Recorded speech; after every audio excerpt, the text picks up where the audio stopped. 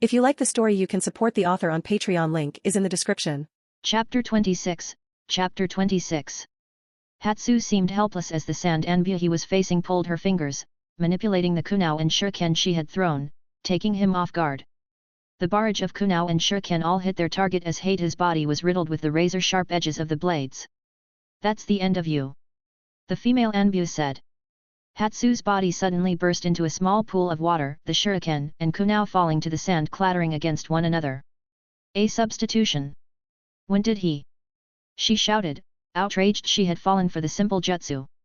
Hatsu quickly swiped down from behind her, aiming his kunao's blade at the back of her spine. At the last second, she was able to turn and jump out of the way of his attack, her reflexes proving to be too sharp. Hatsu stopped on the spot as he twirled his kunao into a reverse grip in his hand. The female anbu pulling her chakra threads to use her projectiles to attack once more, but to her surprise, nothing happened. "Sorry, but I am already familiar with your chakra threads technique. It won't work on me anymore," Hatsu said with a smile, his filled teeth glistening in the sunlight. "You arrogant fool!" The sand anbu shouted as she flicked her arms down, connecting more chakra threads into the sand around Hatsu. "You already played right into my hands," she shouted as she pulled her chakra threads back hard, exposing a large amount of kunao with explosive tags wrapped around them.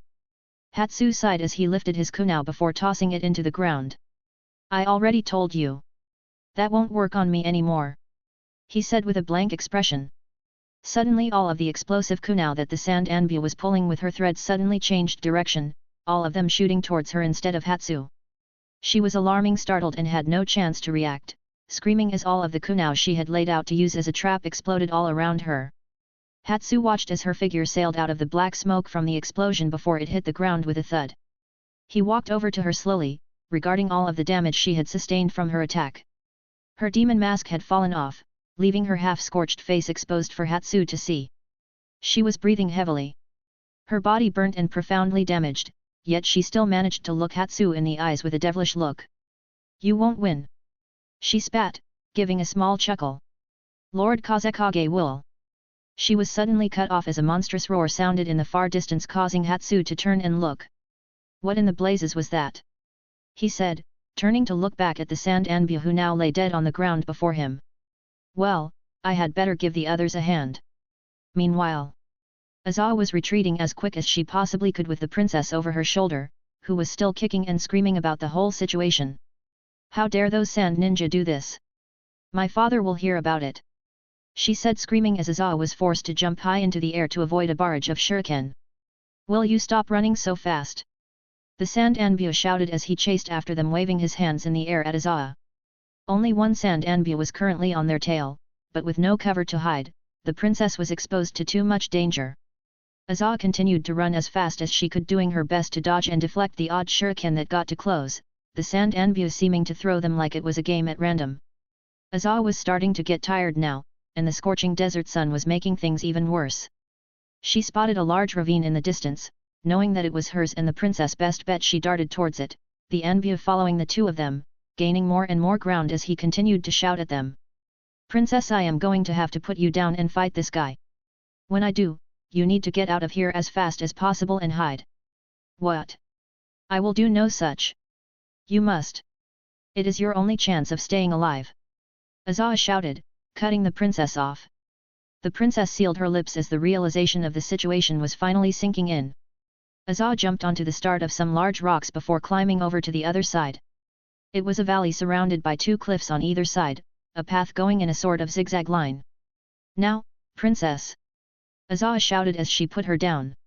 Deciding this was her best bet. The princess looked Asah in the eyes and gave her a nod. "You have to survive," she said to Asah. Asah returned her nod and placed a kunao in her hand. "Please take this, princess. Just in case." The princess held it tight and nodded as a tear fell from her eye before she turned to run, leaving Asah alone to face the anbu that was chancing them. Asah watched as the princess ran and ran until she disappeared out of sight. "I will win, princess," she said, her resolve burning in her purple eyes. My, how touching," a voice said from behind her. Asah turned on her heel into a defensive stance to face the anbu. He was stood high atop the rocky cliff that Asah had climbed over to get into the valley. "Where is the princess?" the Anbu asked as he drew his sword from his back. Asah clenched her kunao tight at the side of the blade. "You won't touch her," she said before throwing a burst of shuriken at the Anbu. The sand Anbu easily deflected the shuriken with his blade before twisting it back into a reverse grip, the back of the blade placed against his forearm. "I would like to take my time enjoying you, little girl. But I have a mission to do. Tell me where the princess is and I promise to grant you a," he said, suddenly stopping to think about what he was saying, placing his hand on his chin to think.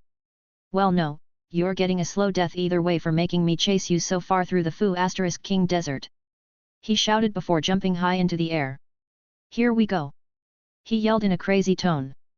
Asah jumped backwards and avoided the attack, but the Anbu ninja was very fast as he darted towards her, reading his blade to an attack. "Time to die, little girl!" he shouted. Asah blocked his first strike to her throat with her kunao, the sand Anbu spun around his sword suddenly chancing hands, another attack coming down to the top of her head. Asah was able to block the attack, but he was much stronger than she was and the force of the block knocked her back. "Not bad," he said, laughing before jumping into attack again. "Let's see how you deal with this." He was spinning fast and jumping all over the place as his blade seemed to strike out of nowhere, almost unpredictable.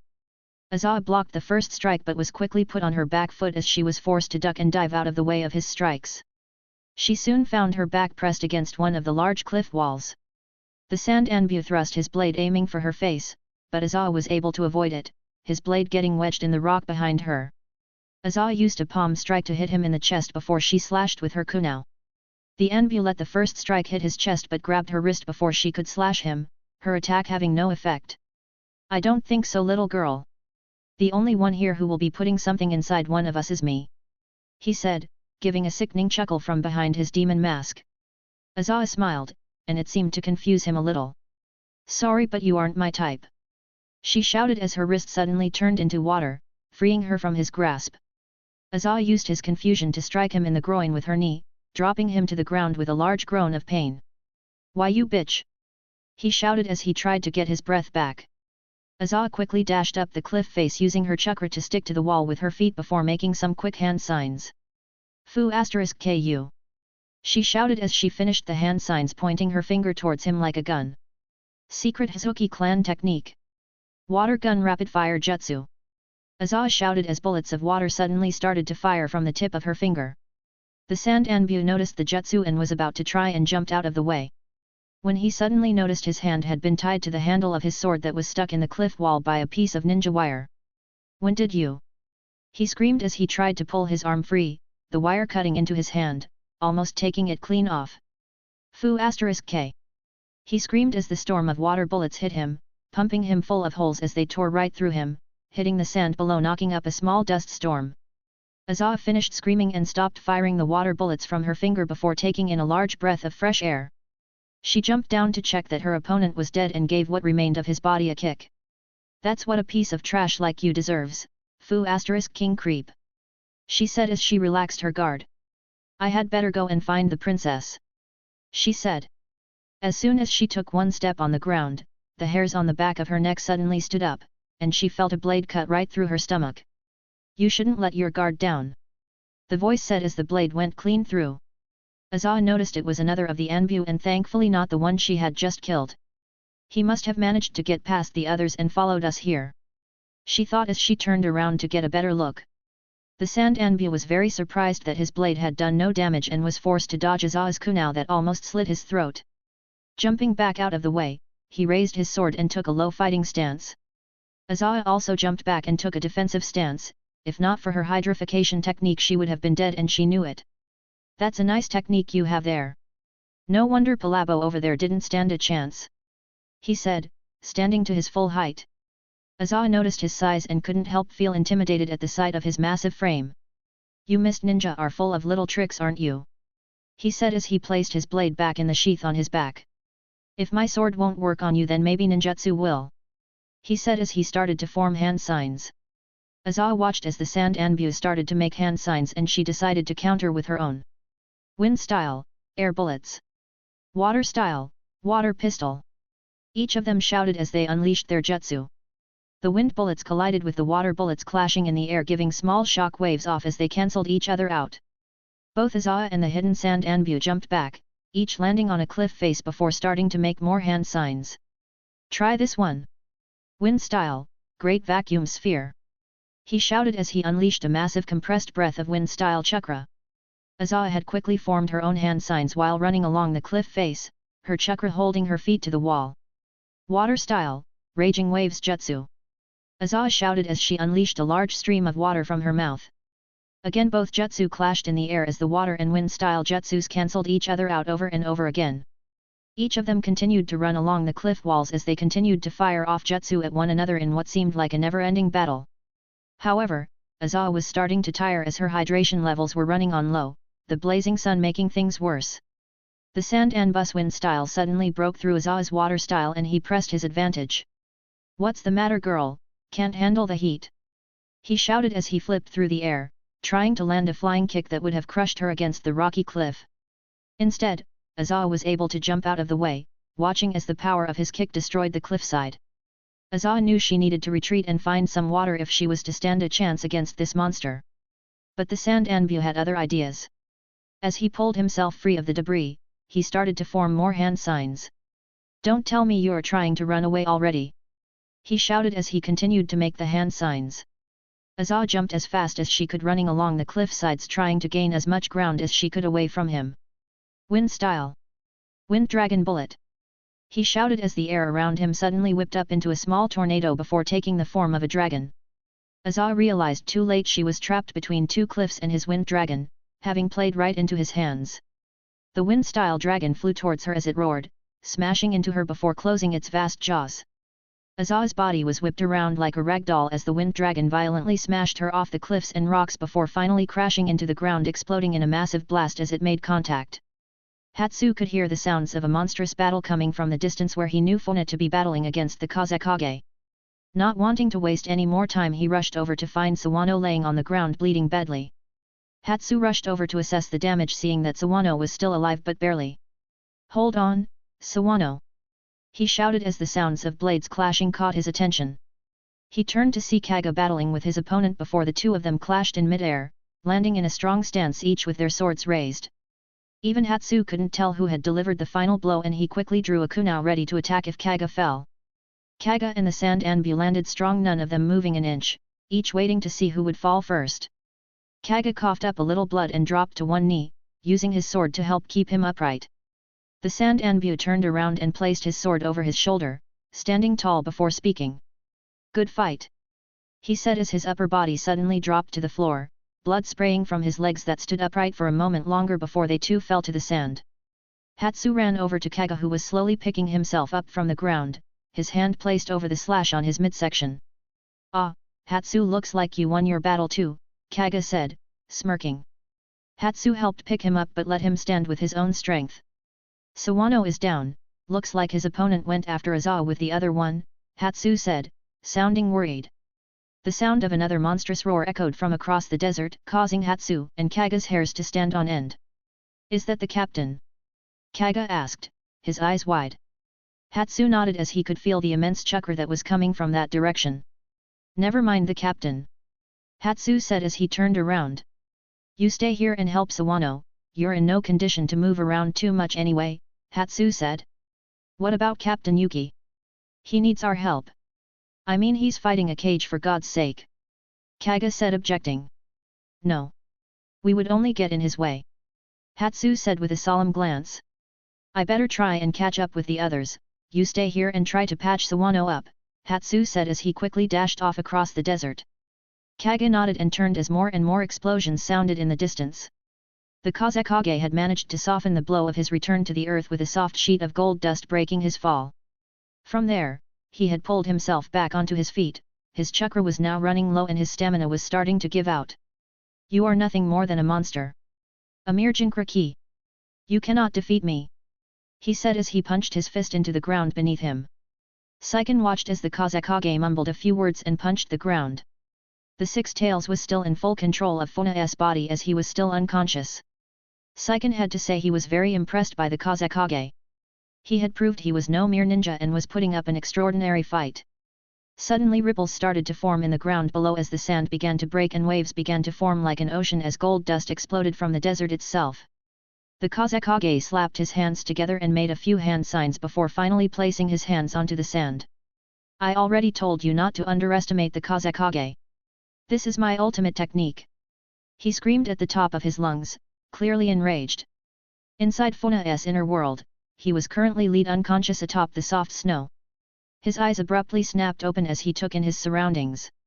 What's going on? He said, standing to his feet slowly. Funa, you have finally woken, Saiken said, sounding happy. What's going on, Saiken? Last I remember I was battling the Kazekage before passing out, Funa said, still a little groggy. That's correct. I have been using your body to battle against him while you rested. Saiken said. We don't have long now that you are awake, my control will fade soon, which means we won't be able to maintain version 2, Saiken said, sounding worried. Funa took a moment to take in all of the information. We are in version 2. He asked, sounding surprised. I thought we couldn't do that yet. He asked. That is correct. However, while you were unconscious, I was able to take control over your body, which allowed me to use only my chakra to support the form, leaving no stress on your body. Funa nodded. Alright, Saiken, how much time do we have left? Funa asked. About 20 seconds. And it would seem the Kazekage has unleashed his most powerful technique. The Six Tails said, sounding worried. I fear he is attempting to seal us. Funa let the words sink in before an idea suddenly popped into his head. That's it! He shouted. Saiken, I need you to fire a tailed beast bomb as quickly as you can to give me as much space as possible. Funa shouted. Okay, I'm on it. Saiken shouted, not asking any question. Saiken jumped back, trying to avoid the massive waves of gold dust that were crashing down, each trying to pull him under the vast ocean that had formed. Quickly he ran and slithered as fast as he could between wave after wave, melting any threat of gold dust that came too close to him. Saiken jumped high into the air and his body suddenly grew large and fast as if he was full of water, the black and red chakra forming all around his mouth. The Kazekage watched in dismay as the Six Tails had continued to avoid his gold dust ocean before jumping into the air, his eyes straining to see before opening wide. Is that what I think it is? He said to himself, not believing it. Saiken suddenly blasted a massive red beam of concentrated chakra towards the Kazekage and his ocean of gold dust. The beam was so intense that it let loose massive shock waves into the air, traveling at a rapid rate towards its target. Curse you! The Kazekage shouted, willing his gold dust to form as many layers as it could to protect him from the blast before it hit, creating a massive explosion that could be seen and felt for miles. Chapter 27, Chapter 27. The explosion was massive and could be seen for miles, letting a huge amount of smoke loose into the air. Funa landed back onto the ground, the version 2 chakra cloak fading away, leaving him relatively unharmed. Of course, he had Saiken to thank for that, but it could wait until later. Funa waited for the dust to settle before he saw the aftermath of his tailed beast bomb. The desert had a large crater in it and the sand had been scorched black from the intense heat of the concentrated chakra. I can't sense the Kazekage. Funa thought as he scouted the area for him. The gold dust had settled and scattered all over the place, mixing into the desert sand. Maybe that blast killed him. Saiken said. Funa squatted down, picking up a handful of the gold dust before letting it run between his fingers, letting it fall back down to the sand. We shouldn't let our guard down just yet, Funa said as he stood up. Funa walked through the desolate wasteland he had created as he searched for any signs of the Kazekage. A few minutes passed as Funa walked around before he heard a small cough coming from the distance. Funa approached slowly before spotting that it was the Kazekage, or what was left of him. He was severely injured and in bad shape. Half of his body was scorched from the blast. His left arm had also been ripped off along with his left leg from below the knee. Funa looked down at him, taking in the state he was in. He didn't need to say anything witty or give him a snide remark. No. Funa simply looked him in the eyes as he took his final breaths. Why you? The Kazekage spoke. Who are you? He said, struggling to get his words out. Funa took a moment before he allowed a bone to protrude from the palm of his hand. I am Funa, the ice devil of the bloody mist. He said as he allowed his ice-style chakra to coat his bone blade. The Kazekage closed his eyes, accepting his defeat in full, ready to embrace the afterlife. Funa struck the Kazekage in the heart with his blade, his ice-style chakra pouring out, freezing the Kazekage's body, preserving what was left of it in a block of ice. This way, at least they will find your body. Funa said, turning his back on the now dead Kazekage. He only took a brief moment before becoming serious once again. Saiken, I need to borrow some of your chakra, he said as he focused. Of course Funa, Saiken said, allowing him to tap into his reserves. Funa made a couple of hand signs and focused hard, allowing the red chakra cloak to envelop his body, sprouting two tails. Finishing his hand signs, Funa opened his eyes as a crystal ice mirror formed in front of him. I hope this works, he said as he stepped into the mirror. Hatsu was running as fast as he could to try and catch up with Asah and the princess. He could only hope that Asah was able to hold her own against the two Sand Anbu shinobi until he arrived. Suddenly a massive explosion fired off far off in the distance. Even though it was still far away, Hatsu could still feel the intense shock waves that came off of it. What in the... he shouted as he used his arms to block the sand being kicked up from hitting his eyes. The shock waves ended after a moment, and Hatsu could see the massive smoke cloud that it had left. Was that Captain Yuki? He asked. He didn't have time to think about that now. He had to go and help Asah and secure the princess. After all, that was the mission.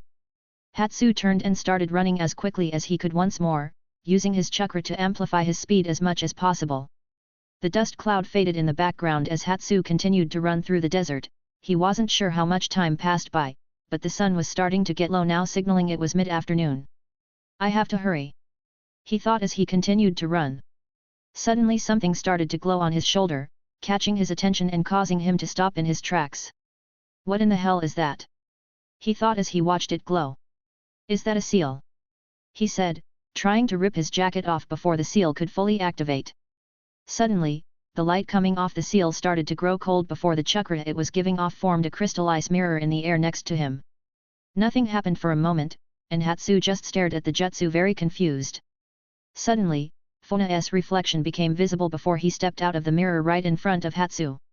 What in the... Captain Yuki! Hatsu shouted in disbelief. Funa slipped out of the ice mirror and stepped onto the sand, allowing his red chakra cloak to fade as he looked at Hatsu. Ah Hatsu, I'm glad you survived. I wasn't sure if the seal would work but looks like it did, Funa said, rubbing the back of his head. Hatsu looked very surprised, his mouth hanging wide open. What in the hell was that? He said before snapping upright. I mean, what was that, Captain? Hatsu corrected. Funa gave him a small smile. Don't worry about formalities, Hatsu, please, Funa is fine. Right. Hatsu said. Funa took a look around and noticed Hatsu was alone. Where is the princess? Funa said, suddenly becoming serious. Hatsu nodded. I am on my way to find her now. Asah was able to make a break for it, but two of their enbu got past us. Forgive me, Captain. Let us make haste then, lead the way, Funa said as the two of them dashed off. What happened to the rest of the squad? Funa asked. Hatsu nodded. Kaga won without any major injuries but was still wounded. Sawano, however, is hurt pretty bad. I'm not sure if he will make it, Hatsu said, turning to look where he was going. Funa nodded and continued to follow Hatsu towards Asah's location. Caption, I have to ask, how did you survive against the Kazekage and what was that jutsu? Hatsu said, unable to contain his curiosity. Funa nodded, well, for a start, that jutsu is something I am still experimenting on. I designed a seal that would allow my chakra to form an ice mirror that I could link with another I create, allowing for a sort of wormhole effect that lets me travel between the two. That was, I can travel a vast distance in almost an instant. Hatsu looked very confused, not understanding what the hell Funa was on about. It's like sort of teleporting, you could say, Funa said, trying to simplify it. As for the Kazekage, well, let's just say if not for a bit of help from a friend, I wouldn't be standing here with you now, Funa said with a small smile. Hatsu decided not to press the matter, after all, his captain had just defeated one of the 5 Kage. He was not someone that Hatsu wanted to piss off right now. The princess tried her best to run as far as possible, but she couldn't get far with her limited stamina. She could still hear the sounds of battle in the distance, and she decided her best bet was to hide and find cover.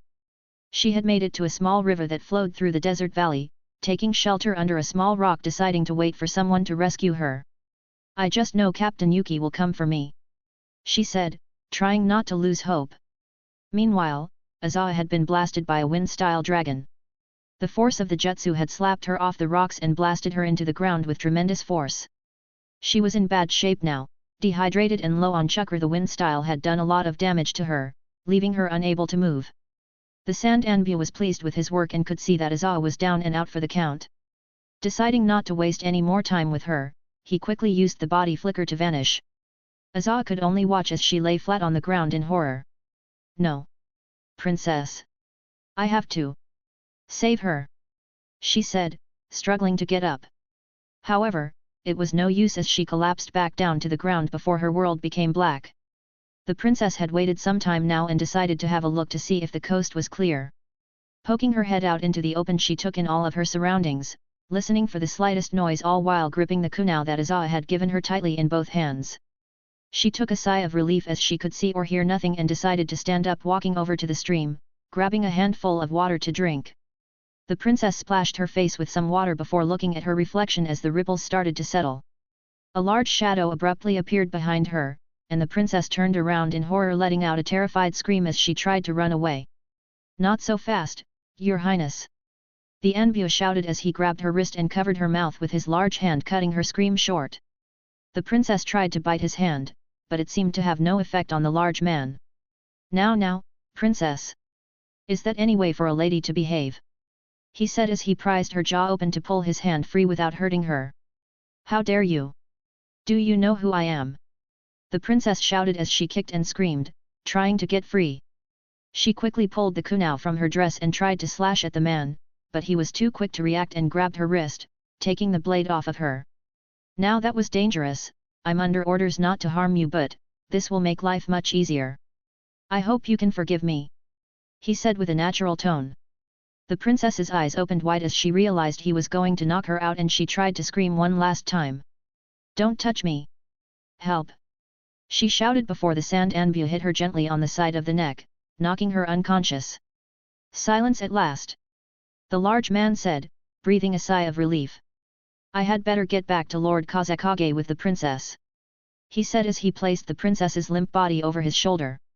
He turned and started to run, jumping high into the air ready to get out of the ravine, but for some reason, the Sand Anbu could no longer feel the princess's weight on his shoulder and turned his head to see her body had vanished.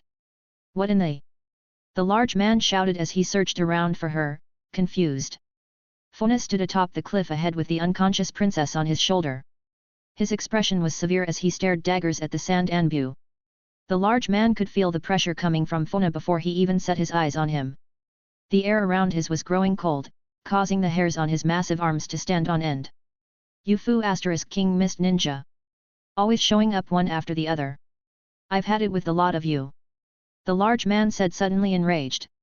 He tossed a handful of kunai with explosive tags attached to the ends of them, each hitting the cliff edge where Funa was standing. Take this, you little shit! The large man said as he started to form hand signs. The explosive kunai exploded, causing the cliff edge to cave, large rocks and boulders falling down crashing into the water. Funa fell through the smoke and flipped in the air, allowing bones to protrude from all of his body, ready to use them to slice his opponent to shreds. Wind style. Pressure damage. The large Anbu shouted as he finished his hand signs and inhaled a massive amount of air. He blasted the massive amount of wind-style chakra at Funa, who was free falling right towards him, taking a direct hit from the jutsu. The wind-style's pressure was so intense that it forced Funa high into the air, cutting his body all over from the sharp blades of wind chakra. I'm not done yet! The Sand Anbu shouted as he flipped back onto one of the cliff walls and made a few more quick hand signs. Wind style. Bite of the Dragon Jutsu!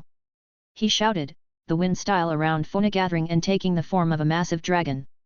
Its jaws opened and smashed into Funa, dragging him down towards the ground before slamming him into the solid rock beneath. The wind from the jutsu scattered all over, kicking up a massive cloud of debris. The Sand Anbu took a breath and allowed his large muscles to relax as he waited for the smoke to clear. He walked over slowly and could see Funa's body had been smashed into the ground head first, only his legs sticking out of the hard stone. Little runt! Thinking you could take me on? He said as he grabbed Funa's leg before pulling his body out of the ground.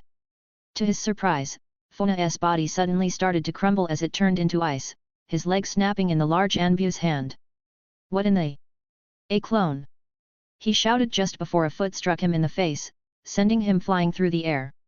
The large man hit the stream of water and bounced off it hard before crashing into the ground and then into the cliff wall. Arg!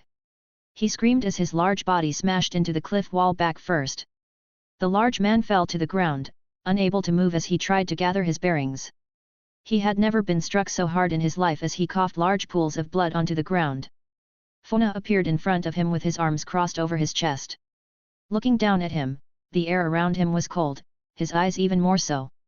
The Sand Anbu used all of his strength to look up at Funa, taking a good look at him before realizing he was the kid that the Kazekage had killed first. The realization hit him after a few moments, if he is alive and here that must mean that. He thought as he looked Funa in the eyes. It can't be. Lord Kazekage killed you. He said, trying to stand to his feet. Funa smiled, allowing all of his bones to protrude out of his body along with the two horns on his head. The air around him grew even colder and the Anbu started to shiver as the hairs on his arms began to freeze first. The Kazekage is dead, Funa said. His expression plain as day. The Sand Anbu used the wall behind him to hold himself up as terror filled his very soul. No. You couldn't have. Lord Kazekage is unbeatable. I'm afraid you won't get the chance to find out, Funa said as he closed his eyes. No. The Sand Anbu shouted as he tried to lunge for Funa one last time with his fist. Funa activated his jutsu, allowing his chakra to expel all around him, freezing anything within a 5-meter radius. The Sand Anbu's entire body froze in an instant, every cell in his body freezing in a mere moment, killing him without him even realizing. Funa closed his eyes and sighed in relief before letting his chakra settle down again. That's the last of them, he said before using his body flicker to appear atop a cliff where he had safely placed the princess. Time to regroup with the others, he said as he lifted her up and placed her on his shoulder. A while later, Funa had regrouped with his entire squad now, bringing the princess with him who was still unconscious. Hatsu had found Asah and helped tend to her injuries. Once she had drunk her fill and rehydrated, she was almost as good as new. Kaga had been able to patch himself up, keeping his bleeding under control. However, the same could not be said for Sawano, who had succumbed to his wounds. Funa and the others stood around his body as they took a moment to bid farewell to their teammate. It was a strange custom to the others as the ninja from the hidden mist didn't usually do this. Funa knew this well and decided to keep it short. Once they were done, Funa made a few hand signs before placing a seal on Sawano's body. Body disposal jutsu, Funa said as he activated it. The seal came alive and started to burn away at Sawano's body until nothing but ashes were left. The Anbu tracking unit used this jutsu to ensure the enemy would not be able to get their hands on any of their remains if they failed a mission. So what now, Captain Yuki? Hatsu asked. The others also wondering the same thing. Funa turned to face his squad. The sunset was shining in the distance, its glow blocked by Funa's frame letting his aura glow. I think it is time to activate my emergency plan, Funa said. The others looked confused and Kaga spoke up. What do you mean emergency plan, Captain? He said. We need to get the princess back to the land of water ASAP. This place will be crawling with enemy sand ninja before long. Funa said. The others agreed. They had found out that Funa had in fact defeated the Kazekage, a feat that was extremely impressive and almost unheard of. Hatsu and Asah, I have a new mission for the two of you, Funa said, causing Asah to snap to attention suddenly. I need the two of you to return to the capital city and inform the daimyo of what has happened here. Once done, you are to return to the hidden mist village at once. Funa said, crossing his arms. Asah nodded quickly, yes, Captain. She said. Hatsu nodded before speaking. What about the rest of the princess's caravan, Captain? He asked. Funa acknowledged his question. Inform the daimyo that he is to offer an escort for them back to the land of water. It's too risky for the two of you to escort them back yourselves. Funa said. They will be safe in the capital for the time being. I will escort the princess back home along with Kaga so his injuries can be tended to. Funa said. The others all agreed to the plan but couldn't help notice Funa's serious tone of voice. Hatsu nodded to Funa and bid farewell. Just before he and Asah turned to leave, Funa said one last thing. Hatsu, Asah. Be careful, as of now. We are at war with the hidden sand village. Chapter 28, Chapter 28. Funa had returned the princess back to the land of water. He had also delivered Kage back safely to recover from his wounds, getting him to the hospital in the hidden mist. Thanks to his new teleportation abilities, Funa was able to make short work of the journey. He had already left seals in his apartment, meaning that once activated, it created an ice mirror for him to link with another, allowing him to slip through the two of them like a wormhole. Funa had first tested it out on Hatsu for long distance and soon found that he could activate his seals from anywhere, virtually allowing him to travel from one side of the globe to the other through his ice mirrors in an instant. Sure, it wasn't as impressive as the fourth Hokage's flying Raijin. But still, it was extremely useful. Funa had ordered Kage to report to the Mizukage once his wounds had been tended to, while he let the princess rest in his apartment. The Land of Water's capital city was not far from the hidden mist village, and Funa would escort the princess there himself once she woke up. While she was still unconscious, he decided it was best that he took a shower. After all, they were far from danger now as no one knew they were even there. Funa turned the shower on and stripped his exhausted clothing onto the cold tiled floor. His body was beaten and bruised after his battle with the Kazekage, and if not for his increased healing factor thanks to Seiken, he would be feeling one hell of a lot of pain right now. He stepped into the shower and let the hot water wash away the sweat and dirt. He could still feel bits of sand and gold dust washing down his body and out of his hair. Looks like going to the beach is the same in both worlds. He thought to himself. You always bring it home with you. He said out loud with a small chuckle. Funa was laughing a little longer than he should have been and realized how crazy things had gotten since his arrival in this world. He basked in the hot water for just a little longer before getting out of the shower. The mirror had steamed over thanks to the heat. Funa wrapped a towel around his waist and wiped his hand over the condensation on the mirror to look at his reflection. Looking at his reflection for what seemed the longest time. His body was going through a lot of changes. His muscles were starting to grow. He was beginning to grow more body hair, and most of all, he was starting to get a couple of spots. Thankfully a little medical ninjutsu seemed to clear them right up, allowing for clear skin. Very convenient. Funa decided he had spent enough time in the bathroom. It was time to get dressed and ready to escort the princess back to her father. Funa opened the bathroom door. To his surprise, he came face to face with the princess who was now awake. "See Captain Yuki!" she shouted as her eyes opened wide, realizing who he was. She leapt at him, wrapping her arms around his body, squeezing tight. "I just knew you would rescue me. I just knew it!" she shouted, tears coming to her eyes. Funa was quite shocked as he had not known she was even there, thanks to him letting his thoughts cloud his senses. He put his arms around her and just let her cry for a moment. She pulled away to look at him, taking her only a moment to realize that Funa was dressed in nothing but a towel that was wrapped around his waist. The princess started to go a little red in the face before she pushed away from him, giving a small yelp as she tripped on something. Funa quickly grabbed her wrist and pulled her back to her feet, saving her from falling over. The two of them locking eyes for a moment before she looked away. "I better get dressed," Funa said. The princess nodded as she took a look at his body before looking away once more. She was no longer the confident, flirtatious princess she had been before. Now she seemed shy, as if she was hiding her feelings. Funa didn't pay it any attention after all, she was still a child in his eyes. "Yes, that would be best," the princess said, taking another look before looking away once more. Funa pulled out another hidden mist uniform. Of course, he had quite a few spares. Once dressed, Funa walked back into the living room where the princess was waiting for him. She was sat with one leg crossed behind the other and her back was perfectly straight. Funa cleared his throat, getting her attention. "All right, princess, are you ready to go home?" Funa said, smiling at her. She nodded and stood to her feet.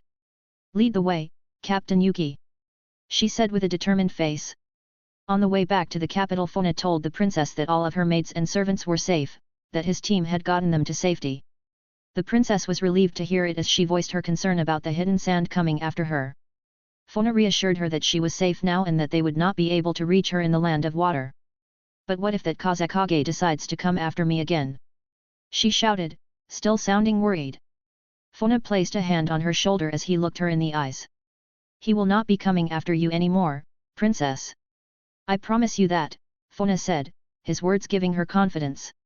Once that was over, Funa escorted her in secret back to the capital of the Land of Water. He wanted to make sure nobody would recognize her, as he only wanted the Mizukage to find out when Kage informed him. Lucky nobody had seen them and Funa made it to the capital with the princess without any more trouble. Once there, he allowed her to take her hood down and the two of them headed towards the palace where they were met by the guards who immediately ran over to her. "It's the princess!" one of them shouted. "Princess Mizuko! You are alive!" Another shouted as they escorted her inside without hesitation. "Where is my father?" she demanded, not answering one of their questions. The guards shut their mouths and nodded. "This way, princess," they said as they escorted her to the daimyo's chambers. The daimyo was currently surrounded by his advisors, shouting about what had happened in the Land of Wind. Of course, word had already reached their ears and the daimyo sounded outraged. Their words were cut short as the doors opened as the princess walked through, her presence demanding the attention of everyone inside. "Mizuko!" the daimyo shouted in disbelief. "Father!" she shouted as the two of them ran to one another, the daimyo embracing his daughter in a massive hug. "Oh, my dear Mizuko! You are alive!" he said, grabbing her shoulders so he could get a good look at her. "I'm fine, father," she said with a small smile. "I just got the news. The hidden sand ninja attacked you," he shouted, examining her body for any injuries. "Did they hurt you?" he asked, getting angry once again. "No, father, I am unharmed thanks to my shinobi bodyguards," she said, looking at Funa. All of the advisors started chatting amongst themselves as they examined Funa. The daimyo also looked over to Funa and nodded to him. "You have my gratitude, young shinobi," the daimyo said before he sat back down in his chair. "Summon the war council. I also want the Kazekage here at once," he shouted, slamming his fist down hard onto the large oak table, getting the attention of everyone in the large hall. Some time later, the daimyo had put out a summons for his war council, calling every political leader in the Land of Water to attend, including the Kazekage Yagura. He sat on one end of the large round oak table accompanied by Funa, while all of the others sat around the outside with the daimyo at the opposite end. Full word had spread about the battle in the Land of Wind, which had resulted in the death of the fourth Kazekage by Funa's hand. However, the main issue was that the Land of Water and Land of Wind was supposed to enter into a peace treaty, which the Kazekage had broken to try and kidnap Princess Mizuko. The daimyo of the Land of Water was outraged by this and demanded that the Land of Water go to war with the Hidden Sand Village. "My lord, I have his lordship of the Land of Wind on the line for you," one of the advisors said above the shouting that was currently going on. "Put him on," the daimyo said as everyone went quiet waiting to see what happened. A large television of some sort was wheeled into the room and set up so that everyone could see it. The screen flashed to life and a picture of the daimyo to the Land of Wind could be seen. "Is it on?" the man shouted before he looked into the camera on his side. "Can you see me?" he asked. "Yes, I can see you," the daimyo of the Land of Water said. "Good. First off, allow me to give my apologies about this whole ordeal," the Wind daimyo said, seeming sincere. "I want you to know that I had nothing to do with this. In fact, I had only just finished discussing the terms of our agreement with your sweet daughter Mizuko." "How is she, by the way?" he asked. The water daimyo leant forwards in his chair, interlocking his fingers together as he spoke. "I thank you for your words in this challenging time, my old friend. Of course, I have had all of the details thus far and am confident that the Kazekage acted alone for his own gain." The Wind daimyo nodded and leaned back in his chair. "Yes, and the fool paid for it with his life. That being said, you can understand my frustration at the whole ordeal," the water daimyo said, sighing. "Let me stop you there, old friend," the Wind daimyo said. "Before you go any further, what more are you looking to gain? Your daughter is home safe and sound, the Kazekage of my country is dead. Don't tell me you are seeking what I think you are." There was a moment of silence as everyone in the room waited for the water daimyo to speak. Suddenly, the Kazekage stood from his seat, raising his voice over the water daimyo. The daimyo looked at the Kazekage in outrage but quickly shut his mouth at the hard gaze Yagura gave him. "I think what the daimyo here is trying to say is that he is simply hurt that something like this would happen under your watch. I personally think justice has already been served and that we should use this as a stepping stone to learn from." Everyone in the room was shocked, including Funa. It was certainly not like the Kazekage to turn down the opportunity for war, and Funa couldn't help but wonder why. "Thank you for your words, Lord Kazekage," the Wind daimyo also said, sounding interested. The water daimyo was about to object, but he was cut off once again by the Kazekage, who ended the call with the Wind daimyo. "What is the meaning of this, Lord Kazekage?" the daimyo shouted. Yagura simply crossed his arms as he sat back down. War is not an option right now. We do not have the manpower or resources. Not to mention, once a war starts, the other great nations will soon be at our doorstep. We have already achieved victory with the death of the fourth Kazekage. The water daime had to admit he hadn't thought of all of that. But he still was not happy about the Mizukage stepping on his toes. Very well. All that matters is that Mizuko is safe and that the Kazekage paid with his life, he said, taking the high ground. Yagura nodded with a smile. Now if we are done, I have matters to attend to, he said, standing once more. It was very noticeable that his presence seemed to put all of the nobles on edge, including the daime. But it was clear that he used that to his advantage. Very well. The water daime said as he too stood from his seat. I bid you farewell, he said before turning and leaving the room with his daughter. Mizuko looked at Funa one last time and whispered something into her father's ear. He turned to look at Funa and gave her a nod as he walked out of the room with his advisors. Mizuko walked over to Funa, who was stood next to the Mizukage. Yagura noticed her and then looked to Funa with a smile. Make it quick, he said as he walked away. Funa nodded and turned to face the princess. I just wanted to say thank you again, Captain Yuki, she said, looking a little sheepish. Funa nodded and smiled at her. Please, Princess Mizuko. It was my honor. Also, call me Funa, he said with a small bow. The princess bowed lower than he did as a sign of respect for saving her life. If there is ever anything I can do for you, Captain. I mean, Funa.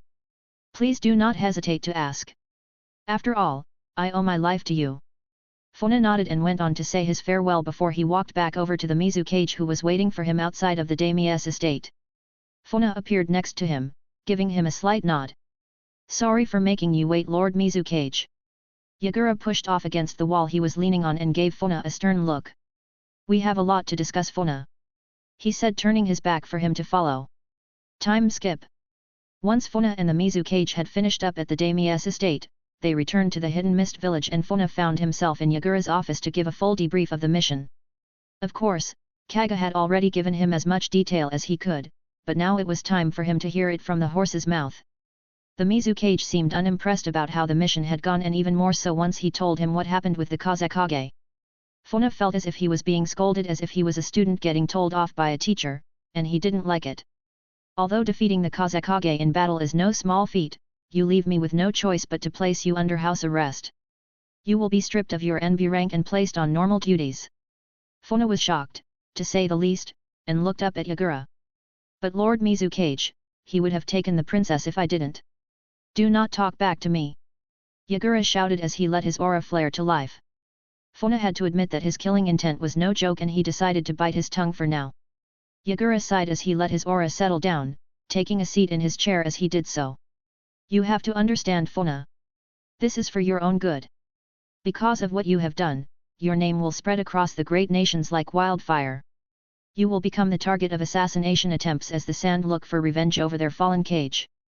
The death of a Kage is not taken lightly. For that reason, I have to keep you in the village so I can keep an eye on you. Funa could kind of understand when he put it like that, but he was still not happy about being under house arrest. Still, what choice did he have? Yagura finished giving Funa a lecture and the room went silent. Just tell me you understand and won't do anything without my say-so for a while, Yagura said. Funa nodded and bowed his head. I understand, Lord Mizukage. Very well, you are dismissed, he said, watching Funa as he up and walked out of his office. As the door closed, Yagura's eyes suddenly turned red as they reflected the Sharingan, and the shadow of a man appeared behind him, dressed in a dark robe with an orange mask that had black stripes across it. I will certainly be keeping an eye on this one, he said before fading back into the darkness from whence he came. Chapter 29, Chapter 29. 6 months had gone by since Funa had been placed under house arrest. It may have been called house arrest, but it was more like village arrest. Funa had been stripped of his Anbyo command and rank, being placed on regular duties so that the Mizukage could keep an eye on him. He was allowed to roam the village freely but was forbidden to leave. The Mizukage had also assigned a small squad of Anbyo to keep tabs on him, but Funa spent most of his time keeping them confused about his whereabouts. For the last 6 months, Funa had spent his time training to hone his abilities, but he had to say that not being allowed to leave the village was starting to drive him crazy. He would come up with little things now and again to keep himself entertained, though his favorite at the moment was to slip away from the Anbu only to give them hints of his whereabouts, almost like a game of hide and seek. But even that got boring after a while. Funa was also still allowed to see his old team and friends. He had become very close to Hatsu and Kaga ever since the incident with the Kazekage. Speaking of which, the Hidden Sand had not taken the event lightly. They had already sent assassins after Funa, but each of them had fallen to his blade. The amount became less and less until they seemed to stop coming altogether. Funa's reputation was becoming more and more infamous as time went on, especially as he continued to avoid and kill each assassin that was sent his way. They had also elected the 5th Kazekage. If Funa remembered correctly, her name was Pakura of the Scorch style. He wasn't sure of how it worked in the Hidden Sand, but apparently, she was only acting cage until a particular clan was of age. Which Funa assumed was Gaara, who was about 2 years old at this point.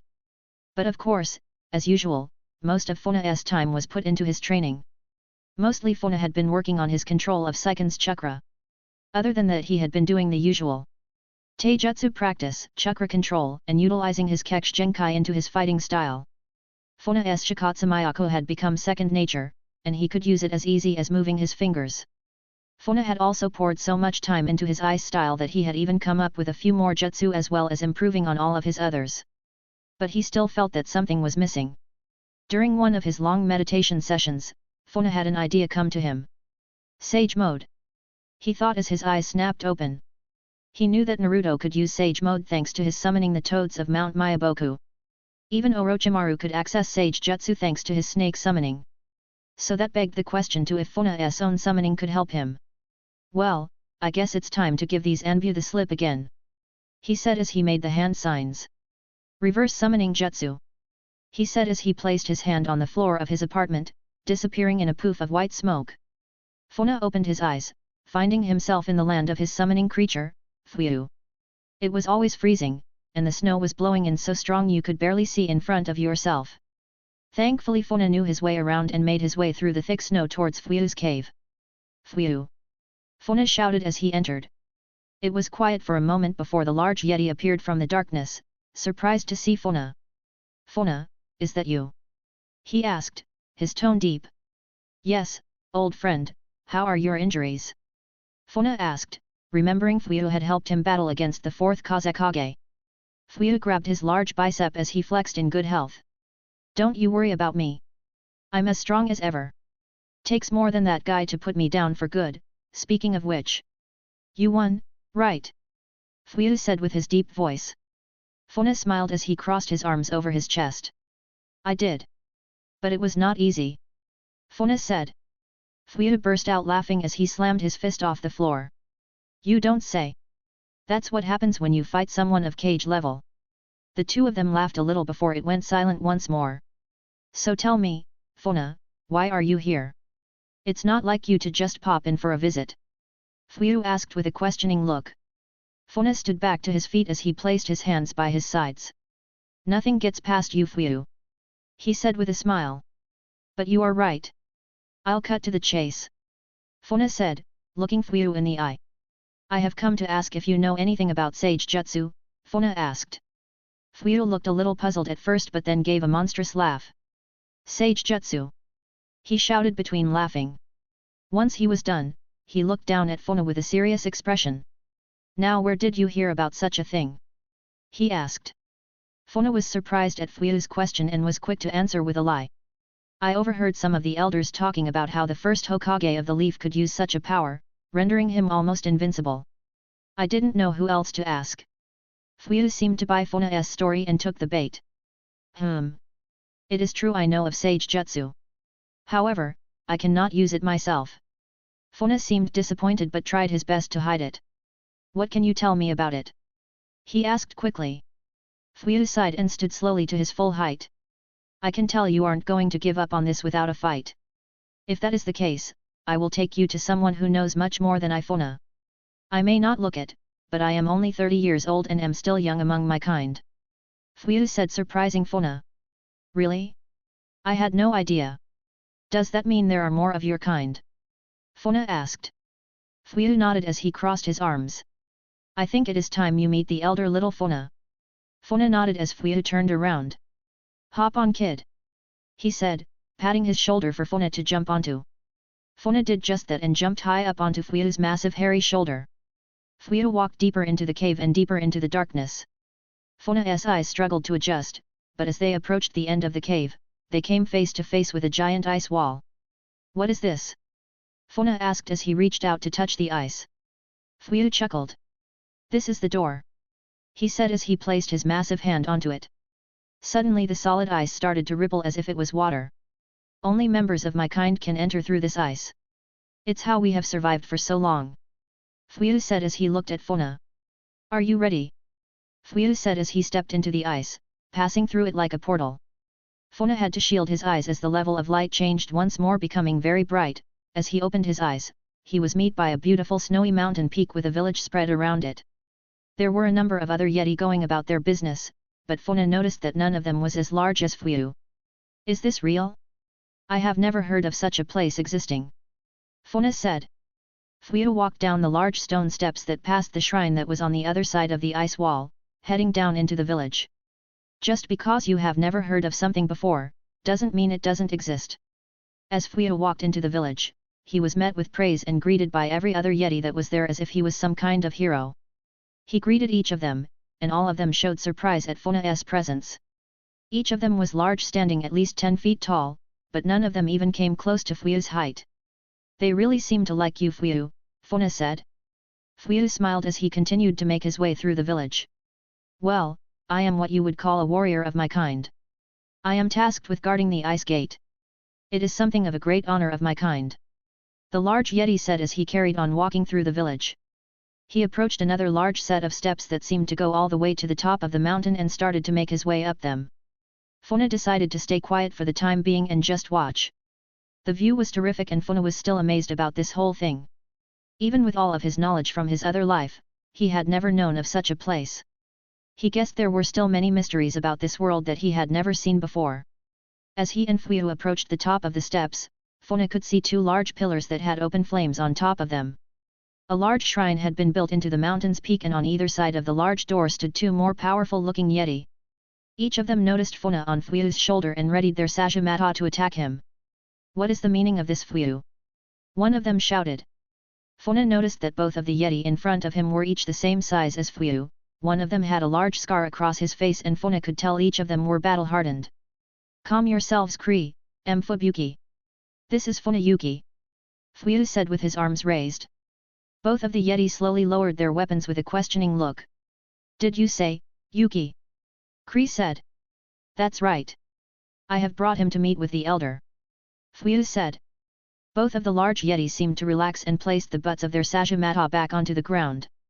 Very well, Fuyona, you may pass, Kree said.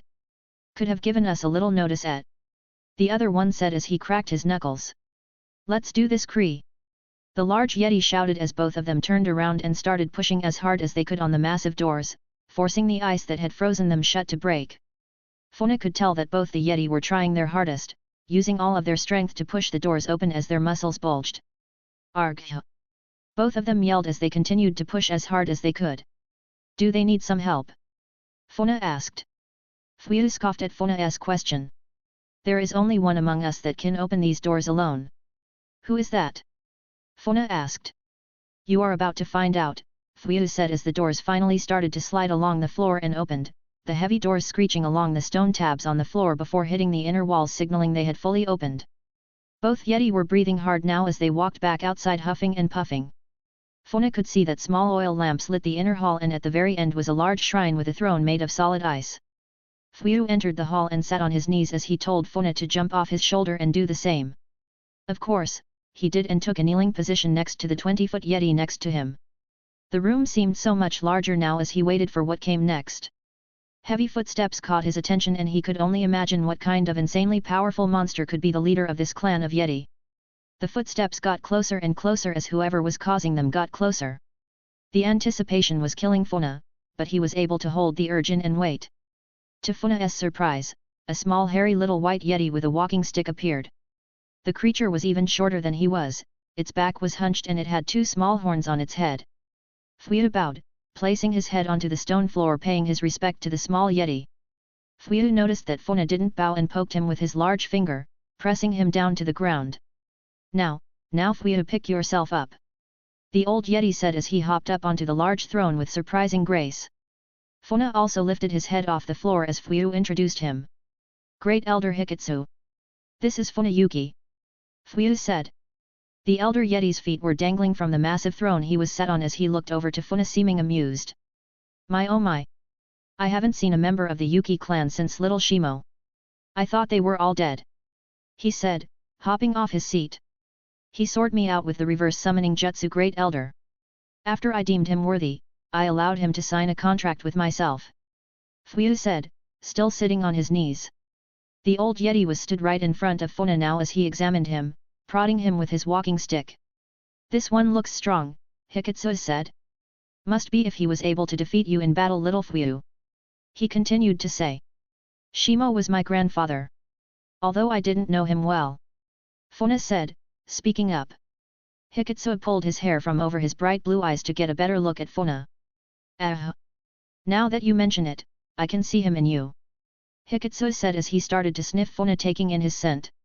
It would seem you have also brought along something else. Something you carry inside of you, young Funa. The little Yeti said. Funa seemed stunned, and Saiken's voice snapped him out of it. He can sense me, Funa, Saiken said. Funa concentrated a little so he could enter his inner world to speak to Saiken. What do you mean he can sense you? He asked. Do you think you can chat amongst yourselves without me being able to see? Hikitsu said as he was sat in the snow inside Funa's inner world, surprising both him and Saiken. Funa opened his eyes and jumped back away from the small Yeti, almost on guard. Fuyona seemed very surprised at his reaction and stood to his feet. However, Hikitsu waved his walking stick, signing for him to stay out of it. How did you do that? Funa asked, confused. Hikitsu smiled a toothy smile, his large fangs showing through his hair. Why don't you just ask what you have come to ask, little Funa? I take it you are here to learn how to use Sage Jutsu. Hikitsu said, placing both hands on the top of his walking stick. Funa was again surprised but decided to relax just a little, deciding he should cut to the chase. Very well.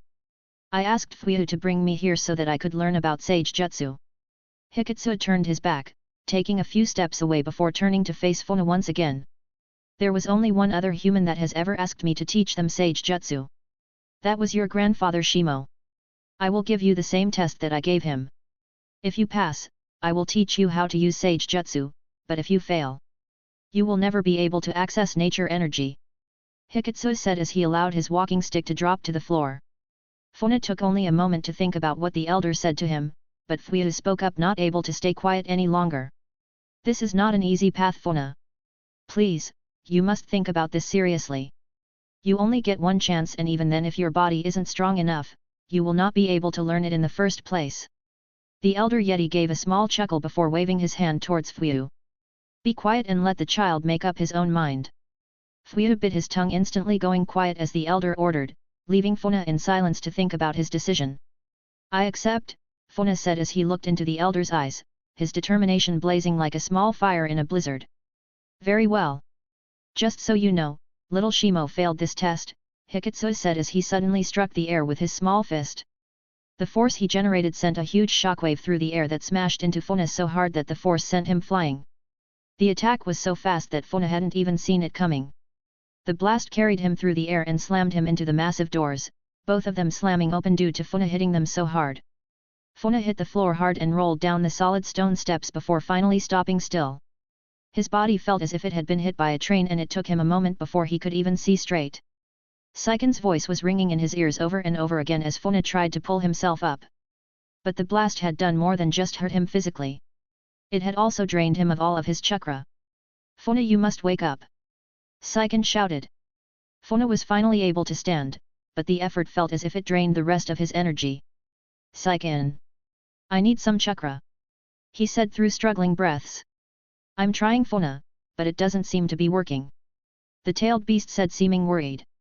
Funa's eyes opened wide as he forced himself to climb back up the large stone steps towards the doors he had been blasted out of. Once he finally reached the top, he was met by Kree and Fubuki, who seemed to be looking at him very surprised. Looks like I owe you dinner, Kree. Fubuki said, looking at his friend. This one will fail just like the last. Fubuki said, slamming his weapon butt into the ground. Funa was pissed now and he tried to pull out Seiken's chakra by force. However, it didn't seem to be working. I am sorry Funa, but it doesn't seem like I can give you any of my chakra. It's as if something is stopping me from inside your own body. What did that Basta *D do to me? Funa shouted as he slammed his fist down onto the ground in frustration. Both Kree and Fubuki watched him with interest. Come on, kid. Didn't the old man tell you anything? Kree said. What do you mean? Funa asked, almost sound desperate. You always do this, Kree. Fubuki said, crossing his arms over his giant chest. Come on Fubuki. It could make things more interesting. Kree said as he crouched down to speak to Funa. Look, kid. You can't use any chakra, right? Funa nodded, still confused. And the only way to get it back is to get through these doors back to the old man, right? Funa took a moment to think about it and nodded. Right. He said. But there is another way. You see, if you decide you can no longer pursue this endeavor of yours, all you have to do is leave through the giant ice wall. Once you pass through it, all of your chakra will be restored. But be warned. You will never be able to pass through into this realm again. Funa didn't speak as the words from the giant Yeti sunk in hard. This is what the old man meant by you only have one chance, Funa thought. He looked up past the large Yeti to the doors. Now the only question was how he was supposed to open them by himself when even the giant Yeti struggled to do it together. This was the test. This would determine how far he could go in this world. This would determine whether he could obtain the power to achieve his goals. Or whether he would let it crush them. Chapter 30, Chapter 30. Funa pulled himself up off his knees as he tried to muster the strength to stand. The wind blew hard as the chill in the air bit his cheeks. He was still breathing hard, trying to catch his breath, his lungs burning from the cold air. I can do this. He muttered. Both of the large Yeti stared down at him, each noting his determination. Looks like he's gonna try, Kree. Fubuki said with a small smile. Funa suddenly burst forwards into a sprint, planting his hands onto the massive doors as he tried to open them with all of his might. Arg! Funa screamed as the veins in his head bulged, looking as if they would burst. Well, the kid sure has guts. I'll give him that, Kree said, looking down as he gave a sign. They both watched for a while as Funa continued to push and push until his body had almost burnt out. Kree turned to his fellow Yeti, smiling at him. Think we should tell him? He said as he shrugged his shoulders. Fubuki crossed his arms as he pretended not to care. Do what you want, Kree, I don't care. Funa had finally burnt out now, his face bright red from his effort. He felt exhausted, and his muscles were burning and throbbing in pain. Having no chakra made him realize just how weak he was without it, making him feel powerless. Funa fell to his knees as he tried to catch his breath. It's impossible. I can't open these blasted doors. He said, his anger getting the better of him. Kree walked over to him, sighing as he knelt to get a better look at Funa. Look, kid. You can't open these doors with brute strength alone. Why do you think the old man sealed your chakra away? Kree said as he pulled Funa to his feet. Use your head, Yuki child. You must know the answer by now. Funa let the Yeti's words sink in for a moment before the answer slapped him right in the face. Sage mode. Funa realized now that only with Sage Jutsu could he open the doors and get his chakra back. Now the only question was how he would go about learning Sage mode. Suddenly the doors flung open, and Funa was blasted back by the force alone. It sent him flying towards the massive set of stairs. However, he was saved by Kree as he grabbed the back of his shirt, stopping him from falling down them. Hikitsu slowly walked out of the hall, the massive doors closing behind him. Sorry about that. Sometimes I forget my own strength. The little Yeti said, giving a small chuckle. Kree put Funa back onto the ground, and he dusted himself off. What the hell is with this old geezer? He thought. Hikitsu walked over to Funa, so you know now that you can only open these doors with the use of natural energy, little Yuki. The old Yeti said. Funa was about to speak, but Hikitsu started to walk down the large steps as if he was ignoring him. Wait! Funa shouted as he ran after him. Please teach me how to use Sage mode. I can't give up. Funa shouted, almost begging. Hikitsu turned to study him and gave a long pause before he answered. I will teach you how to use Sage Jutsu, little Yuki. But I promise you it will not be easy. With that said, he turned and started to walk down the steps, beckoning Funa to follow him. Time passes. Funa had followed Hikitsu down the mountain until they reached a frozen lake. The old Yeti didn't say much of anything and Funa had to wonder what the hell they were doing here. Wondering what we are doing here yet? Hikitsu said as if reading his mind. Funa had to say that it did seem strange, but so far, everything the old Yeti had done was just that. Now then, little Yuki, Hikitsu said, turning to face him. Your first test is to cross this frozen lake and fetch me my walking cane. Without it, I might fall. Funa looked at the old Yeti. But your walking cane is in your hand. Funa said, pointing to it. Is that right? Hikitsu said as he suddenly tossed the stick all the way over to the other side of the lake, where it stuck into the snow. Of course. Funa thought, wanting to slap himself in the face. He turned to look across the ice weighing up the distance with just a glance. Funa took his first step onto the frozen lake, testing the ice's strength to see if it would hold his weight. So far, so good. The ice was holding under Funa's weight as he took each step with grace. He was starting to wonder just how this would help him learn Sage Mode, but he had guessed maybe it was just a test before they started the real training. Even so, Funa wouldn't let his guard down. Funa took another step and suddenly, the ice cracked under his foot. He froze on the spot as he tried to distribute his weight onto his other leg. However, the ice under his other foot cracked as he did. Oh shit! He said as the ice beneath him gave way and he fell into the freezing cold water. Funa slowly pulled himself out of the water, shivering as he stood. The air was so cold that his wet clothes had almost frozen in an instant. If not for his bloodline ability and resistance to the cold, Funa's body would have already given in to hypothermia. You will have to try harder than that if you don't want to fall in. Hikitsu shouted, chuckling. Funa wasn't pleased and turned around, ready to keep moving across the ice. Laugh it up, old man. Funa said, looking down at the ice once more. This time, Funa decided to break into a sprint, thinking that he wouldn't fall in if he didn't give the ice time to break. He was still moving quickly even with his chakra sealed, his lungs were burning from the cold air, but he continued to push as hard as he could. The ice started cracking under his feet. Each time his feet moved, the ice gave way, seeming as if it was chasing after him. Funa could see that the breaking ice was catching up with him. Deciding that he had to act swiftly, he jumped, avoiding the ice-cold water and landing on a small piece of ice that was floating. Funa had managed not to fall into the water, but now he was stuck on a small floating island of ice with nowhere to go. Didn't think that one through now, did you little Yuki? Hikitsu shouted, mocking him once again. Without his chakra, Funa was helpless at the moment. He had no way to jump off of the ice without landing in the water. He knew this and so decided to take the plunge into the freezing cold before climbing out onto a fresh sheet of ice. He was breathing hard now, his body working on overdrive to try and keep warm. He could tell something was off. Typical, the cold would have never bothered him. I forgot to mention little Yuki. Even though you possess the Yuki clan's blood and are resistant to even freezing temperatures, these waters are different. A normal person not of Yuki blood would have died as soon as they fell into this water. However, with your blood, you should be able to withstand it about 3 or 4 times before you die. Funa was shocked and turned around, enraged. What? He shouted. The old Yeti just smiled before waving his hands. Now don't get all stroppy. Hurry up and fetch my cane. Funa knew he had no choice. He was already halfway across the lake and his chances were about the same either way. However, he had to choose between giving up and learning Sage Mode. Funa took another look over towards Hikitsu, who gave him a toothy grin and then over towards the cane. Looks like it's do or die. He said quietly under his breath. Funa closed his eyes and filled his lungs with the freezing air. I can do this. I have to. Funa said as he took another step.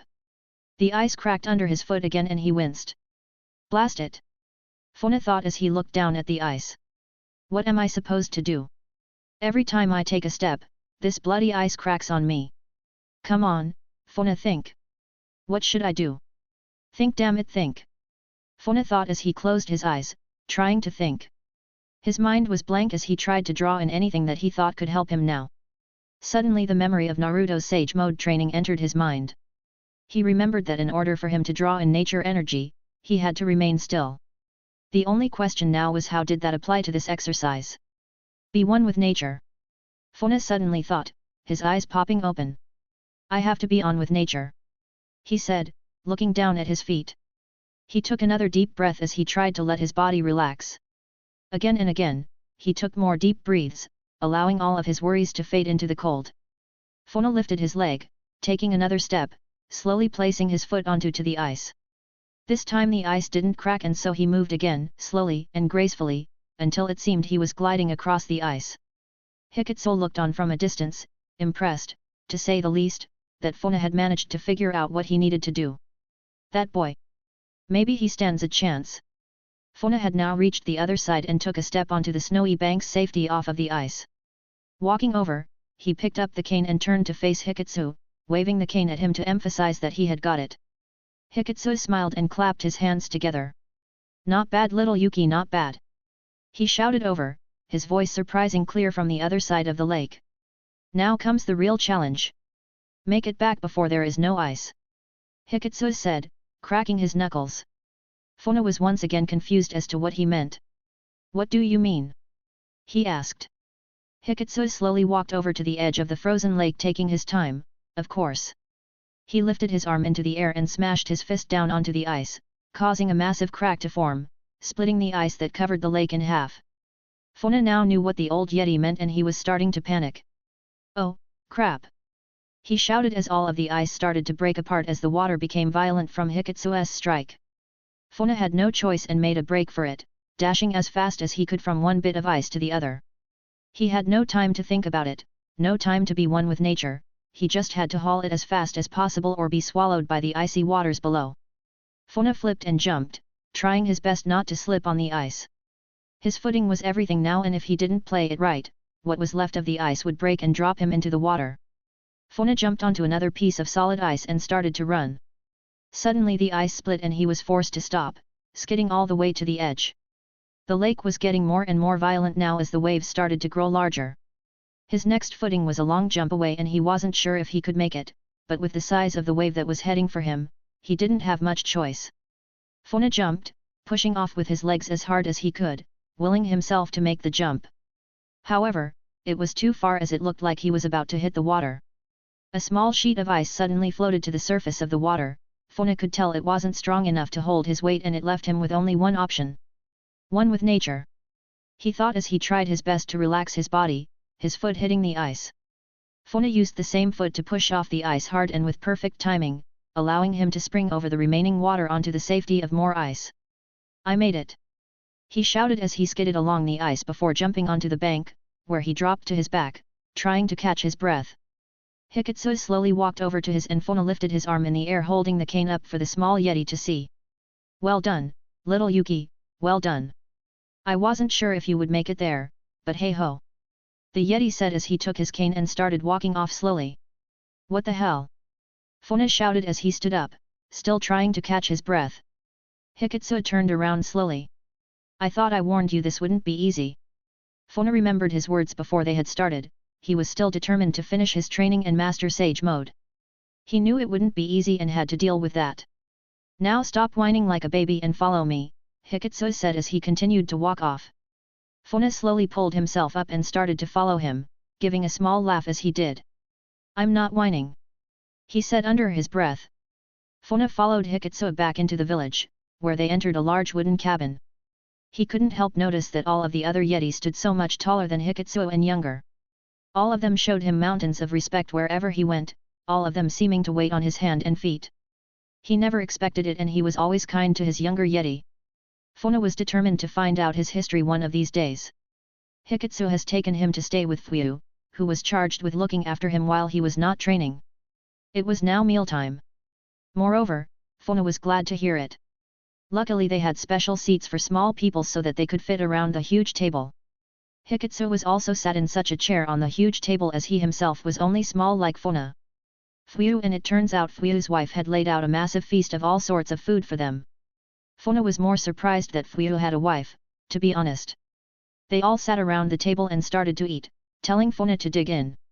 Of course, he did so and stuffed his face full with as much as he could eat. I always say Funa, it's the one who eats the most who will always win in a fight. Fuyu shouted between mouthfuls of food. His wife didn't seem impressed and instead turned to Funa. So Funa, Fuyu has told me much about you. How is your training going with Lord Hiketsu? She asked. She was much smaller next to Fuyu but seemed just as well built with just as much hair. If not for the softer features, Funa would honestly not have recognized she was a female Yeti. The boy has much to learn. But he's not dead yet, so that's a plus. Hiketsu said, interrupting. Fuyu's wife looked at Hiketsu and gave a small smile. Now Lord Hiketsu, you mustn't joke about such things. She said, almost telling him off. The more Funa got to know the old Basta *D, the more he reminded him of some crackpot old geezer. But he knew he was much more than that. Make sure you rest well tonight, little Yuki. Your training only gets tougher from here. The little Yeti said, his eyes seeming intense. It didn't help the fact that everyone else in the room also became a little tense, as if they knew what was to come. Funa decided to ask Fuyu to see if he could work anything out. How come you can't use Sage Mode, Fuyu? Funa asked. Fuyu almost choked on his food and he had to bang on his large chest with his fist. Once he recovered, he swallowed the food and took a deep breath, putting the large slab of meat back on his plate. To become a sage takes years of intense training and focus, Funa. Most who try usually don't make it, and well. He seemed to struggle to get the rest of his words out. They die, Hiketsu said, finishing Fuyu's sentence for him. Funa didn't seem shocked and continued to eat his food. What about the ones that don't die? I mean, there must be more than one of you that can use Sage Mode. He asked. Fuyu laughed as he picked his food back up. We are a proud clan, Funa. Those of us who decide to take that path don't give up. Fuyu said, taking another large bite of his food. Funa went quiet for a little while, taking a sip of his water. He remembered that Shim, his grandfather, had apparently tried to learn the sage arts but had failed. Can you tell me what happened to Shim? Funa asked. Fuyu looked at him and then to Hiketsu, who took a sip of his tea. Ah, yes. Where to begin with little Shim? He said, placing his teacup back down. It was around 25 years ago now. Shim was a young man, a great warrior among his people if I remember. He had proven himself among the Yuki clan, earning the right to form a contract with our clan. Believe it or not, back then, we had a very close relationship. He said as he took another sip of his tea before he continued once again. Little Shim seemed smarter than the others. He was very aware, always picking up on things faster than others. Then one day, he came to me to ask for power. A power that could help his clan and change the land of water for the better. If I remember correctly, it was not long after the First Great War. The world was hostile and battles raged everywhere, especially in the land of water. The Yuki clan were one of the more powerful clans at the time, but that made them a target. Others would form alliances to fight them. What is the saying? The enemy of my enemy is my friend? Something like that. The old Yeti said. Our kind were feared and battle-hardened warriors. For such, we became a prize for others to slay. My father knew your grandfather well and fell in battle. Fuyu said with a heavy sigh. Funa was astonished at what they were telling him. He had no idea about any of this and found it very interesting. So that's why you went into hiding? Funa asked. Fuyu nodded. The more and more time that pasted, the more conflict that followed, and soon our kind had taken many casualties, our home had been invaded, and we had no choice but to flee. Hiketsu nodded, showing sorrow as he did. Those were dark times. He said, the air becoming heavy from the despair in the memories. Funa decided to break the silence by asking more about Shim. So what did Shim do? He asked. Hiketsu collected his thoughts and continued with his story. Yes.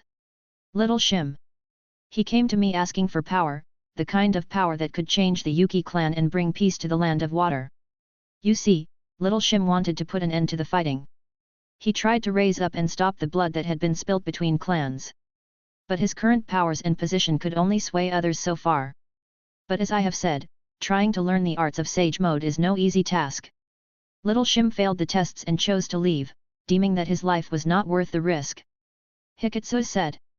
After that, he promised that he would lock the secrets of summoning our clan away, only giving it to those who were worthy. We have not seen a member of the Yuki clan since. Until you appeared on my doorstep, asking the same as your grandfather. Hiketsu said, giving a smile. Suddenly Fuyu's wife stood up from her chair. Now that's enough of this. I think it's time we finished our food and got to bed. Funa needs his rest, after all. She said, putting an end to the conversation. The others agreed, and Fuyu also stood to his feet. That's right. Nothing will come of talking about the past. I suggest you rest up, take a hot bath and get some sleep, Funa. Fuyu said. Hikitsu also nodded his head. That's right, little Yuki, get some rest. Who knows what tomorrow will bring? He said, almost menacingly. With that said, Funa went and took a bath, allowed his body to soak in hot water. His muscles were aching like never before and he had to say he missed having chakra. After his bath, he went to his room, where he had a bed and blankets provided made of soft fur. They were even better than his own back home and he was adamant he would take them back with him when his training was complete. All that was left now was to sleep. He had to relax his mind and body to be ready for what was to come tomorrow. For he knew his training would not be easy and he had to be prepared for anything. Chapter 31. Chapter 31. Funa tossed and turned in his bed. Something was bothering him, but he wasn't sure what it was. He opened his eyes to see what the reason was. That being that, he was no longer in Fuyu's house and found himself at the peak of the mountain. The wind was so cold that his pants had already started to freeze over, and his body was shivering violently. What in the frozen hell is going on? He shouted as he took a look around, trying to find out what was going on. Hikitsu suddenly appeared out of the blizzard leaning on his cane. This is the next step of your training. If you can survive this, then you will be ready to start learning to take in natural energy. Funa looked at the old Yeti like he was crazy. How in the hell am I supposed to survive this? I'll freeze to death up here. He shouted. Hikitsu simply smiled, showing his fangs. If you want to learn Sage Mode, then you must survive on this mountain top for 3 days and nights without freezing to death. Funa has wrapped his arms around his body to try to keep warm, but it wasn't helping. He looked around to try and take in his surroundings to see that he could leave and get down to safety if he wanted to. With that said, the old Yeti started walking down the steep path back down the mountain. Funa shouting out to him as he did. Just how am I supposed to survive up here? He asked. You must become one with the elements, one with nature itself. Good luck.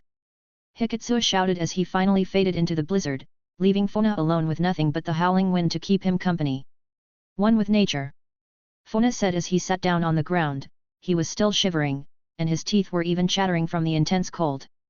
He crossed his legs and closed his eyes as he tried to remain calm. Whatever he did, panic wouldn't get him very far. He had to relax his body and let himself become one with the elements around him. In this case, it was the freezing cold, befitting the horned Yetis and the Yuki clan. However, that was easier said than done. Funa had been at it for almost 30 minutes now, and all he had achieved was getting colder with small icicles hanging from his face. His teeth were non-stop chattering now as the cold was taking over, his body reaching its limits. I can't do this.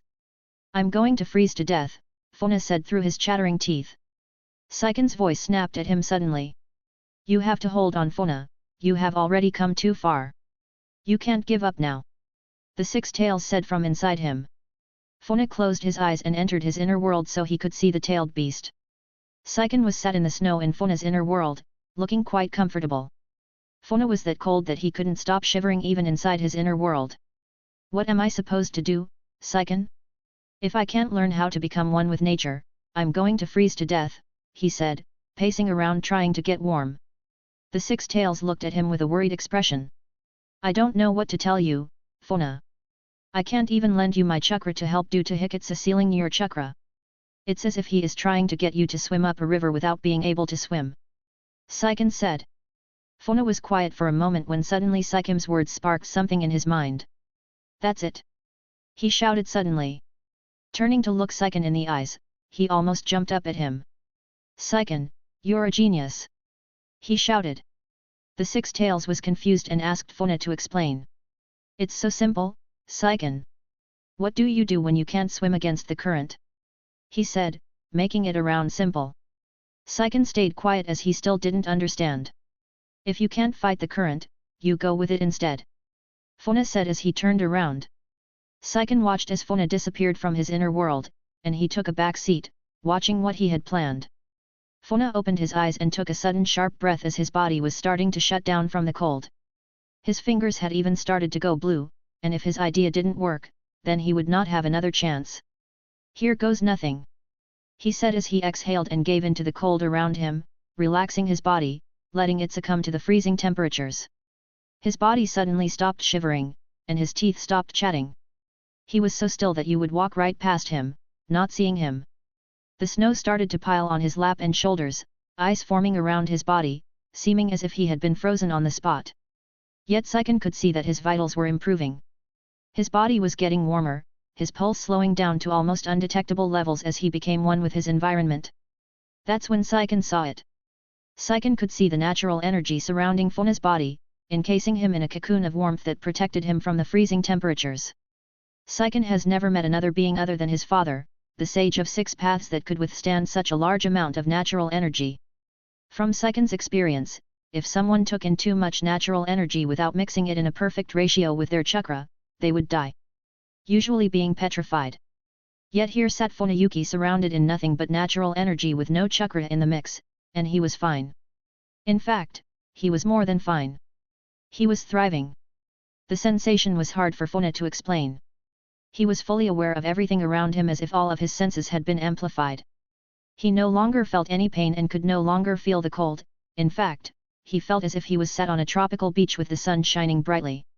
He remained in that same spot for the next 3 days, braving the weather without so much as a shudder. Time passed faster for Fuyona as if he was in some sort of enlightened trance, and before he knew it, Hikitsu had returned. Fuyona could sense his presence before he even got anywhere near him. Hikitsu could see that Fuyona had passed the test, and he was very pleased. He was displeased, however, about his lack of manner in greeting him. "So you survived, little Yuki," he said, trying to get his attention. However, Fuyona remained in his meditative trance, seeming as if he was ignoring the old Yeti. Hikitsu could see the vast amount of natural energy that was surrounding Fuyona, and he was shocked. Never before had he seen anything like it, for he knew with that much natural energy he should be dead, yet his body was somehow absorbing it like vitamin D from the sunlight. "Time to wake up, little Yuki," the old Yeti shouted as he went to whack Fuyona on the head with his cane. Fuyona could feel his movements so clearly it was as if he was using his eyes to see. His body was in such a relaxed state that it moved on its own, and he caught the cane in his hand before it could strike his head, to Hikitsu's surprise. Fuyona opened his eyes and smiled at Hikitsu before letting go of his walking stick. "I don't think so," he said, getting a little big for his boots. Hikitsu laughed and leaned his weight back on his cane. "Very good, little Yuki, very good. You have survived the second test, but now comes your final test," he said, his expression becoming hard. Fuyona couldn't help feel the atmosphere around the old Yeti change as he suddenly developed a very intense killing aura. "Your final test is to face me in battle," he said as he dropped his cane to the ground. "Don't worry. You will have full use of all your abilities. You will need them," Hikitsu said as he formed a few hand signs and released the sealing jutsu that was blocked Funa's chakra. Fuyona could feel the sudden rush of his chakra igniting throughout his entire body, feeling stronger than ever. Fuyona stood to his feet as his body almost felt weightless. But his focus quickly shifted to Hikitsu as it seemed the old Yeti was powering up. "I won't go easy on you, little Yuki," he said as his eyes suddenly glowed an ice blue as his small body grew larger and larger in size. All of his muscles had expanded, and the old frail-looking Yeti that had been stood before him was gone. Instead replaced by a monstrous-looking demon. Fuyona took the initiative and allowed bones to form all around his body, encasing himself in a shield of razor-sharp spikes. Hikitsu smiled, showing his large fangs as he finished powering up. "Here I come, little Yuki," he shouted, his voice now deep and intimidating. "Seiken, I need your chakra now," Fuyona shouted as he watched Hikitsu vanish. "Already on it, Fuyona," the Six Tails shouted as he allowed his chakra to spread out all over Funa's body, covering him in a thick red chakra cloak with 6 tails right off the bat. Hikitsu suddenly appeared, slamming his fist into Funa so hard that the force sent him flying. His bone had taken the impact, but they were not strong enough to deal with Hikitsu's incredible power breaking from the force of the blow.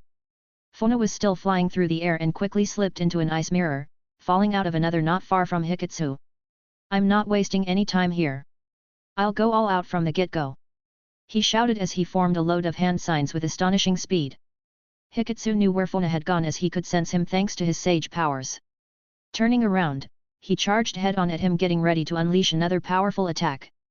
Secret Bone-style Jutsu. Lightning Graveyard. Funa shouted.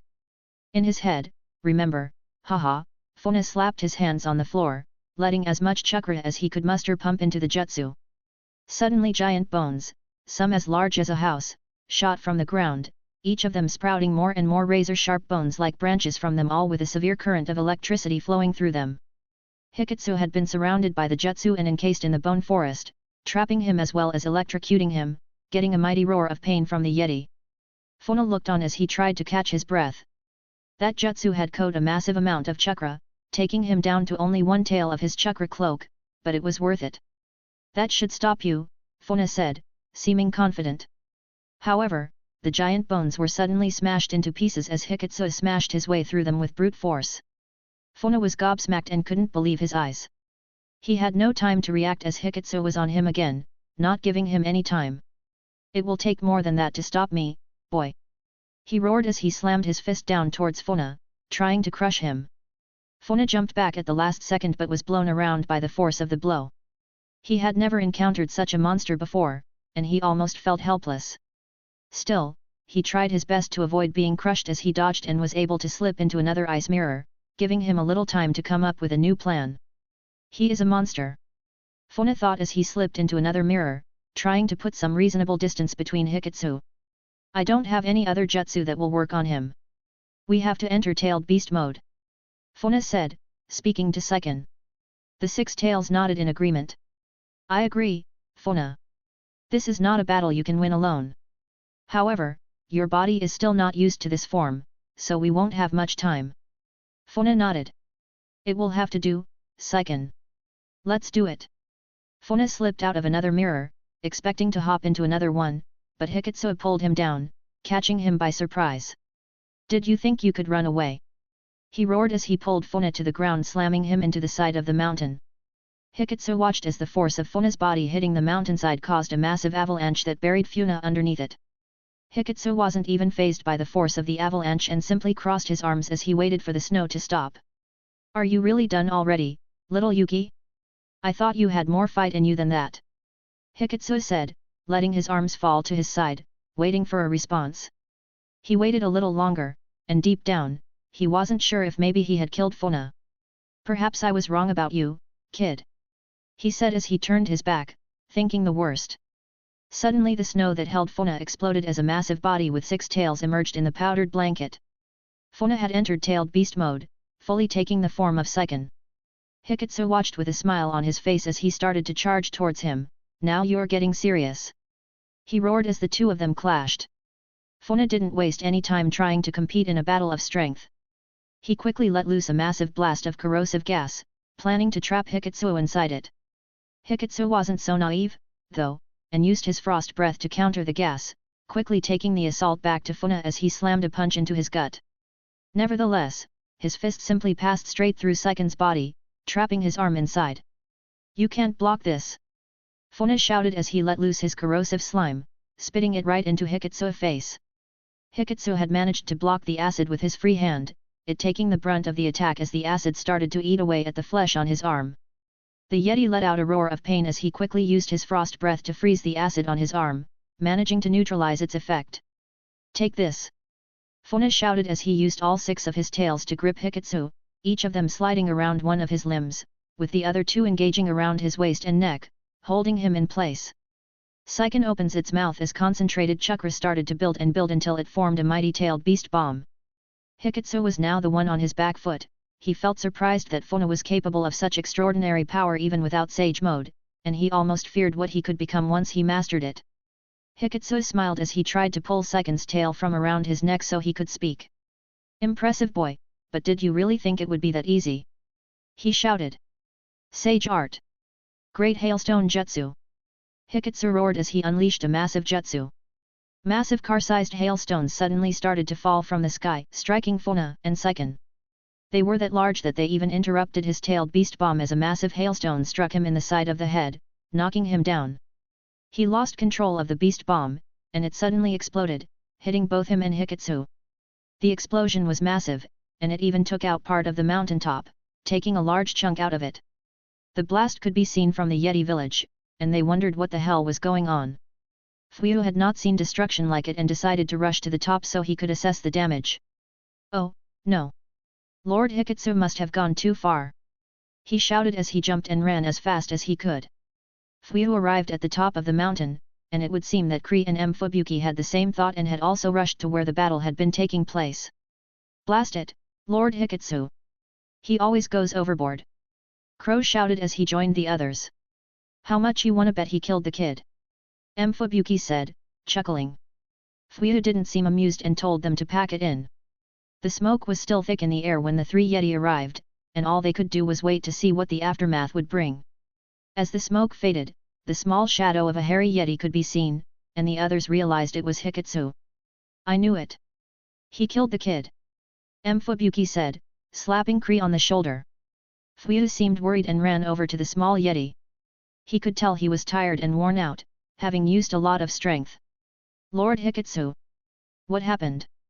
Fuyu asked as he went to aid him. Calm down, little Fuyu, Hikitsu said as he slapped the larger Yeti's hand away with ease. Fuyu looked a little further and could see Funa led unconscious in the snow.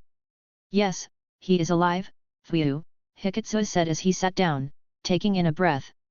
Kree and Fubuki looked on from a little further away. Looks like the kid managed to survive against Lord Hikitsu. Kree said, astonished at the result. Even Fubuki was impressed as he whistled. Damn, I didn't think he had it in him. He said, surprised. That boy is truly amazing. Even when faced with such overwhelming odds, he could still do so much and at such a young age. He is the first of his clan to pass this test. You should be proud of his Fuyu, Hikitsu said as he stood back up slowly. Fuyu sighed relief at the fact Funa was still alive. Now pick him up. It's time for a feast. Hikitsu shouted as he started walking away as if nothing had happened. Funa woke later to the warmth of an open fire and the smell of good food. Fuyu and the others surrounded him and he shot up the memories of his past battle quickly entering his mind. Calm yourself, little Yuki, Hikitsu said, taking a sip of his tea. The battle is over. You passed the test. He said. His words calmed Funa down and he relaxed only to feel the pain that was left, his body still in rough shape from the battle. That's right, kid, you put up one hell of a fight there, Fuyu said, smiling at him. Hikitsu suddenly cleared his throat, getting everyone's attention. His eyes grew serious as he placed his teacup down on the table. Now look here, little Yuki. You have passed the tests, but the real training is yet to come. Give me 3 years. Yep, that should about do it. 3 years of training and I will have taught you everything I know, giving you power beyond your wildest dreams. Funa was shocked, and he had to take time to think about the old Yeti's proposal. After all, 3 years away from the village was a long time, plus his absence would not go unnoticed. But the more he weighed up the pros and cons, the more he decided he didn't have anything to lose. After all, he needed more power if he was to achieve anything in this world, furthermore now he was in the perfect place to obtain it. Funa stood to his feet and looked the old Yeti in his eyes. I accept your offer, Lord Hikitsu. Please teach me everything you know. Funa said, bowing as he did. Hikitsu smiled a toothy grin as he looked at Funa. Good choice, little Yuki, let the training commence. Chapter 32, Chapter 32. 3 long years had passed by for Funa as he trained to master Sage Mode. He was now 18 years old and no longer a boy. Not that he ever considered himself a child. His body had grown and matured over the last 3 years, now standing at 6'1". His muscles had also filled out a little more, adding more meat to his frame. Funa's hair had also grown and was now quite long, still with 2 bangs on each side of his face. All in all, he was now a man. Today was the last day of his training with Hikitsu. It wasn't so much training anymore but a test to see the fruits of his labor. Funa was sat meditating on top of a large ice spike. Atop, he perfectly balanced on another slab of ice, even the slightest movement would cause him to fall, yet he remained perfectly balanced. Hikitsu stood on the ground below as he sensed the natural energy flow all around Funa's body, mixing in with his chakra before he opened his eyes. Funa took on little physical traits when he entered Sage Mode, indicating he was a perfect sage. His eyes turned crystal blue with a black fang slit for an iris. His entering Sage Mode's main trait was that his hair turned white, and 2 large horns grew from his head, the same the horns Yeti possessed. Hikitsu had quickly found out through Funa's training that he could absorb a massive amount of natural energy with next to little consequence. Something he had not seen since his early days. He was convinced it was due to his Kaguya bloodline, and Hikitsu shuddered at the memory of the evil princess. Funa opened his eyes and dropped to the floor, greeting the old Yeti as he allowed the natural energy to flow out of his body. Hikitsu smiled as he let the thought exit his mind. "Today is your last day of training, little Yuki," the old Yeti said. Funa had never gotten used to being called little Yuki, but he knew it would never change. "Yes, Lord Hikitsu. I am ready," he said, his voice much deeper now. "Follow me to the ice lake, there I will give you your final test," Hikitsu said. Funa smiled as he created an ice mirror without any hand signs. "Race you there," he said as he slipped into it, instantly falling out of another one onto the frozen lake. Hikitsu sighed and jumped into the mirror himself, also slipping out onto the frozen lake. "I will never get used to that," he said as he tossed his walking stick to the side. "So what have you got planned for me today, Lord Hikitsu? Hiking up the mountain on my hands? Or maybe today we will build a snowman?" Funa said jokingly. Hikitsu laughed a little at the joke before getting serious again. "As good as that sounds, I'm afraid we won't be doing that. No, today, I want you to fight with me," the old Yeti said, cracking his knuckles. Funa smiled as he took a fighting position. "I thought you would never ask." Hikitsu also smiled as he entered his fighting pose, getting ready to battle. "Don't hold back," he said as he concentrated chakra into his small fist. "Haa!" Hikitsu shouted as he punched forwards, unleashing a blast of concentrated wind with the force of his fist. Funa instantly jumped into the air to avoid the blow, watching as it hit the side of the surrounding mountains, ripping through the hard ice that surrounded it. He didn't have time to react as Hikitsu was on him, attacking with full force. Funa didn't seem pressed, though, and was quickly able to block each attack as the two of them fell back down to the frozen lake. It was the same lake that Funa had first had to cross 3 years ago, and the ice was still just as unstable. However, each of them was so skilled that they could move freely across the ice without so much as a crack. Something that had taken Funa a long time to learn during his training. "Is that all you have, old man?" Funa shouted as he pushed the old Yeti away before flipping back into a handspring, landing back in a fighting pose. Hikitsu was impressed and simply smiled as he crossed his arms over his chest. "Did you really think I was out of tricks?" the old Yeti said as he whistled. Funa gave a small smile as he watched Fuyu, Kree and Fubuki all land on the frozen lake, acting as Hikitsu's reinforcements. Fuyu roared, letting his icy breath freeze the entire lake to reinforce the ice, allowing the 3 large Yeti to put all their weight on it. "You're going down this time, Funa!" Kree shouted as he spun his Sashimata around before pointing it at him. Fubuki smashed his kanab into the ground, resting his large hand on it. "You may have bested me last time, but it won't happen again," he said, snarling. Fuyu started cracking his knuckles as he smiled, looking Funa dead in the eye. "I hope to give you a better challenge than last time.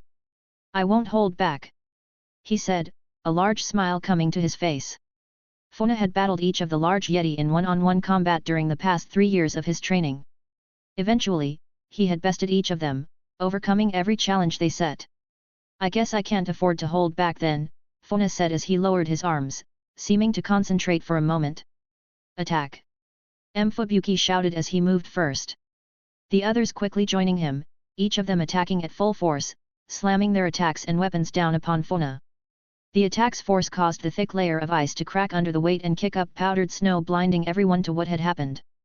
Suddenly Kree and Fuyu were sent flying, slamming into the side of the mountain with tremendous force. Fubuki had been able to block Funa's counter-attack at the last moment with his kanab.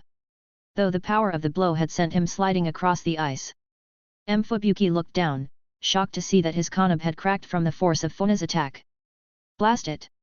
We were too late," he said, watching as the smoke settled. Funa had entered Sage mode, seeming to do it almost instantly. His eyes had turned crystal blue now and his hair white as bone, 2 horns atop his head as his powerful aura radiated around him. "What's the matter, Fubuki? Too much for you to handle?" Funa said, his very voice omitting power. The large armored Yeti wasn't happy but refused to surrender. "Don't get cocky," Fubuki said as he tossed his large kanab to the side. Funa smiled in confidence as he extended his hand, pointing his index finger at the large Yeti like a good. "Sorry about this." Fubuki's eyes went wide as he quickly crossed his arms across his body, trying to defend against the oncoming attack. Sage Art. Ice Bullet Barrage. Funa said as he fired multiple ice bullets at the large Yeti. Each hit its mark, ripping through Fubuki's armor and causing massive damage to his body. He winced in pain and tried to fight through it, but his body just wasn't strong enough. Lowering his arms, he was breathing heavily now as he smiled at Funa. Is that all you got? He said slowly before he toppled over, slamming into the floor with a crashing thud. Sorry big guy, believe it or not, I did hold back, Funa said as he lowered his arm. Suddenly a massive blast of fire consumed him like a giant flamethrower. Kree was breathing fire intensely as he tried to catch Funa off guard. However, the flames did nothing, not even tough his as he had created an ice shield in the air that was blocking the fire. Not a bad idea Fuyu, Funa said, startling the giant Yeti that had tried to use the distraction to attack him from behind. He never stood a chance, though, with Funa's enhanced sensory abilities in Sage mode, he could sense everything happening around him with ease. Fuyu quickly attacked, trying anyway as he swiped with his huge claws aiming to slash Funa in half. Funa quickly blocked the attack with an equal-sized hand made of bone that he had created around the outside of his arm. It was attached to his body by a large bone and then took the form of a large exoskeleton like a giant. Fuyu was stunned and watched in horror as more and more bones started to grow until a large horned Yeti skeleton stood in equal height next to Fuyu with Funa encased inside the skull where he seamlessly controlled the entire thing. Sage Art. Gasadakuro. Funa shouted as the massive skeleton grabbed a hold of Fuyu's shoulders. What in the... Fuyu shouted in shock as he had never seen this ability before. The massive skeleton picked Fuyu up off the ground with incredible strength and suddenly slammed him into the ice with tremendous force. The slam knocked the wind out of Fuyu and took him out of the battle. The skeleton then turned around to face Kree, who was the last one standing. Kree didn't waste any time and used his Sajamata to trap the giant skeleton's neck as he tried to smash it into the ground. However, the skeleton wouldn't budge. What in the... Kree shouted as he could see that more bone had shot out of its back to stop it from being slammed into the ground. Quickly the large Yeti dived back as the skeleton tried to grab his body. Kree had seen it coming and shot a couple of large fireballs at the joints of the skeleton to try to weaken it. They hit their targets and dropped the skeleton to the ground leaving the back of its neck exposed. Now is my chance. Kree shouted as he jumped into the air spinning his Sajamata around with great skill before slamming it into the back of its neck, taking the head clean off. I did it. Now for the... Kree thought. His attention was taken away from the skeleton for a moment as he could hear a clapping sound. The large Yeti turned to look and to his surprise, he saw Funa stood to the side, simply clapping. When did you? He shouted, confused as to how he had gotten there. Funa smiled as he formed a few hand signs bringing the skeleton to life. Sorry about this, Kree, he said. The massive skeleton suddenly broke apart as all the bones attacked the large Yeti at once. It was as if they had become flexible, and they wrapped around him, trapping his entire body, leaving him unable to move. Looks like that's the last of you taken out, Funa said as he turned to face Hikitsu, who had been watching from the sidelines. I take it you have no more challenges for me, Lord Hikitsu. Funa said with a slight bow, mocking him. Hikitsu smiled as he extended his arms before pulling them down to his hips. Funa could sense the massive amount of natural energy that he was absorbing and smiled at what was coming. No. You have passed all of the tests, little Yuki. Exceeding my expectations. The only thing I have left to offer you is my full power. Hikitsu shouted as he started to grow in size, his form becoming powerful just as it had done the last time they had done battle. Fuyu and the others had moved over to the sidelines now, where it was safe. It had been a long time since they had seen their elder use his full power, and they were excited to see how Funa would fare. Hikitsu launched forward at Funa using his full might from the get-go. Funa also moved on and exchanged blow for blow with the large Yeti. The force coming off of their attacks was so great that the ice beneath them was starting to break and finally spilled as Funa avoided an axe kick from Hikitsu. The Yeti's kick cracked the ice on the lake in half, letting the water from under it burst out with a vengeance. Funa used this to his advantage as he took control of the water, molding it with his chakra, and with the added effect of material energy, the attack was even more potent.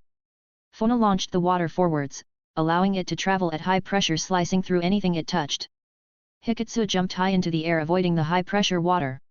He was impressed but had a few tricks up his own sleeve. Yeti Water Style. Water Binding Jutsu.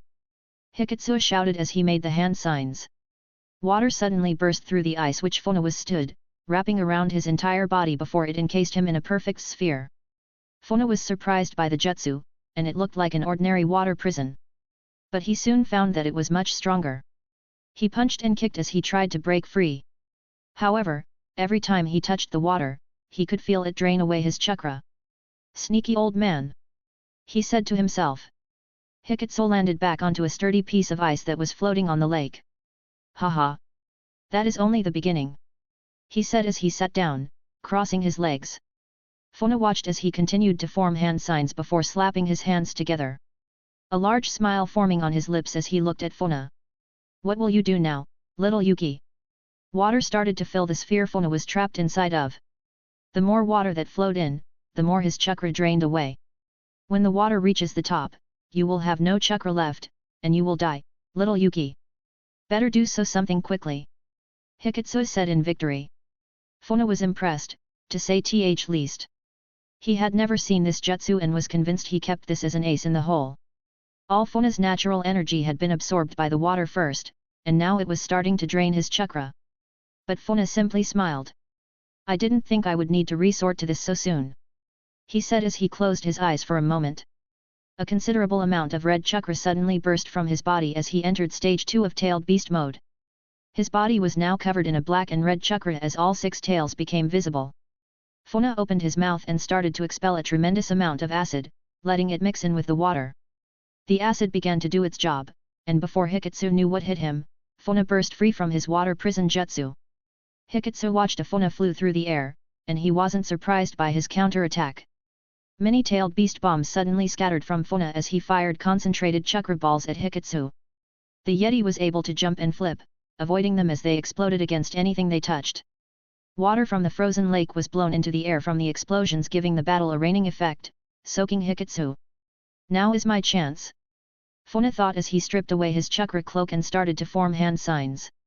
The water had soaked Hikitsu's fur, and he had to wonder if Funa had made those shots almost too easy to avoid.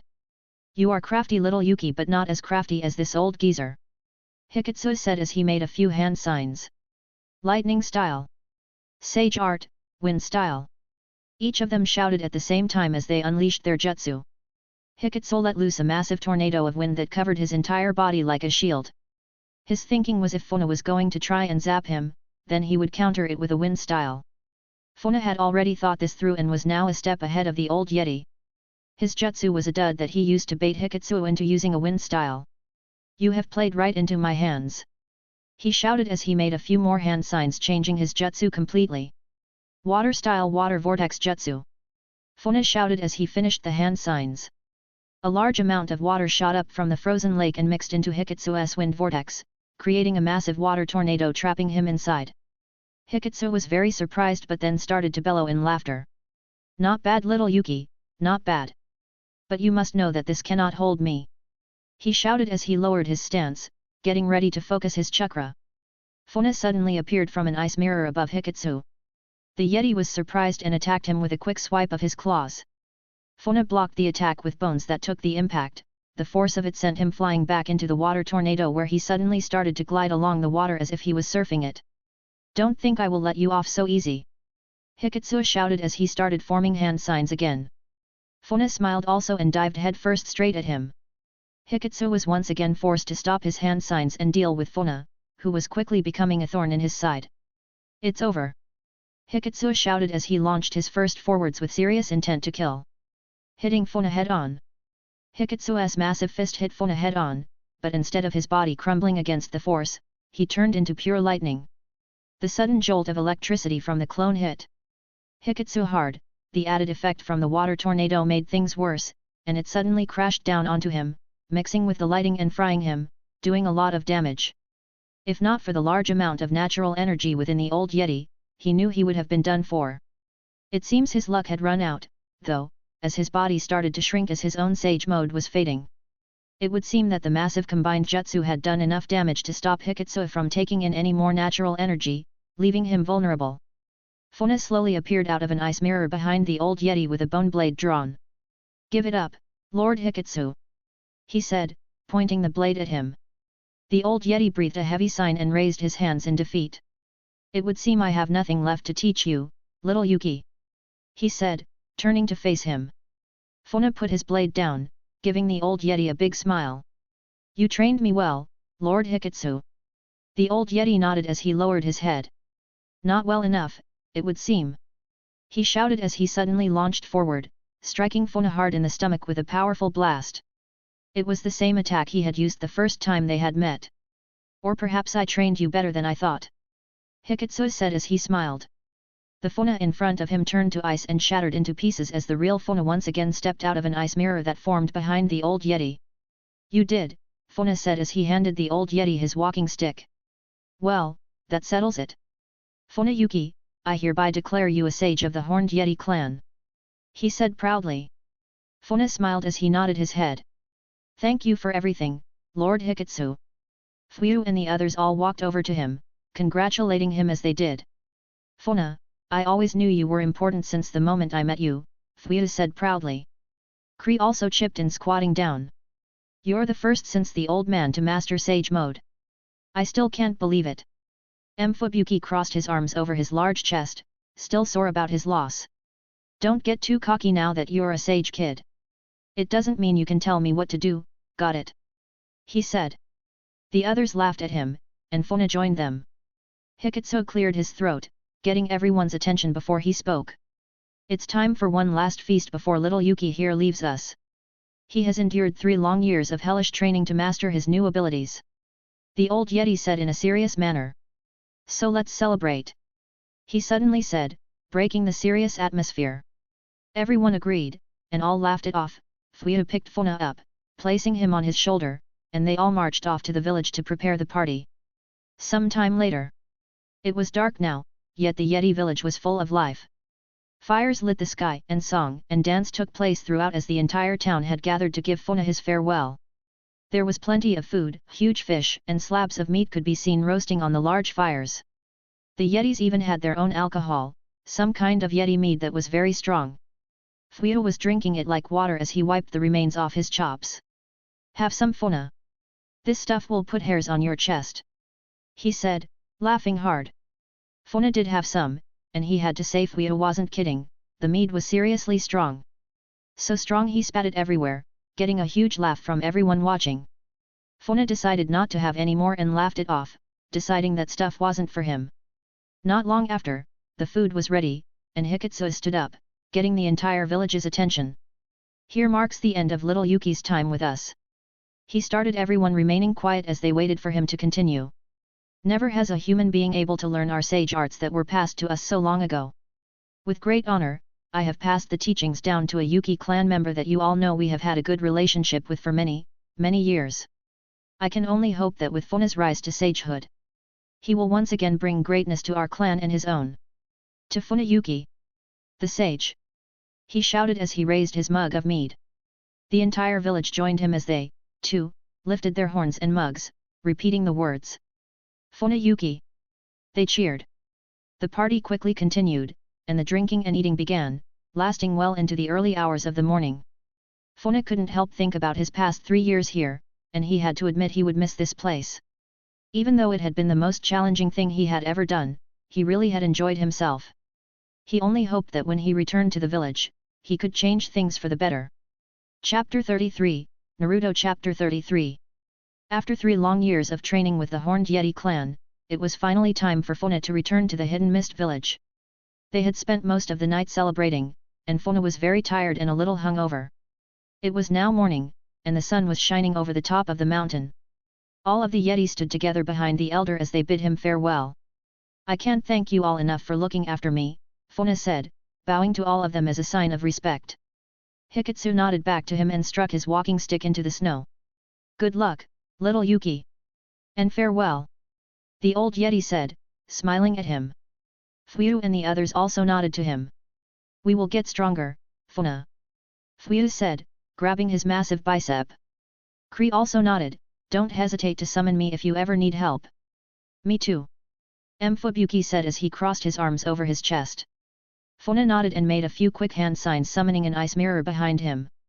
Well, see ya. He said once more as he slipped inside the ice mirror.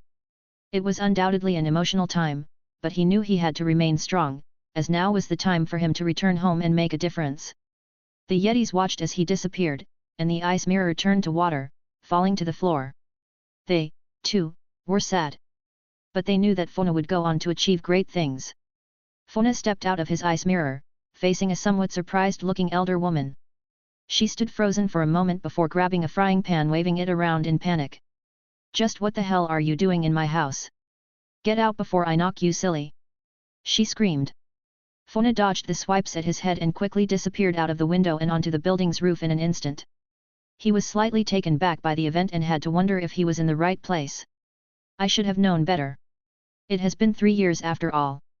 Of course, they gave my apartment to someone else," he said as he took a look at the village from the rooftop. Not much had changed building-wise, and Funa couldn't see any massive changes to the village overall. "Well, I better have a peek about," he said as he vanished and slipped down into an alley unnoticed. Funa walked into the main road of the village, and he was shocked to see how much of a mess it looked. No one was out and about, other than shady-looking individuals. Rubbish littered the streets, and most of the market stalls were closed or boarded up. "What happened?" Funa said, not believing his eyes. Before he had left to train, the village was much more lively than this. People walked the streets feeling safe, market stalls were open, and trade was shipped in from all over.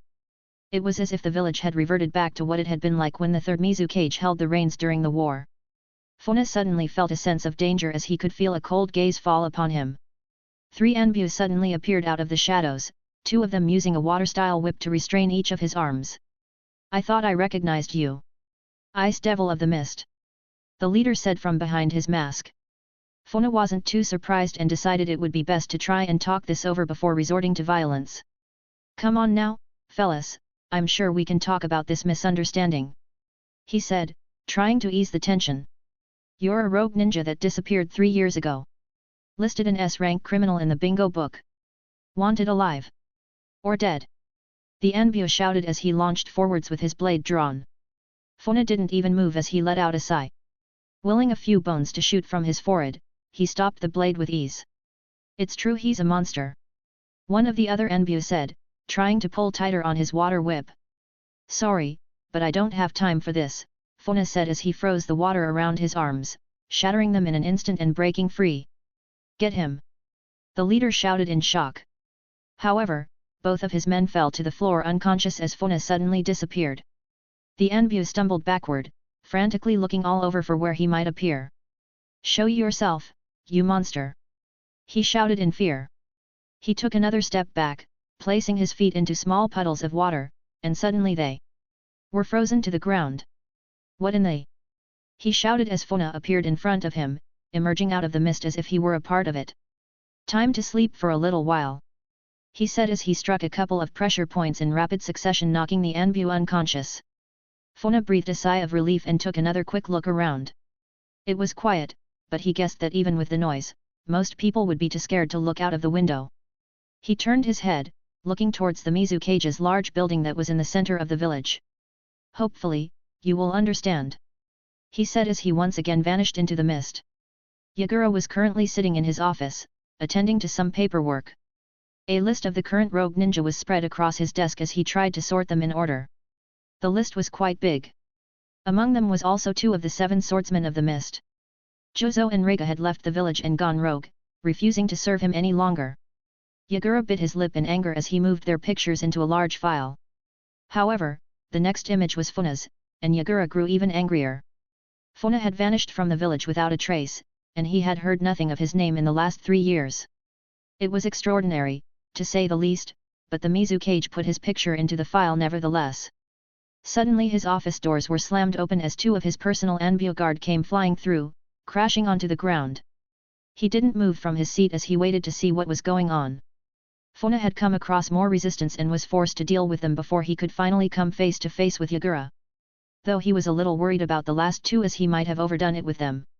Yagura could not believe his eyes and rose from his chair, knocking it over as he did. "You dare show your face to me?" he shouted, letting his chakra flare to life, making the room heavy. Funa was unaffected by the heavy chakra and simply bowed toward him, taking Yagura off guard. "Please forgive my rude intrusion, Lord Kazekage. Fuyona Yuki reporting for duty, I believe you will have questions for me. He said, not taking his eyes off the Kazekage, unsure how he would react. Yagura could tell that Funa was unaffected by his powerful chakra and instead sat back down, wanting to see how this would play out. You have grown, Yagura said as he took in Funa's full appearance. You are listed as an S-rank Rouge ninja in the bingo book. I should kill you now for deserting the village. Yagura spat. Funa raised his head and looked the Kazekage in the eye. You must believe me, Lord Kazekage. I never abandoned the village. I was simply away training to hone my abilities. Now I have returned ready to serve once again. He said, adding the little twist onto the end. Funa knew this was his only hope of not being branded a rogue ninja. Although he was now more powerful than any other ninja in the village, his life could still be made worse by leaving. Funa had also taken a liking to his village and classed it as his home, with plans to make it a great village. Maybe even his own. Yagura crossed his arms over his chest. He could clearly see that this was a Funa who was on another level than the boy he had seen 3 years ago. Now he was a grown man, and Yagura could only guess how strong he had become. You expect me to believe that? He said, not looking impressed.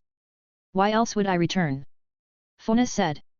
The room fell silent as the two of them entered a standoff, neither of them speaking any more. Finally, Yagura gave a heavy sigh as he scratched his head. As your luck would have it, your return is somewhat good timing. We need powerful shinobi in this uncertain time. Yagura said, letting his killing intent fade away. Funa also let his guard drop a little as he listened to what the Kazekage said. I will drop the charges of you being a Rouge ninja, Funa. However, the deal will only stand if you do something for me first. Funa could smell some sort of trap, but he had no choice. I will summon you tomorrow for a top-secret mission. If you fail to show, then I will kill you myself. Yagura said without hesitation. Funa nodded and gave a bow. I won't let you down, Lord Kazekage, Funa said. We will see. Yagura said as he dismissed him. Funa left the Kazekage's officer, leaving him alone to his thoughts. As he walked outside of the Kazekage's office, he was met with a large amount of ninja that had come as reinforcements. All of them froze as they looked Funa up and down, a few of them, realizing who he was. They started to whisper among themselves, the ones who knew who he was, spreading fear among the others. That's the ice devil of the mist. He's a monster. We should kill him now. One of them said. He's an S rank in the bingo. No way we can take him. Another said. Didn't he kill the Kazekage? The whispers carried on, and Funa was starting to wonder just what the hell they were doing. Suddenly, a man pushed his way to the front, a large smile forming on his face. Well, well. If it isn't Captain Yuki, he said, placing his hands on his hips. Funa recognized him instantly and also smiled. Long time no see, Hatsu, he said as he lowered his arms, getting a reaction from the rest of the shinobi. Hatsu laughed and raised his fist, signaling for the small battalion to halt. All right, you lot, bugger off. Hatsu shouted. All of the shinobi looked confused, and some even spoke up, causing Hatsu to turn around. That's an order, you sorry shits. If you think you stand a chance here, then you're living in a fantasy world. Piss off before Captain Yuki here kills you all. Hatsu wasn't just saying this because he was Funa's friend. It was the truth.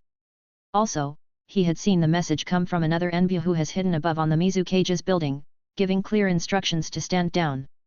The force of shinobi did as Hatsu commanded and slowly disappeared. Leaving only Hatsu, and Funa stood in the street. It's been a long time, Hatsu, Funa said, smiling at him. Hatsu nodded.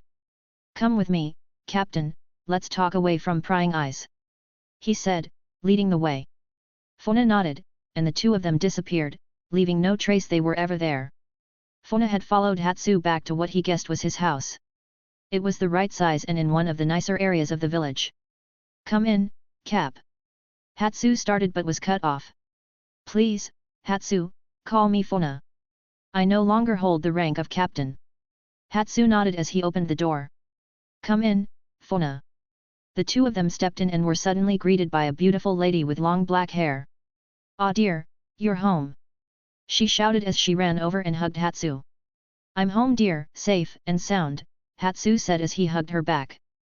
Funa was surprised that Hatsu had a wife, but he was happy for him.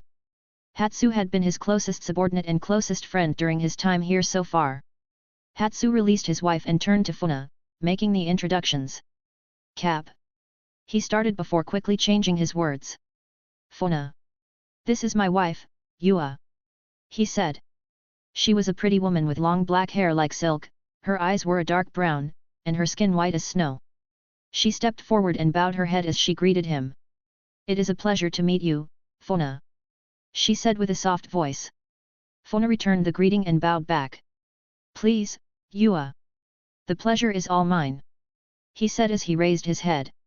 Hatsu smiled and placed his hand on her shoulder. Dear, make us some tea. Funa and I have a lot to talk about.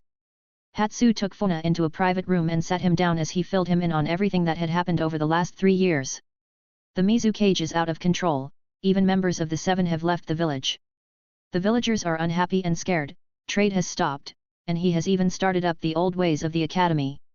Funa could tell that Hatsu was angry. After all, who could blame him? It sounded like the Mizukage had changed for the worse, going back on his word and everything he had promised to do for the village.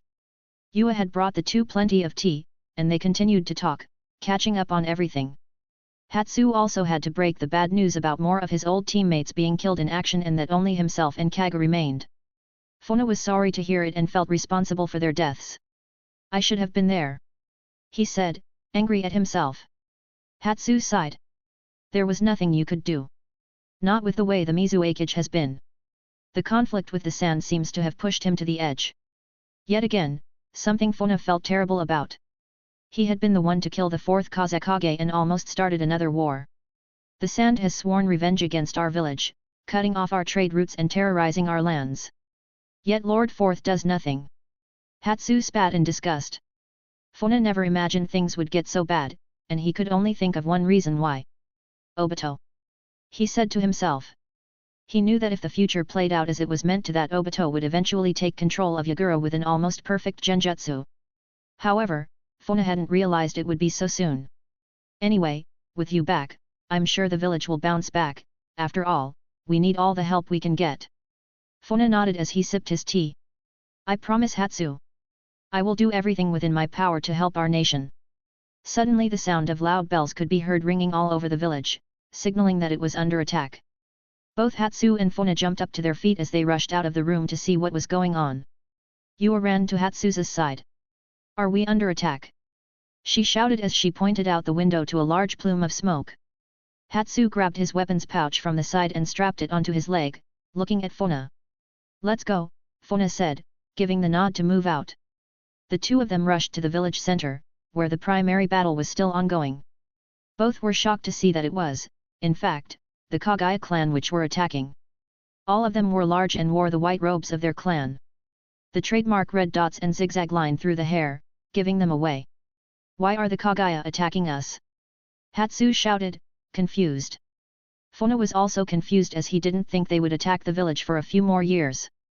His thoughts were suddenly interrupted as 3 large men charged at him and Hatsu with their kunai raised. Kill them! The one in the middle shouted. Hatsu didn't waste any time and dashed in head-on, taking the one on the left out with a quick strike to the back of his neck. The other 2 charged at Funa, each striking with all of their might. Funa grabbed each of their arms, stopping their attacks with ease.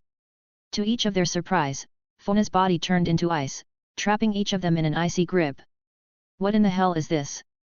One of them shouted. Funa appeared behind the leader, asking him why they were attacking the village. Why are you attacking us? You are supposed to be allied with the mist. Funa said, trying to reason with him. The Kagaya laughed hard as his eyes gave a crazy look. You think we are allies? He said, laughing hard. We will kill all of you and show you the true might of the Kagaya. He said as he broke free from the ice, swinging his weapon at Funa's head. Funa allowed bones to grow from his body, stopping the man's attack and pushing him back with ease. The Kagaya looked at him in shock and then anger as he realized who he was. You are an abomination and a disgrace to your clan. He shouted as he charged back in for the attack. Funa realized there would be no more talking as he decided to end it here simply. With one quick swipe of his arm, the man dropped dead, riddled with holes. Funa turned to look at the other but quickly realized he felt the same way. You mongrel, I'll rip your throat out with my own. He screamed before Hatsu slit his throat, putting an end to his bickering. Funa had only ever come into contact with the Kaguya once before, and he knew how much they were feared and hated by the others in the village. It seems that the Kaguya felt the same way and had finally had enough. The sounds of battle could be heard coming from the distance, and Hatsu grabbed Funa's attention, snapping him out of his thoughts. "Let's go, Hatsu," he said as they both dashed off to the front line. The center of the village was a battlefield as Kaguya, and the mist shinobi battled all over the place. The Kaguya was indeed a mighty clan, but with the mist village's combined organization, they stood no chance. It was quickly becoming apparent that the Kaguya was losing, and soon, only a small handful remained. What was strange was that among them was a little boy with white hair, and although he looked small, he was deadly.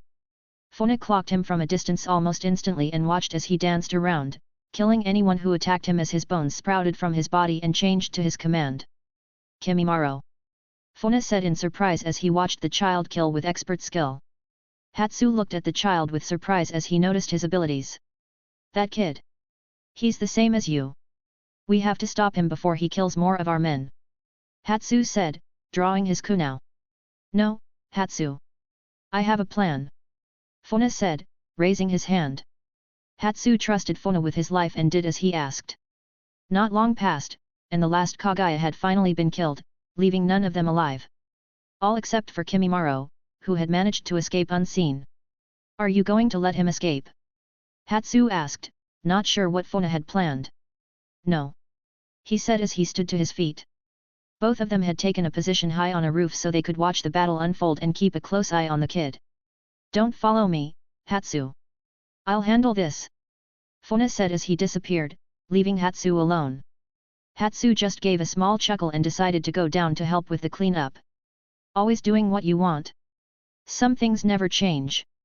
Funa followed Kimimaro out of the village and towards the outskirts atop a cliff. The smoke from the village could still be seen, and Kimimaro placed his back against a tree as he tried to catch his breath. Funa decided not to waste any more time and appeared in front of him, causing him to jump in for the attack.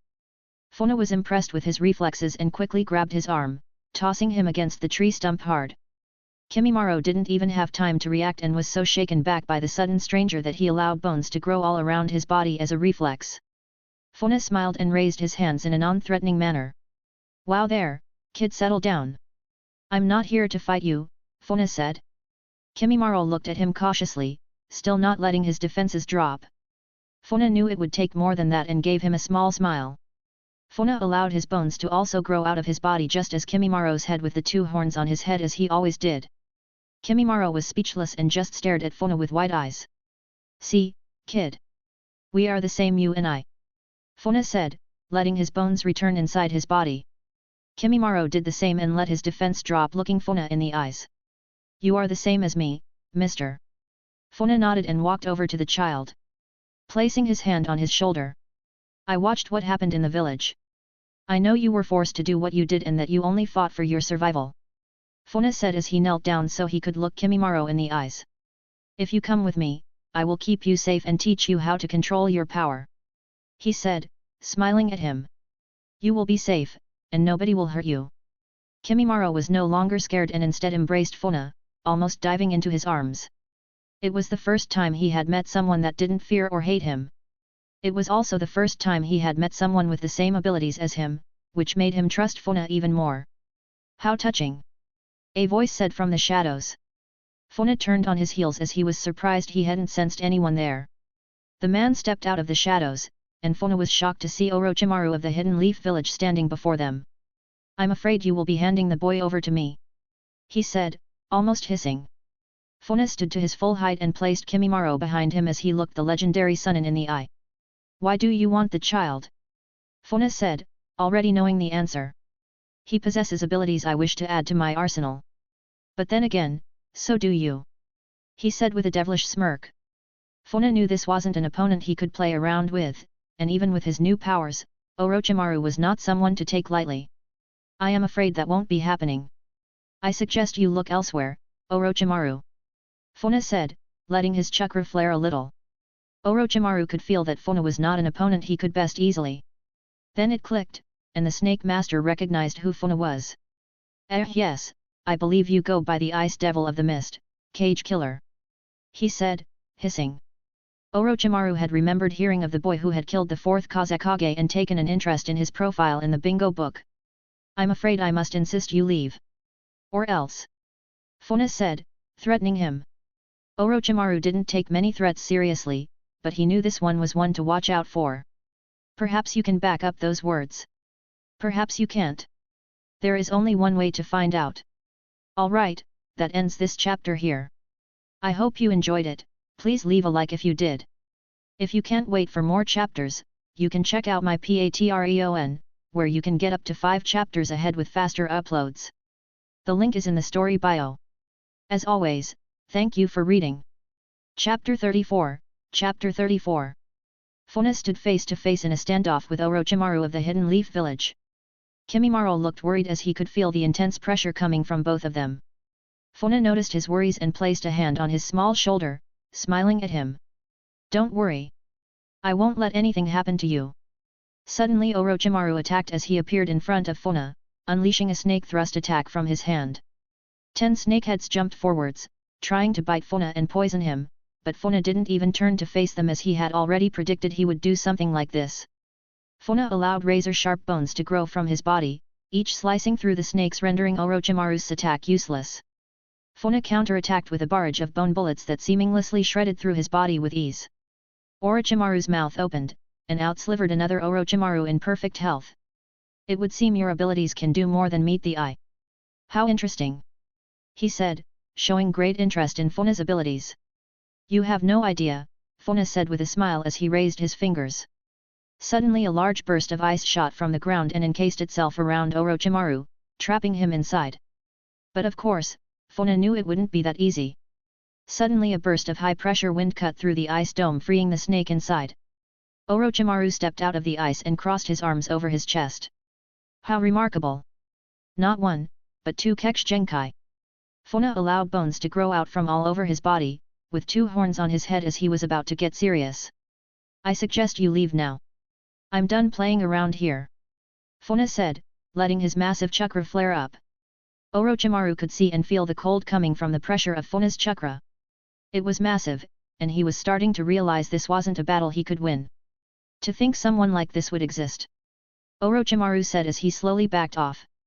This is not the end, boy. We will meet again. The snake said as he disappeared into the mist, his presence disappearing altogether. Funa allowed the bones to return into his body and turned to face Kimimaro. He was glad his show of force had forced Orochimaru to back off. It wasn't that he couldn't defeat him, it was more the fact he didn't need the attention. It's all right now. He's gone. He said, kneeling down to look the boy in the eye. Kimimaro was surprisingly calm after witnessing 2 monsters facing off against each other. But Funa remembered the kind of character he was. And now, he had an opportunity to forge him into an even greater monster. Follow me, kid, Funa said as he turned around, leading the way back to the village. He wasn't on the best of terms with the Mizukage at the moment. But he was sure he could smooth this over. After all, his abilities were a dying bloodline, and Funa was sure he would have need of his skills in the future. Funa leads Kimimaro back to the Hidden Mist village. Sneaking him through every guard post as the village was still in a state of emergency after the Kaguya attack. Having nowhere else to go, Funa decided to take the boy back to Hatsu's house, believing that would be the safest place for the time being. Once there, Funa knocked softly on the door and waited for someone to answer. Hatsu opened the door, already knowing who it was but was shocked to see who was with him. Cap Funa, what is that child doing with you? Hatsu asked, quite surprised. Never mind that for now. I need a favor. Funa said. Hatsu sighed and opened the door fully, inviting them in. Funa walked inside, telling Kimimaro to follow him. Once inside, they sat down, and Hatsu asked what Funa was planning. He knew it was crazy after the attack and that no one in the village would take kindly to him being alive. Tensions were already high enough as it was. Relax, Hatsu. I intend to take young Kimimaro here as my student. He will report to me directly, and I will oversee all of his training. Hatsu was confused, but he knew it must have something to do with sharing the same Kekii Genkai. What about when Lord Fourth finds out? Hatsu asked. Leave that to me, Funa said. Hatsu picked up more than Funa had meant to give away there, but he decided to remain silent. After all, he owed him his life and would follow him until the end. I need you to keep an eye on the boy for me. Keep him safe and out of sight for a little while just until I manage to settle things in the village. Funa said as he stood up. Hatsu nodded and stayed seated. As you wish. Funa smiled at Hatsu as he nodded to him. Thank you, Hatsu, you are a true friend. With that, Funa went to talk to Kimimaro, who was sat with some food that Hatsu's wife had given to him. Kimimaro, listen to me closely. I need to leave for a little while. Hatsu will look after you until I get back. Do as he asked for me and wait until I return. Kimimaro nodded, understanding. Funa placed his hand on his shoulder and smiled. When I get back, I will teach you how to use your powers best I can. He said, bringing a smile to Kimimaro's face. Hatsu crossed his arms over his chest. Don't worry, kid, you're safe here. He said, reassuring the boy. Funa smiled and nodded over to Hatsu. I'll take my leave then. He said. Hatsu nodded and bid him farewell before Funa vanished from the room. Leaving Hatsu and Kimimaro alone. Funa was headed right for the Mizukage's office to find out what had happened for the Kagaya to attack and what he would do about it. He was starting to get sick of the poor leadership that the Mizukage was displaying, knowing that something had to be done about it. The only problem was nothing could be done without staging a coup d'état, which would end badly for the village and the land of water. Funa arrived at the Mizukage's office and could instantly see that there were no guards around. He found it strange but didn't think much of it. He knocked on the door to his office and waited for permission to enter. Come in. A voice said. Funa did as he was told and opened the door. The room was full of all of the most powerful shinobi in the village. Yagura, the fourth Mizukage, sat in his large chair. Zabuza was present and didn't look impressed as always. Mei stood with her hands crossed behind her back, her hair had gotten longer, and she looked even prettier than last time Funa had seen her. Fuyuki, who was the only original member of the 7 swordsmen left in the village, was stood next to the Mizukage, his sword same had strapped to his back. Fuyuki was accompanied by 2 others who Funa had never met but recognized. One was Mangetsu Hazuki, he was only young, but his reputation spoke for itself. The other was a woman whose name Funa didn't know. Ao was also present, as well as Kisame, who had a standard sword strapped to his back. Meaning he had yet to kill Fuyuki and take same hata for himself. Funa was greeted by surprise and silence as all of the strongest shinobi in the hidden mist weighed him up head to toe. Funa bowed his head towards the Mizukage and then raised it as he shut the door behind him. No one else said anything as they waited for the Mizukage to speak first, everyone waiting for his reaction. Last they had heard, Funa had disappeared and been branded a rogue ninja after killing the Kazekage. Ah yes, Funa. Your timing is perfect. The Mizukage said. Everyone looked surprised by his response. What are you doing here? I thought you had gone rouge, I should kill you where you stand. Zabuza said, placing a hand on his blade. He wasn't wielding the executioner's blade yet, meaning Juz hadn't been captured yet either, helping Funa setting the timeline a little better. But still, the attack from the Kagaya was early and, to his estimate, should not have happened yet. Enough, Zabuza. The Mizukage said as he raised his arm. Zabuza did as he was told but wasn't happy. Funa, perfect timing. I was about to summon you, Yagura said. He turned back to the others and started speaking once again. I want a full report of the battle. Casualties on both sides. I also wish to a squad sent out to the Kagaya clan village to dispose of any survivors. I will not stand for an attack on my village like this. They will all die. Yagura spat. Everyone else in the room remained silent. They all knew the real reason the Kagaya had rebelled, but no one dared to say anything. Fuyuki, take your men and deal with the report. Ao, take Funa, Mei, and Zabuza to the Kagaya village and make sure they are all dead. He said, barking orders. All of them nodded and didn't waste any time disappearing to get away from Yagura's temper. Funa looked at Ao and the others, who nodded to him, signaling to get a move on. They all removed themselves from the Mizukage's office and regrouped in a quieter Enbu meeting spot. Of course, the others were still surprised Funa was back, and it was the first conversation subject. Zabuza didn't waste any time and grabbed Funa by his collar, trying to pin him up. Zabuza was tall and tried to lift him from the floor, but Funa slapped his hand away with ease. What the hell are you doing still alive? Always the favorite doing whatever you like. He shouted, clearly pissed. Zabuza, calm down. Mei shouted as she stepped between them. Zabuza gave her a dirty look but backed off. If Lord Fourth has allowed Funa to return, then it must be for a reason. Ao also spoke up as he placed a hand on Funa's shoulder. That's right, glad to have you back, kid. He said with a grin, noticing how much stronger he had clearly become. Whatever, Zabuza said as he turned his back on them. I'll see you at the village. He said before disappearing. The others simply ignored his rudeness as he always acted like that. It was nothing new. Both Mei and Ao turned their attention back to Funa, both keen to learn more about where he had been and what he had been up to.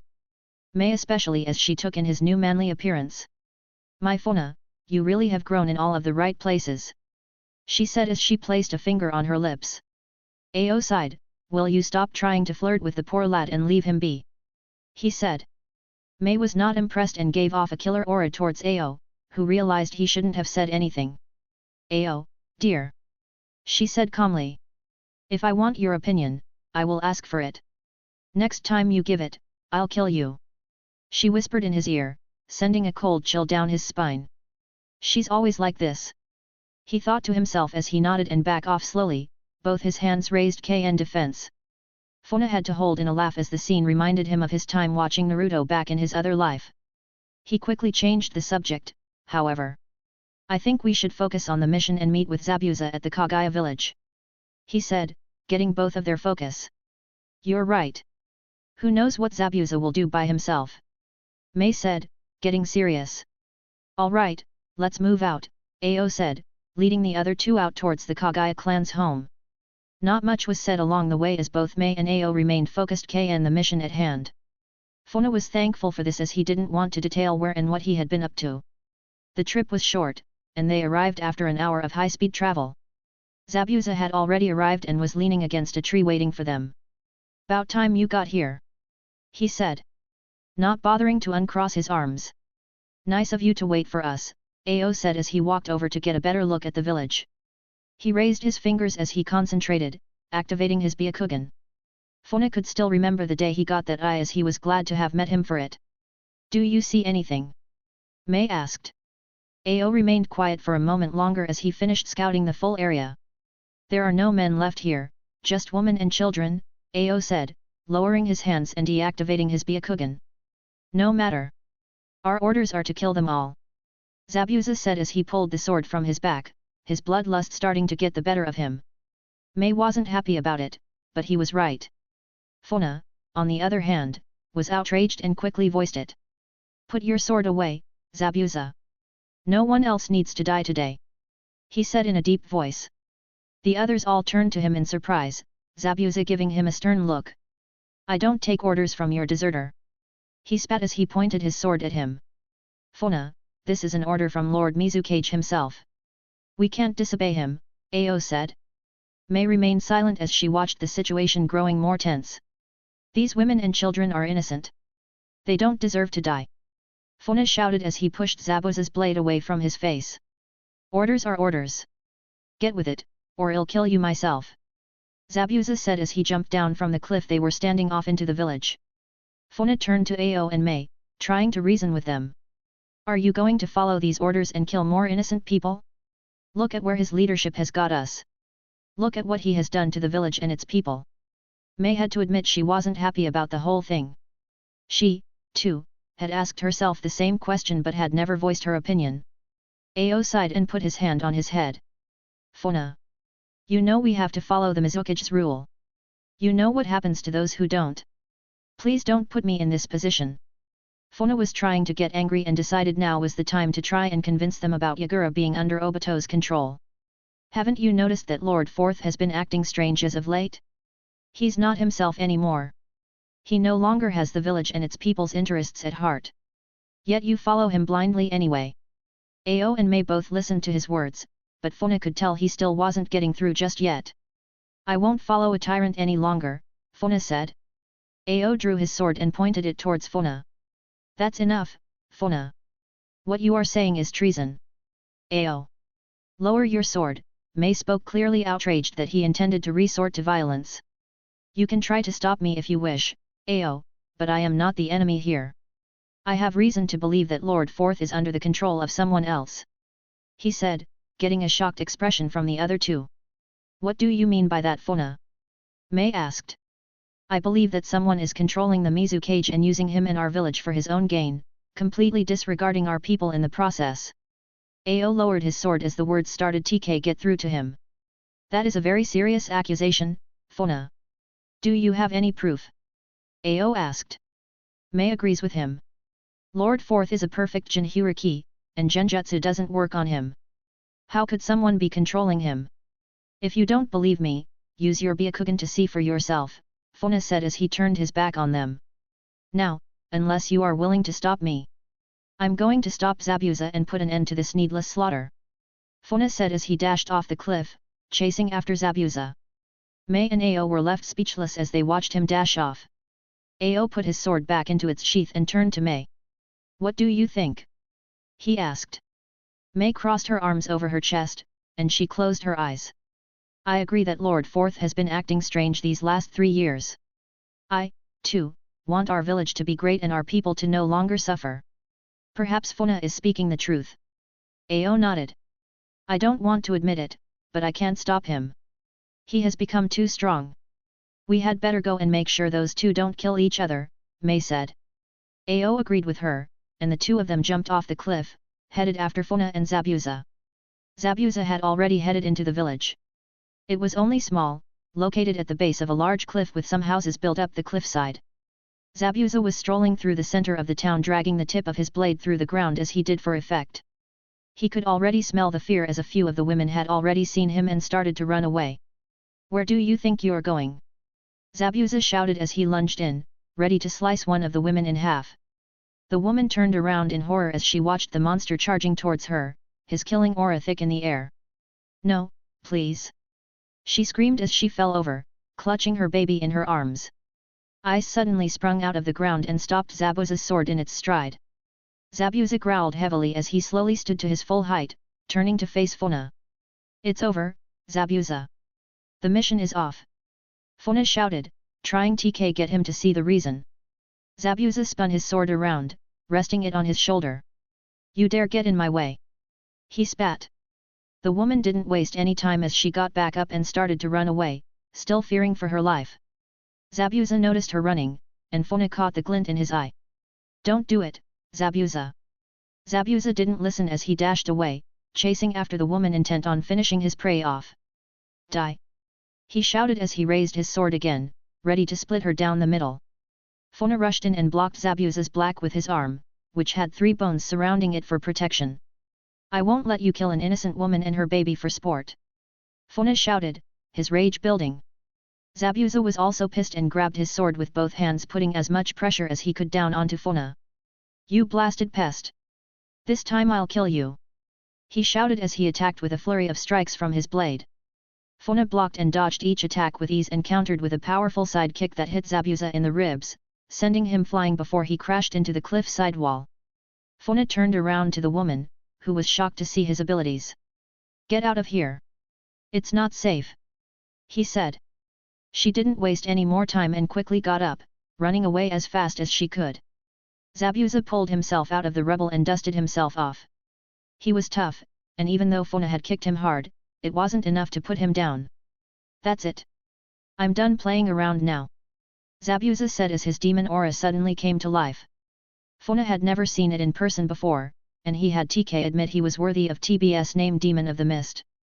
Funa nodded his head and allowed bones to ground all around his body with too hard on his head. His chakra was making the area cold, and the ground started to freeze over. I won't hold back either, Funa said.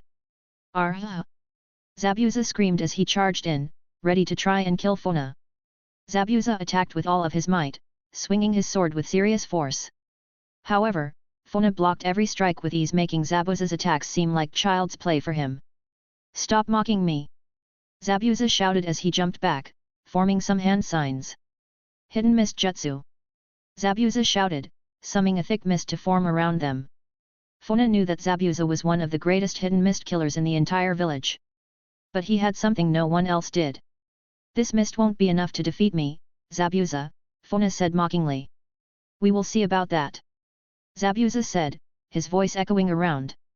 Funa closed his eyes and kept his defenses up just in case of an attack, as he concentrated on absorbing natural energy. A moment later, Funa opened his eyes and suddenly disappeared too fast for Zabuza to track his movements. Where did he go? Zabuza thought to himself as he had never seen anyone move so fast. Suddenly he felt a tingle up his spine, and he tried to turn around as quickly as but Funa was so fast that he struck Zabuza in the stomach. The force was crazy, and Zabuza dropped to his knees, unable to breathe. With a simple wave of his arm, the mist vanished, and Funa stood over Zabuza in victory. Funa had just his senjutsu to track Zabuza and then went on the counter-attack. He didn't attack using Sage Mode as he didn't want TK to kill him. Instead, he struck him with a powerful blow to the solar plexus, winding him. Funa formed a couple of hand signs and trapped Zabuza's arms and legs in ice handcuffs, ensuring that he couldn't escape. I didn't want to have to do that, but you left me no choice, Funa said. Zabuza was still struggling to breathe and had even been sick. He could feel his diaphragm spazzing out as it tried to reset itself and get some oxygen back into it. How? Zabuza said through staggered breaths. Funa looked down at him as he struggled to hear his words. How are you so strong? Said, clearly still angry at him about the whole situation. Mei and Ao arrived to see Zabuza defeated on the floor in the ice handcuff, and they were shocked. After all, Zabuza was no pushover, and it looked as if Funa hadn't even broken a sweat. Listen up, Zabuza. There is something we all need to talk about. And I won't let you leave until I have finished. Chapter 35, Chapter 35. Hello, here is the next chapter. Just a warning, this chapter is rated 18 and over. You have been warned. There is something that we need to discuss together, Funa said, getting everyone's attention. Zabuza was still wheezing from the hit he took, and his arms and legs had been bound with ice so that he couldn't escape. Let me go. He roared, still outraged. I will, but you need to calm down first, Funa said. Zabuza, this is important. I think you will want to hear it. Mei said. Shut it, you bitch. Or I'll kill you too. He shouted as he tried to break free from the ice restraints. Mei got angry very easily and walked over to him, crouching down to face him. Say that again, and you will be the one who dies. She said in a very intimidating tone. Zabuza went silent for a moment but scoffed. Whatever. He said, looking away. Back to the matter at hand then, Funa said. As I said, I believe that the Mizukage is being controlled by someone else. I think it's a genjutsu of some sorts, but I would like you to confirm it with your Byakugan. He said to Ao. Zabuza turned back to face them and was actually shocked by the news. That can't be. He said. He's right. That would take an extraordinary genjutsu caster to be able to trap Lord Fourth. Only the Uchiha clan of the Hidden Leaf could do such a thing. Ao said, still unsure. Funa nodded. I'm afraid that may well be the case. He said, deciding to withhold Madara's name for the time being. And what are you planning to do if you are right? Mei asked. The others all waiting for Funa to give his answer. I will. No. We will stop him, either by breaking the genjutsu or. Mei asked, already knowing the answer. What you are saying is treason, Funa, Ao said as he crossed his arms. Funa walked over to Zabuza and released the ice that was holding him. I know asking you to trust me is a big risk, but if we don't act now, I fear it will be too late. Zabuza slowly stood up as he dusted himself off, still not happy about this whole thing. All I ask is for you to look with your Byakugan. Ao closed his eyes for a moment as he thought about the whole thing hard. I will do as you ask, Funa, as a favor to you. He said. Funa nodded his head in appreciation. But know this. If you are wrong, I will turn you in for treason. He said, not giving the threat lightly. So you are plotting to overthrow the Fourth? Zabuza said with a sinister smile. I underestimated you, Funa. He said, turning his back on them. Where are you going, Zabuza? Mei asked as he started to walk away. Mind your business. He snapped. Mei was pissed and was about to charge at him, but Funa stopped her. It's okay, Mei. Let him go. He said, giving her a nod. She looked at Funa, his face was close enough that she could see all of his features, and she liked what she saw. They watched as Zabuza walked away and finally disappeared into the mist. Ao turned to them and placed his hands on his hips. We had better get back and report to Lord 4th. He said. And don't worry. I'll play your little game, for now, Funa, but remember what I said. I understand, Funa said. With that, the three of them left the Kaguya village behind as they started to make their way back to the Hidden Mist village. However, unknowing to the other two, Funa left one of his ice clones behind so that he could thoroughly scout out the area for anything of value. Funa, Ao, and Mei all returned to the Mizukage's office, and Ao reported the mission was complete. There are no Kaguya clansmen left, Lord 4th, Ao reported. Good work. I knew I could count on all of you. Yagura said as he locked his fingers together over his desk. You are dismissed, for now, report to me in the morning. I might have something else that needs taken care of. He said. All three of them bowed and made their exit from his office.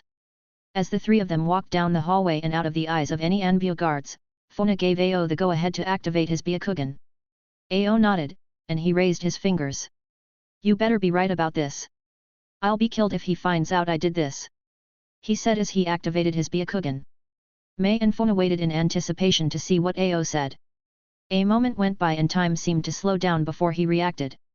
Ao's eye went wide as he deactivated his Byakugan. What is it, Ao? Mei asked, eager to know. Ao turned to the two of them and shook his head. Funa is right. Meanwhile, Zabuza had taken his loss to Funa pretty hard. He had done nothing but train and train to become stronger, honing his skills and forging them in the fires of combat. Yet, he had been made to look like a child before Funa. Zabuza had never felt so weak. Never had he felt so worthless, as if all his efforts had been in vain. He had wandered through the land of water for the rest of the night until he came to a half-decent-sized town. With nothing else to do, for the time being, Zabuza decided to head to the local bar where he could have some peace and drown his sorrow alone. Zabuza walked in as he pushed the door open. Welcome. The maid said as she suddenly went quiet, the look on her face one of fear. Zabuza was still dressed in his everyday Hidden Mist Jonin attire, complete with his flak jacket and headband. His presence had silenced the entire place, but it wasn't anything he wasn't used to. A table and a sake. Better make it the bottle. He said with his gruff voice. The barmaid nodded and offered him a small table in the corner of the room so that he would have some privacy. I'll be right back, sir. She said, clearly nervous. After all, Hidden Mist shinobi were very feared, and ordinary people tried to stay well clear of them. The girl returned with a full bottle of sake and 1 cup. Placing them down on the table, she lifted the bottle and attempted to pour some into his cup, spilling a little by accident. Give it here. He yelled as he snatched the bottle from her. The girl couldn't help but flinch, and she backed away a little too quick. Zabuza wasn't bothered, and he started to chug the rice wine, hoping to forget his misery. He drank all night, easily polishing off 4 full bottles of sake before the night was done. His temper still hadn't improved, but eventually, the alcohol took effect, and he passed out on the table. The place's owner was too scared to wake him and instead decided it would be best to leave him until morning, hoping he would leave without causing any trouble. Back in the Hidden Mist, Ao was shocked to see that Funa had been telling the truth. There was no mistaking the chakra color that signaled he was indeed under a powerful genjutsu. Only his Byakugan eye could even detect such a genjutsu, and Ao had to wonder how Funa had found out. The three of them decided to leave the Mizukage's building before they discussed anything further, and the three of them returned to Mei's house as it was the closest place. So, Lord 4th is really under a genjutsu? Mei said. Ao nodded as he took a sip of his tea. I am afraid Funa was telling the truth. It's a powerful genjutsu at that. One I don't think I can break. Mei was surprised by that as Ao was a specialist in that area, to begin with. Then how are we supposed to break it? She asked, confused. Funa stood staring out of the large window that overlooked the Mizukage's mansion with his arms crossed behind his back. He was trying as hard as he could to remember any information at all from the show that could help them here. But nothing came to mind. There is only one way, he said, not turning to face the others. Ao and Mei turned to look at him, waiting for him to continue. We have to force the genjutsu to break from the inside, he said, finally turning to face them. Just how are we supposed to do that? Ao asked. He's right. If we try to force him, we will face a battle to the death, and Lord 4th isn't a pushover, Mei said, sipping her tea. As she did, she spilled a little bit, and it landed on her breasts. Mei flinched a little at the hot liquid and started to rub it off. The action not going unnoticed by Funa. He cleared his throat and his mind from the view before he got serious again. As I was saying, I would need to get close enough to enter his inner world and converse with the three tails inside of him. If I can break the genjutsu on the three tails, it should be able to do the rest. Ao whistled. That doesn't sound easy. He said. No. Funa said. Would it not be easier to kill him? Mei said, not even batting an eyelid as she did. Ao slapped his hand on the table in protest. We can't do that. He shouted. Mei didn't flinch. Why? It would be much easier that way. Funa thought about both possible outcomes. On the one hand, they faced a battle against Yagura and the Three Tails where they would have to hold back in order to save him, putting themselves and potentially the entire village in danger. While on the other, they could kill him and avoid massive casualties and potentially a life-threatening battle. Funa knew there were only two others besides himself in the village who were strong enough to challenge him in a one-on-one battle. Mei was one of them. The other was Kisame. But Funa already knew what his path was. Yagura was no pushover, and if push came to shove, he could do a lot of damage. Funa also had to worry about what Obito would do if he found out they were trying to break the genjutsu. He highly doubted he would attack them, but he had to consider the possibility. Ao finished his tea and placed the empty cup onto the table. Well, there is nothing we can do for the time being. Not until we have come up with a plan on how to deal with this. He said. I agree. We should take more time to gather allies and plan accordingly before we act on this. Funa also nodded. Yes, that is the most logical plan of action. But, we will have to be careful who we trust with this information. Remember, we aren't trying to stage a rebellion here. The other two nodded. He's right. There are too many who would use an opportunity like this to enact their own gains. Mei said. Only people that you truly trust can be made aware of this. For now, we will treat it as an S-class top secret until we come up with a better plan. For now, we should go about business as usual. Ao said. Funa and Mei nodded in agreement and brought the conversation to a close. I think it's time to take my leave, Ao said as he stood up, thanking Mei for the tea. Funa nodded. Yes, for now, we do nothing. He said, also walking towards the door with Ao. Mei stood up from her seat as she watched Ao open the door to leave. Wait, Funa. She said just before he stepped out. I was wondering if we could talk alone before you left. She said. Ao didn't look surprised and simply nodded. I'll take my leave then. He said, bidding them good night. Funa said goodbye to Ao and shut the door, walking back into Mei's house. What is it you want to talk about, Mei? He asked, not sure what was happening. Mei walked over to the fridge, bending over as she opened it. She pulled a bottle of sake out and gave it a little shake. Will you have a drink with me? She asked, putting on a seductive smile. Funa was taken back by her boldness, but he had to admit, he kind of liked it.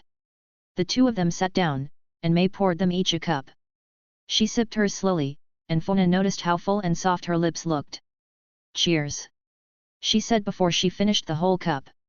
Err! She said as she wiped her mouth. Cheers! Funa said as he, too, took a large drink of sake. Wow! He shouted as he finished the drink, trying not to cough his cuts up. The sake was more potent than he had thought, hitting him almost instantly. Mei poured them both another drink as she places the sake bottle back down on the table. So Funa? She said, looking into his eyes. Yes, Mei. He said, trying to pretend the sake wasn't affecting him. You still haven't told me much about yourself. I mean, I only know what little comes through the grapevine. She said, taking another sip. Funa also took another drink, not wanting to be rude by letting her drink alone. Not much to know, Mei. He said, putting his cup down. I could say the same about you, though. He also added. Mei smiled. Well, why don't we play a little game? Funa wasn't sure what she was getting at, but his curiosity got the better of him. What do you have in mind? Why don't we play a game where we ask each other a question? Your answer. However you want, and we try to guess if it's a lie or the truth. She said, finishing her second drink. Funa had to admit that sounded quite fun. After all, he did want to know more about her backstory as he didn't know much. Okay, who starts? Funa asked. Mei rubbed the edge of her cup with her finger slowly as she gave a smile.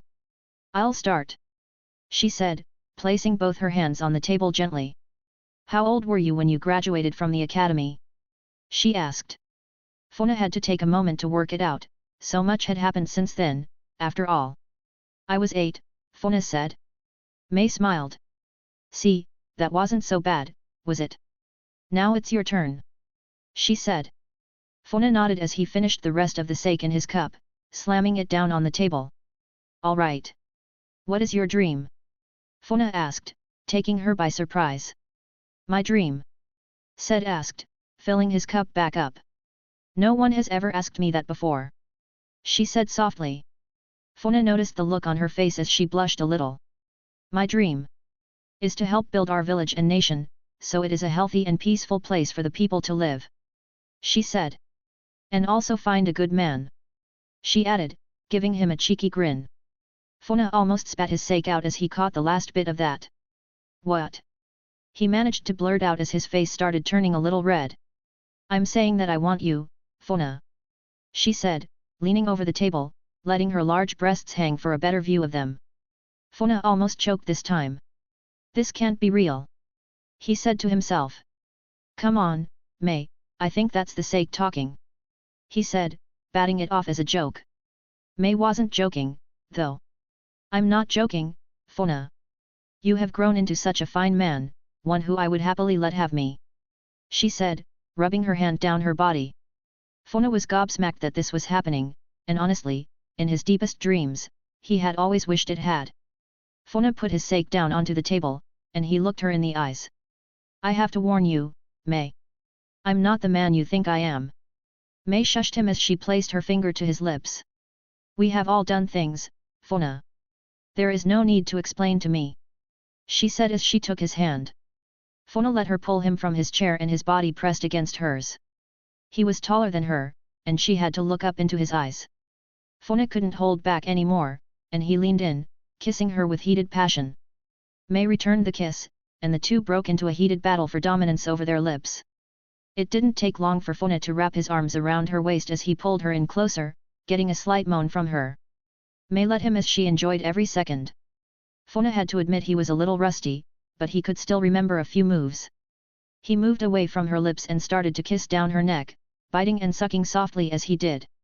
Mei couldn't contain her pleasure as she let out a moan, her legs getting weak from the sensation.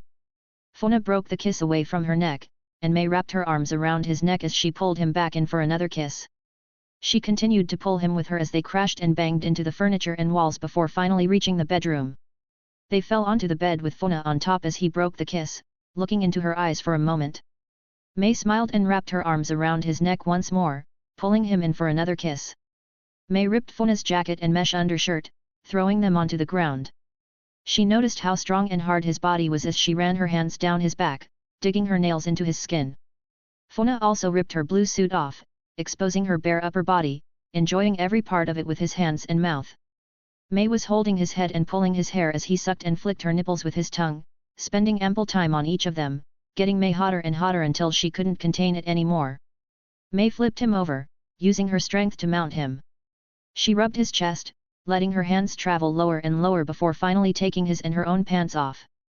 Neither of them could contain their lust for each other any longer as Mei guided him inside of her, letting out a loud scream of pleasure as she moved her hips back and forth, joining the two of them together as they made love for the rest of the night. Morning came all too fast for Zabuza as the sun shone brightly through one of the small windows. His head was pounding, and he realized he had passed out, spending the night here. Zabuza stood up slowly and noticed the owner and his daughter, who was the maid. Thanks for the sake, he said as he dropped 3 times the amount of money the bottle was worth on the table. They bowed to him in thanks, clearly still nervous until he left. Zabuza walked out onto the street. It was a cold morning, and the snow was falling heavily with a light mist in the air. Zabuza growled a little as he put his hand on his head. The cold was always good for a hangover, and he turned as he started walking down the street. The trees in the village had a thick layer of snow on them. Zabuza had guessed the snow hadn't let up all night as his footsteps crunched with every step. It was busy as people rushed around going about their business. Of course, Zabuza paid them no attention as he headed over to one of the bridges so he could cross the river. His battle with Funa was still fresh in his mind, and the sake had done little to make him forget it. Anger filled him as his chest started to get tight. "Curse you, Funa!" he growled under his breath as his chakra flared a little. He had been so blinded by his hate that he had failed to notice a small boy who was sat staring at him. The boy appeared to be homeless and had snow piling on his body, indicating he had been there for a while. "You have the same eyes as me, mister," he said as he stared into Zabuza's soul with no fear. Zabuza looked at the runt for a moment longer, taking pity on him. He could tell he was weak from hunger and would probably die if he stayed out in the cold much longer. He had medium-length black hair and a black collar around his neck. Zabuza was about to walk away when the boy smiled at him with no fear, triggering something in his cold heart. "Well, little one, will you stay here and die a beggar's death? Or will you come with me and be of a little use by serving me and submitting to my will?" Zabuza said, waiting for the boy to respond. The boy didn't respond, taking a moment to think about the offer. Finally, he stood up and walked over to Zabuza, looking up to face him. He nodded. Zabuza gently placed his hand on the boy's head, rubbing his hair a little. "Tell me your name, boy," he said. "My name is Hiku." "Hiku Yuki," he said with a blank face. Zabuza's eyes snapped open at the name Yuki. "From this day forwards, your abilities belong to me," Zabuza said as he pulled the boy into his side with his hand on his shoulder. Hiku could feel the warmth from Zabuza, and at long last, he felt safe. Knowing he was willing to do anything, this man would ask of him. "Time to take you home," Zabuza said as they set off, heading back towards the hidden mist. "Wait until you see my new ace. Funa," Zabuza thought to himself as he walked through the village with his new apprentice in hand. Thank you for reading and I hope you enjoyed. Thank you for supporting the story so far. If you can't wait for more chapters and want to help support my writing, then check out my Patreon page and get access to more chapters and faster update times. Chapter 36, Chapter 36. Funa slowly woke up as the morning sunlight shone through the crack in the blind. His head was pounding from the sake the night before, and he slowly took a look to see where he was. "Where am I?" he thought to himself as he turned his head to the side. His face suddenly went a little red as his first sight was Mai's exposed chest. Funa then looked around the room, and the memories came flooding back. "Good morning," Mai said as she stretched, smiling at him before she placed her head on his chest. Funa smiled back and realized it wasn't a drunken mistake. "Good morning," he said, placing a hand on her head. Mai giggled a little bit before sitting up. Of course, she didn't bother to pull the blanket to cover herself up as she stood, stretching her arms into the air. "Would you like some breakfast?" she asked, giving him a wink. Funa couldn't take his eyes off her body, and Mai had to repeat the question to get his attention. "Why yes. Sorry," he said, giving a small laugh. Mai wasn't bothered, and she walked off, placing a robe on before heading into the kitchen, leaving Funa alone in the bedroom. What have I done? He thought as the memories of the night before played over and over in his head. It wasn't like he regretted it. In fact, it was the complete opposite. His only worries were where it would lead. It could make things very difficult or awkward between them if he hurt her feelings. After all, Funa wasn't looking for a relationship right now. Funa threw the covers back and slowly stepped out of bed as he got out of bed and pulled his pants back on before he joined Mai in the kitchen. She was currently cooking some eggs while humming to herself as she noticed Funa enter the room. "I've put some orange juice on the table for you, oh, and I hope you like scrambled eggs," she said, very cheerfully. Funa gave a big grin and sat down at the table. "Thank you," he said as he poured himself a glass of orange juice, taking a large gulp. Mai put 2 plates out and placed some of the eggs on them. They looked perfectly cooked, both soft and fluffy. "Well, dig in," she said with a smile. Funa did just that, and the two of them ate breakfast together with a smile. Mai pushed her plate away from her a little once she had finished her breakfast and placed her elbows on the table, resting her chin on her hands. "I want you to know, Funa. Just because we slept together doesn't mean you have to make a decision to be with me right away," she said, rubbing the edge of her glass slowly. Funa was still eating and almost choked on his eggs at what she said. He quickly recovered and looked Mai in the eye to give her a response. "I'm glad you think that, Mai," he said. "I'm not looking for a relationship at the moment, and with everything that is going on, I have to focus on myself and the village first. I hope you understand. Mei had to admit she was a little hurt. But she understood, after all, they had the same goal, and the village came first. For the moment. I agree. She said. I want the same thing you do, Funa. I really do. But mark my words. You will be mine one of these days. She said with a playful wink. Funa gave a playful smile before he nodded and finished his eggs. He stayed for a little while longer, and the two of them ended up sharing a shower together. Use your imagination. It was around midday now, and it was time for Funa to take his leave. After all, he had his own business to attend to. He bid Mei farewell, and she waved to him in her robe. Funa had thoroughly enjoyed himself, but now it was time to focus on what he needed to do. The first thing on his list was to go and see Hatsu. After all, he had left Kimimaro in his care for long enough. Next on his list was to find himself a house to stay in, which shouldn't be too hard given all the money he had saved over the years. Last was to enroll Kimimaro into the academy. Again it wouldn't be too hard. Once, he visited the head instructor, that was. Funa arrived at Heita's house not long after and knocked on the door. Heita's wife answered and let him in, greeting him and showing him to where Kimimaro was. The kid was currently sitting in the garden as he played with the birds. He looked happy, and Funa smiled at the sight. Kimimaro noticed his presence and turned around, running over to him. You're back, Lord Yuki, he said with a big smile on his face. Funa was taken back by his greeting and put his hand on his head, rubbing his hair. Good to see you again, kid, but what's with the Lord Yuki? He said. Kimimaro laughed as he pulled away to sort his hair out. It's what Mr. Hatsu said I should call you.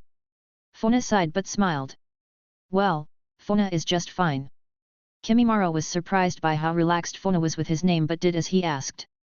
Where is Hatsu? Funa asked, noticing that he wasn't around. He has been summoned for a mission. He said he could be away for a week at most. His wife said.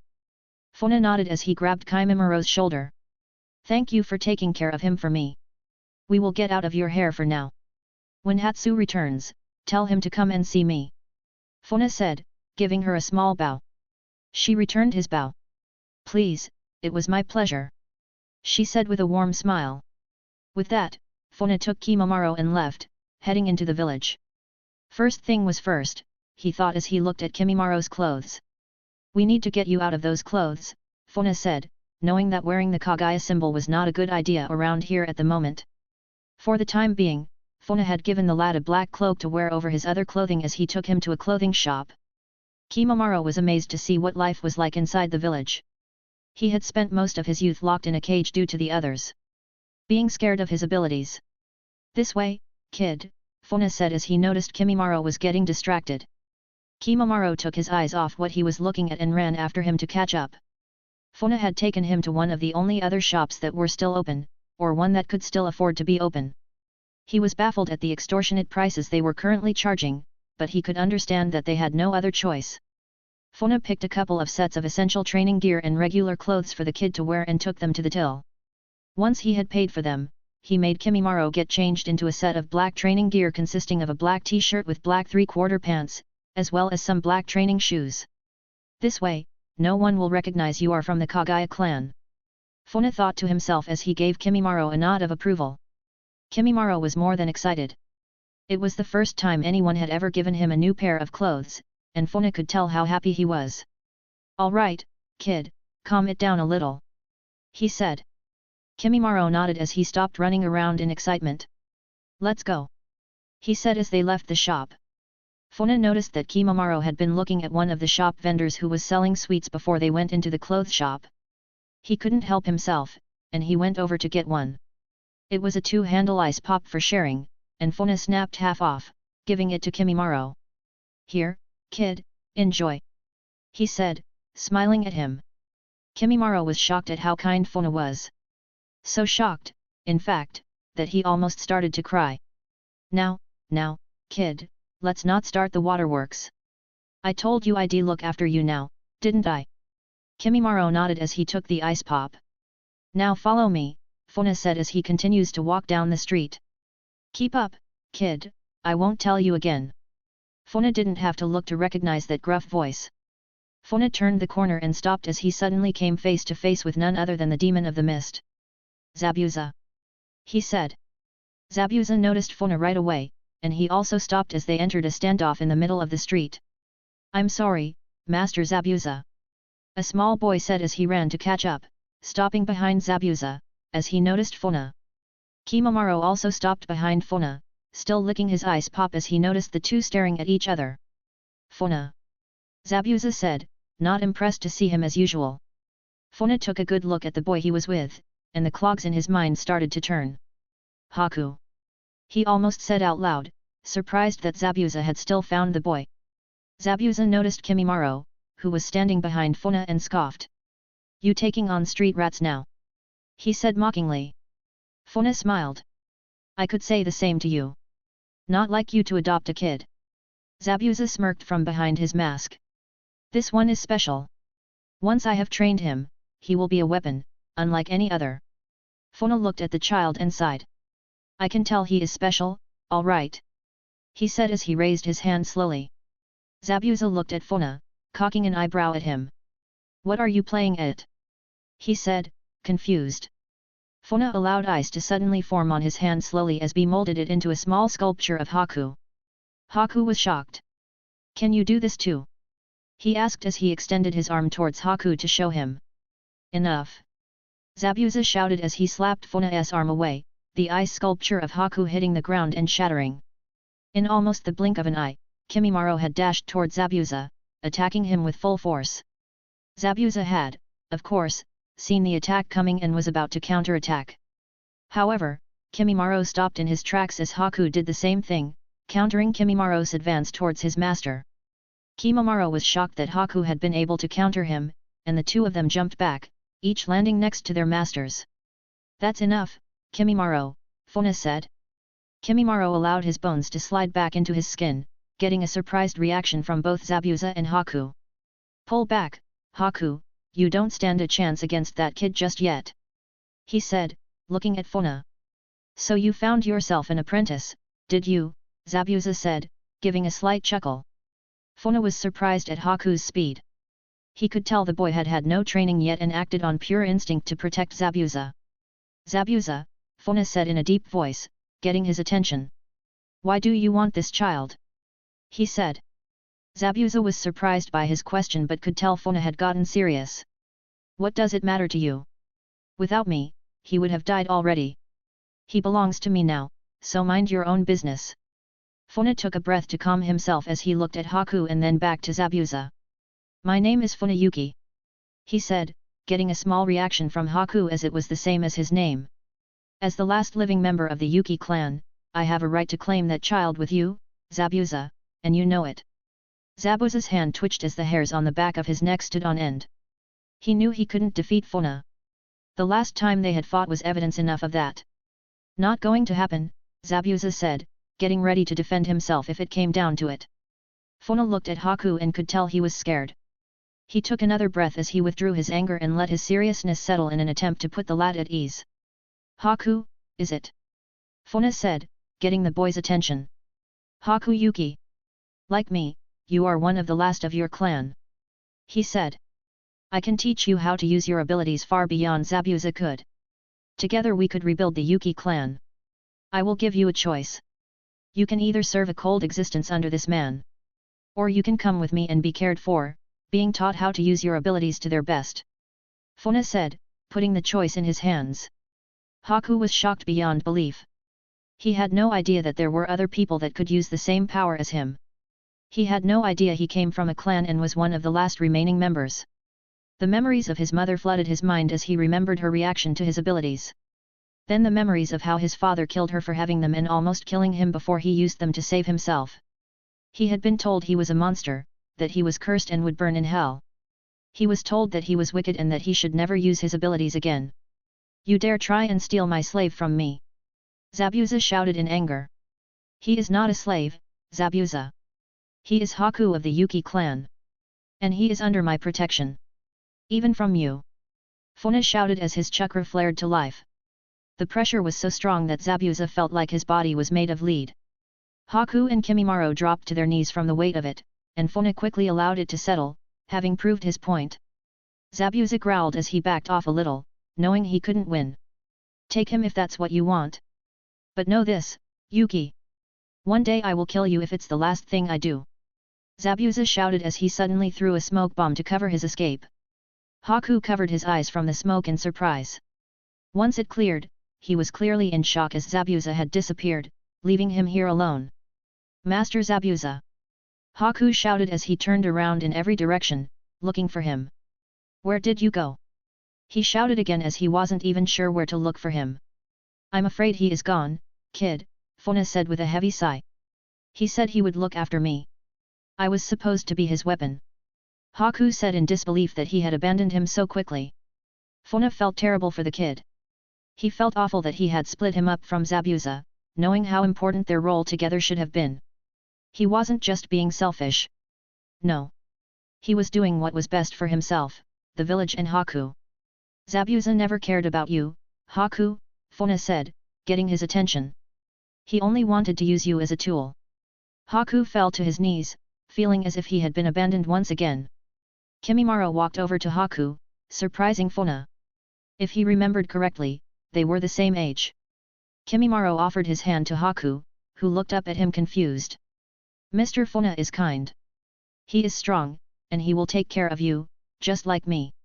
He said, smiling at Haku. Haku was taken back by his compassion towards him. Funa walked over to the two of them and placed his hand on Kimimaro's shoulder, offering Haku his other hand. I promise you both. I will look after you and teach you everything I know. Together you will help me change this nation into a place that is safe for all to live. Haku could see Funa in a new light as he listened to his words. Slowly he reached his hands out to take Kimimaro's and Funa's at the same time. They pulled the boy to his feet, and Funa placed his hand on his shoulder just like he had done with Kimimaro. All right, boys, what say we go and find a new house where we can stay, at? With that said, Funa took Kimimaro and Haku with him. He had never planned to take them in as his students, but then again, he had not planned for a lot of things that had happened in this world. Funa headed to the housing clerk, the one that dealt with shinobi leaving quarters. Now that he had two others that would be staying with him, he would need a bigger place than his last apartment. Funa entered the office and could see the head clerk sorting out some paperwork. He was also a hidden mist shinobi, yet he rarely saw combat these days. Funa walked over to the desk and cleared his throat. The clerk didn't bother to look up as he kept writing whatever he was writing. The office is closed at the moment.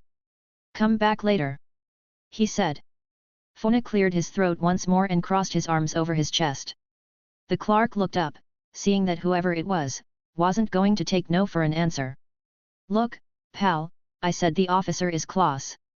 He started before he realized who Funa was. You were saying?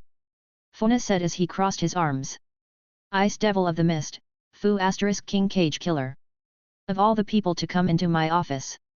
He thought to himself as he quickly closed the documents in front of him. My apologies, sir. How can I help you? He asked, being much more polite. I need a house, one with at least 3 rooms, Funa said bluntly. Right. Let me take a look at what we have. He said as he pulled out a large document with the current houses available. He started to flick through them, using the index to find what he was looking for. Ah yes, as luck would have it, I have just the place. He said, showing Funa a picture of it. The place looked a little run down, but the outside grounds were extensive, with plenty of space. It was an old livestock storage area that was converted into a house. Complete with 3 bedrooms, large outdoor space and a large indoor hall full of junk. However, it is a little on the pricey side. Funa checked the pictures and then looked at the price. He wasn't kidding. It was currently listed at 750,000 RY. Funa sighed and thought about it hard. All right, I'll take it. He said as he summoned an ice mirror, reaching his arm through it and pulling out a large bag of money. A few moments later. Once they had counted out the money, the clerk filled the paperwork out and signed a couple of documents before asking Funa to sign a couple of times. All right, that's all complete. Congratulations on your new home. He said as he gave Funa the paperwork proving that he now owned the property assigned by the clerk of the village hidden in the mist. Funa took it and walked out of his office to find Kimimaro and Haku waiting for him patiently. All right, boys, how about we go and see our new home? he said. Both of them nodded in excitement, and the three of them went off to see their new home. Meanwhile, Zabuza had retreated, leaving Haku with Funa. He knew he couldn't defeat him, yet the rage he felt towards him was burning hotter and hotter. "Curse you, Yuki!" he said as he punched a tree he was set by, shattering its bark with one blow. Zabuza was no pushover. He had mastered all of the 7 swords that the village still had access to, yet, choice to wield none of them as they didn't suit his current fighting style. He was currently 20 years old and already considered an S-rank ninja. But for all his power, he still paled in comparison to Funa. "I have learned all I can here. This village is doing nothing but holding me back now," he said as he stood to his full height, overlooking the village from the hillside he was stood on. "Mark my words, Funa. One day you will pay," he said before he disappeared into the mist, leaving the village once and for all. Fuyana, Haku, and Kimimaro arrived at the house and could see it was a little run down. It had clearly been vacant for a while now and needed a good clean. It was very large with a large front and back garden as it was located on the village's edge. It had a large living area, a huge kitchen and 3 very spacious bedrooms with 2 bathrooms to boot. All in all, it was perfect. Funa walked through into the back garden and could see the large storage unit. It looked like an old barn that had just been used to throw a load of crap into. But Funa saw it for more. He saw it for what it could be. He knew that once they cleared all of the crap out of it, he could turn it into a training hall, one where he could train the boys in secret. "Okay then," Funa said, getting Haku's and Kimimaro attention. "First thing is first, boys. It's time to get cleaning," he shouted as he made the hand signs to create some ice clones. Alright, that's the end of this chapter. Thank you for reading and being patient for the updates. If you would like to support the story more and gain access to new chapters, please check out my Patreon and the link is in TBS story bio. Also, if you haven't already, please check out my original story, Tales of Asteria. Chapter 37, Chapter 37. Funa, along with the help of his clones and Haku and Kimimaro, had cleaned the entire house in record time. They had also gotten rid of all of the junk and rubbish, painted, sanded and even added a few extras to the place. Funa stood outside as he admired his handiwork, looking at what had been a large barn full of crap. He had now turned into a large dojo and training area that he would use to help train the boys. "Take a good look," he said to both of them as they stood by his side. "You will be spending a lot of time in this dojo," Funa said as he opened the large doors to enter inside. The space was large and wide, the floors a smooth wooden surface with plenty of room to move. It was empty for now, but Funa could add more things in time. For now, there was no rush. Haku and Kimimaro followed him inside as they, too, took a good look around. "What are we doing here, Master Funa?" Haku asked. "Please, Haku. It's just Funa. But if it makes you feel better, you can call me Sensei." Haku nodded with a smile. "Yes, Funa Sensei." Funa couldn't help but smile. The word Sensei was something he never thought he would be called. "Alright then, boys. Today will be your first test so I can see where your current strengths lie," he said as he made the hand signs to create an ice clone. Haku and Kimimaro looked amazed and watched as the clone walked to the center of the dojo. "You will fight one of my ice clones until you cannot fight anymore, or you win," he said, giving them a smirk. Haku looked a little nervous, and Kimimaro had a blank expression on his face. "Feel free to attack me anytime you are ready," the clone said as it crossed its arms. Haku took a ready stance as he wasn't sure how to approach, but Kimimaro simply charged in without any concern. "So you're first," Funa said as Kimimaro charged in, jumping into the air as he attacked with a spinning kick. Funa dodged the attack and sidestepped, creating some distance between them. Kimimaro followed it up with another charge as he attacked with a flurry of different attacks. Funa dodged and blocked them all as he slapped Kimimaro hand away before using a small burst of wind-style chakra to send him flying across the room and sliding across the smooth wooden floor. "Not bad, Kimimaro, but too hasty," Funa said. He quickly turned around as he blocked a heel kick to his head from Haku, who flipped back, landing in a squat before he ran in, throwing a small handful of punches. Funa could tell he was acting out of pure instinct and didn't know how to fight just yet. Funa easily batted Haku's punches away and grabbed his wrist before sweeping him to the ground. Haku hit the floor and clutched his chest as he tried to get his breath back. Maybe I should have started by teaching him how to fight before throwing him in the deep end, Funa thought as he turned back around to deal with Kimimaro. Kimimaro had charged in again. He had bones sticking out of his body as he twisted in the air, trying to hit Funa with them. He also slashed at him with his arms as he held 2 blades, one in each of them. He was fast, and Funa could tell he was already stronger than most genin and even churning level ninja. Funa allowed a bond blade to appear in his own hand as he blocked and parried each of Kimimaro's attacks before he kicked him back with a bit of force. Kimimaro used the bones of his ribs to block the attack and flipped onto his feet. "He's a natural," Funa said, impressed at his ability.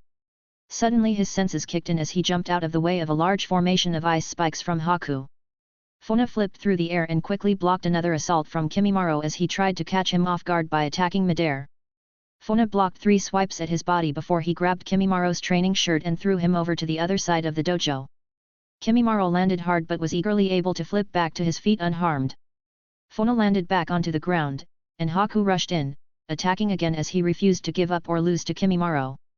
Kimimaro joined him, and the 2 of them fed off each other's attacks as they got faster and faster. Funa was amazed at their ability but decided enough was enough. Quickly Funa booked a kick from Hiku with his shin and stopped Kimimaro's bone blade with his own, using his free hand to create a couple of quick hand signs. Suddenly ice froze around Hiku, and Kimimaro's feet as the 2 of them became stuck on the spot. "Not bad boys, not bad at all," the clone said before it melted into water. Hiku and Kimimaro looked surprised and then turned around as the real Funa walked over to them and released the jutsu, freeing their legs from the ice. "That is enough sparring, for now, boys," he said as he crossed his arms. "The best thing I can do for them is to get them enrolled into the academy. That way, they will learn all of the basics without me having to be here all the time," he thought. "Right, you 2 stay here," he said as he made another clone. "What about you, Funa-sensei?" Kimimaro asked. "I have some important matters to attend to, but my clone here is going to give you some training to work on while I'm gone," he said as he patted each of them on their head. Both of them smiled, and Funa left the boys with his clone as he headed out for the academy. Funa hadn't been here since he had graduated at the same age Hiku and Kimimaro were now. The place had changed a lot over the years, and the kids here looked a lot happier than they had when he was there. Funa walked through the grounds and could see a few of the classes that were taking place. Some were practicing taijutsu while others were training with shuriken. He had to say the training seemed a lot softer than he remembered, but that was probably for the best. Funa entered into the academy's main building, where he knew the instructors spent most of their time. He walked all the way through the hall without bumping into anyone until, finally, he reached a large office that was labeled Head Instructor. Funa didn't bother knocking and opened the door, to the head instructor's surprise. "What are you doing?" he asked as Funa walked in unannounced. The head instructor's eyes opened wide as he realized just who it was that had walked into his office. "Why you?" he said in shock as he recognized who he was. "Good to see you again," Funa said, remembered the man. He had met him long ago, back during the war. Leaving a powerful impression as he was pretty sure he had threatened to kill him. "What does the cage killer want with me?" he asked, not standing from his chair. Funa smiled as he sat down across from him on one of the other chairs. "Long time no see," Funa said as he tried to think of his name. "It's Shibata Yuji," the man said, jogging Funa's memory. "Yes, Shibata. Well, I need a favor," Funa said as he crossed his legs.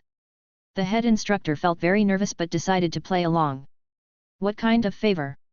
"I would like to enroll 2 students at the academy," Funa said in an innocent tone. Shibata almost breathed a sigh of relief after hearing the request. However, he couldn't help ask questions. "So, how old are these students?" he asked as he grabbed a pen and paper. "They are 8 years old," Funa said. "Perfect age. Do they have names?" Shibata asked. "Kimimaro and Hiku," Funa said, leaving their last names out. "Right," he said as he finished writing the request forms out before handing them to Funa to sign. "I can't help but wonder, just why do you want these boys to enter the academy?" Shibata asked. Funa signed the part to say he was their guardian and looked at Shibata in the eye. "Let's just say I owe them this much," Funa said, giving him a stern glance. That was all Shibata needed to know as he decided his life wasn't worth the risk. "That's all done. When are Yoi looking for them to start?" he asked. "Tomorrow," Funa replied as he left the office. Shibata leaned back in his chair and wiped the sweat off his brow. That was the first time he had seen Funa since all those years ago, and if anything, he felt more threatening now than ever before. Funa left the academy grounds pleased with his handiwork. All of a sudden, Ao appeared next to him as he greeted him with a nod. "I've been looking all over for you, Funa," he said, placing his hand on his hip. "What's the matter, Ao?" he asked. "We have been summoned by Lord Fourth. He wants to see us now," Ao said, seeming concerned. "Is that right?" Funa said. "You think he knows?" Ao asked. Funa shook his head. "No. Let's go and see what he wants," Funa said, convinced that Obito wasn't on to him. Both of them reported to the Mizukage's office and reported for duty. "Ah yes, Ao, Funa. Come in and shut the door," Yagura said. All of the elders were also present, along with Fuyuki and Kisame. "Now that you are here, we can get down to business," Yagura said as he stood up and looked out of the large window. "I have received word that Zabuza Momokai has left the village and gone rouge," Yagura said, turning to face them. Funa was shocked by the news and knew it was his actions that must have driven him to leave. "So, the Demon of the Mist is a traitor now," Kisame said. "As a previous Anbyo captain and member of the Seven Swordsmen. This is unacceptable," Fuyuki said, outraged. "Imagine the secrets he could sell to our enemies," he continued to say. Yagura raised his hand for silence before he spoke. "That makes 3 members of the 7 swordsmen that have gone rouge now.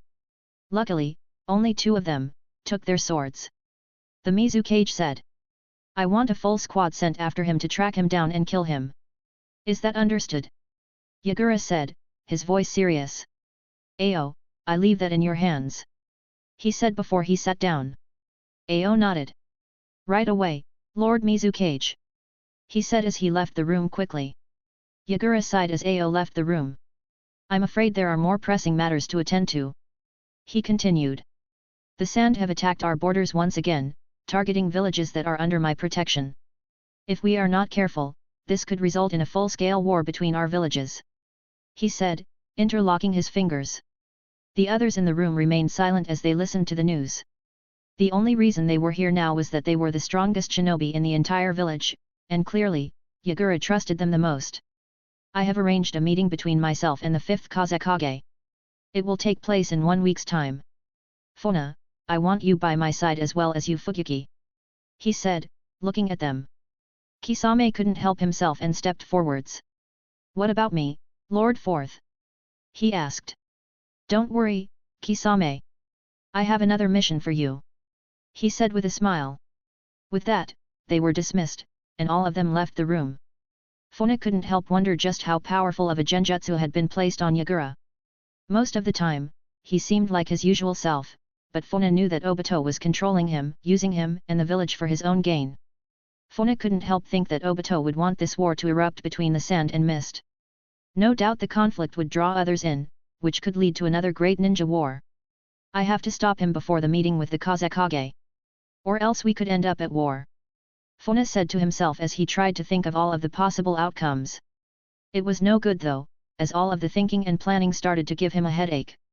All he knew was that now the plan to rescue or kill the Mizukage had to be brought forwards. As if on Kao arrived to talk with Funa. "Perfect timing Ao," he said as he greeted him.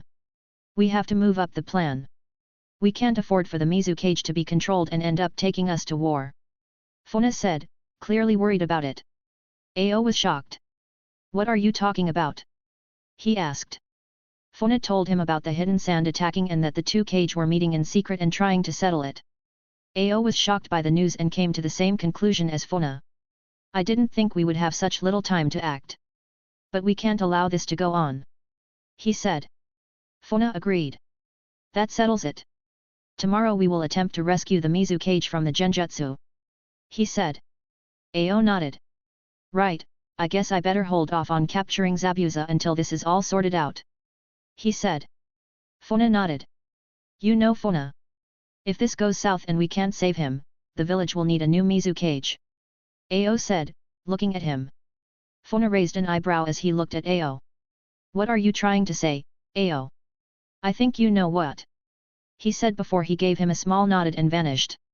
Funa hadn't thought about that.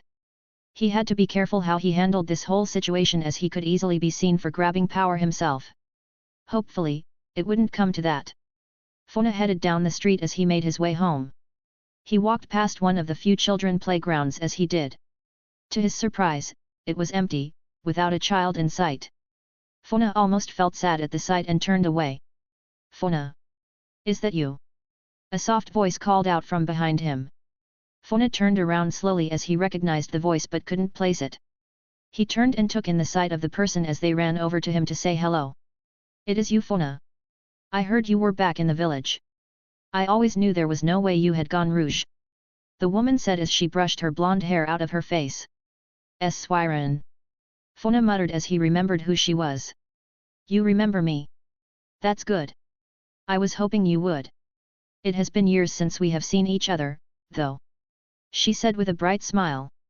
Funa was very surprised, to say the least, as he took in all of her features. Swiren. He said, smiling at her. It has been a long time. How are you? He asked. Swiren returned his smile as she couldn't help notice how handsome he had gotten, her cheeks turning a little red as she got a better look at him. I'm well, thank you. She said, brushing one of her bangs over her ear. Funa ended up walking all of the way home with Swiren as they talked about the past and what they had been up to over the years. I have just got back from a mission, and well, of course, I already have another mission a few days from now. She said, sighing. Funa laughed a little. It sounds like you have been busy, Swiren. He said as he stopped outside his house. Swiren didn't realize and kept walking as she continued to talk. Yeah, something about a mission to do with the Cipher Division, apparently we even need a member of the 7 ninja swordsmen to be our bodyguard. She said before turning on her heels, realizing she had walked off. Oh, I'm sorry. She said as she walked back over to him. I was in my own little world. She said with a shy smile. Funa couldn't help but think about what she had said. Something about the Cipher Division just didn't sit well in his head. Hey Swiren, why don't you come in for some tea, and we can catch up, Funa said as he opened the gate. Swiren looked at the large house and almost had to close her mouth. Is this your house? Yeah, I just got it. So how about that tea? He said as he opened the front door. Swiren took a moment but quickly nodded her head as she followed him inside. Funa took her to the kitchen, where they could sit down around a table and chat for a while. He placed the kettle on the stove and prepared the teacups before sitting opposite Swiren and giving her a smile. Swiren was a little nervous and tried her best not to blush at his smile. So, Swiren, you were saying something about a mission with the Cipher Division? Funa asked. Swiren nodded as her shyness went away. Yes, sorry. I know I'm not supposed to tell you, but I feel so at ease around you it just slipped out. She said. What about the part where a member of the ninja swordsman will be your bodyguard? Funa asked, leaning towards her a little. She was a little taken back by his advance, and she leaned back a little, not sure what to do. Well, rumor has it that our bodyguard will be Kisame Hoshigaki. She said, giving him the information. The clogs inside his brain turned and twisted as his memory suddenly flared to life. When did you say you are going on this mission? Funa asked, trying not to seem too panicked. It's not tomorrow but the day after, Swiren said. Funa was about to say something, but the whistle of the kettle cut him off. He looked over to the kettle and then back to Swiren. I'll get the tea. He said with a smile. Funa turned the stove off and started to pour the boiling water into the cups. If he were right, Kisame would kill the entire team on this mission at the orders of Fuyuki. Then he would kill him and take his sword before Obito would reveal himself to him and recruit him into the Akatsuki. This information changed his whole plan, and he would have to notify Ao about it. If Obito would reveal himself to Kisame, then perhaps he could set up an ambush to undo the genjutsu. His choice now was between a battle against the Mizukage and the Three Tails. Or potentially Obito and Kisame. He would have to think long and hard about his decision before he came up with a plan.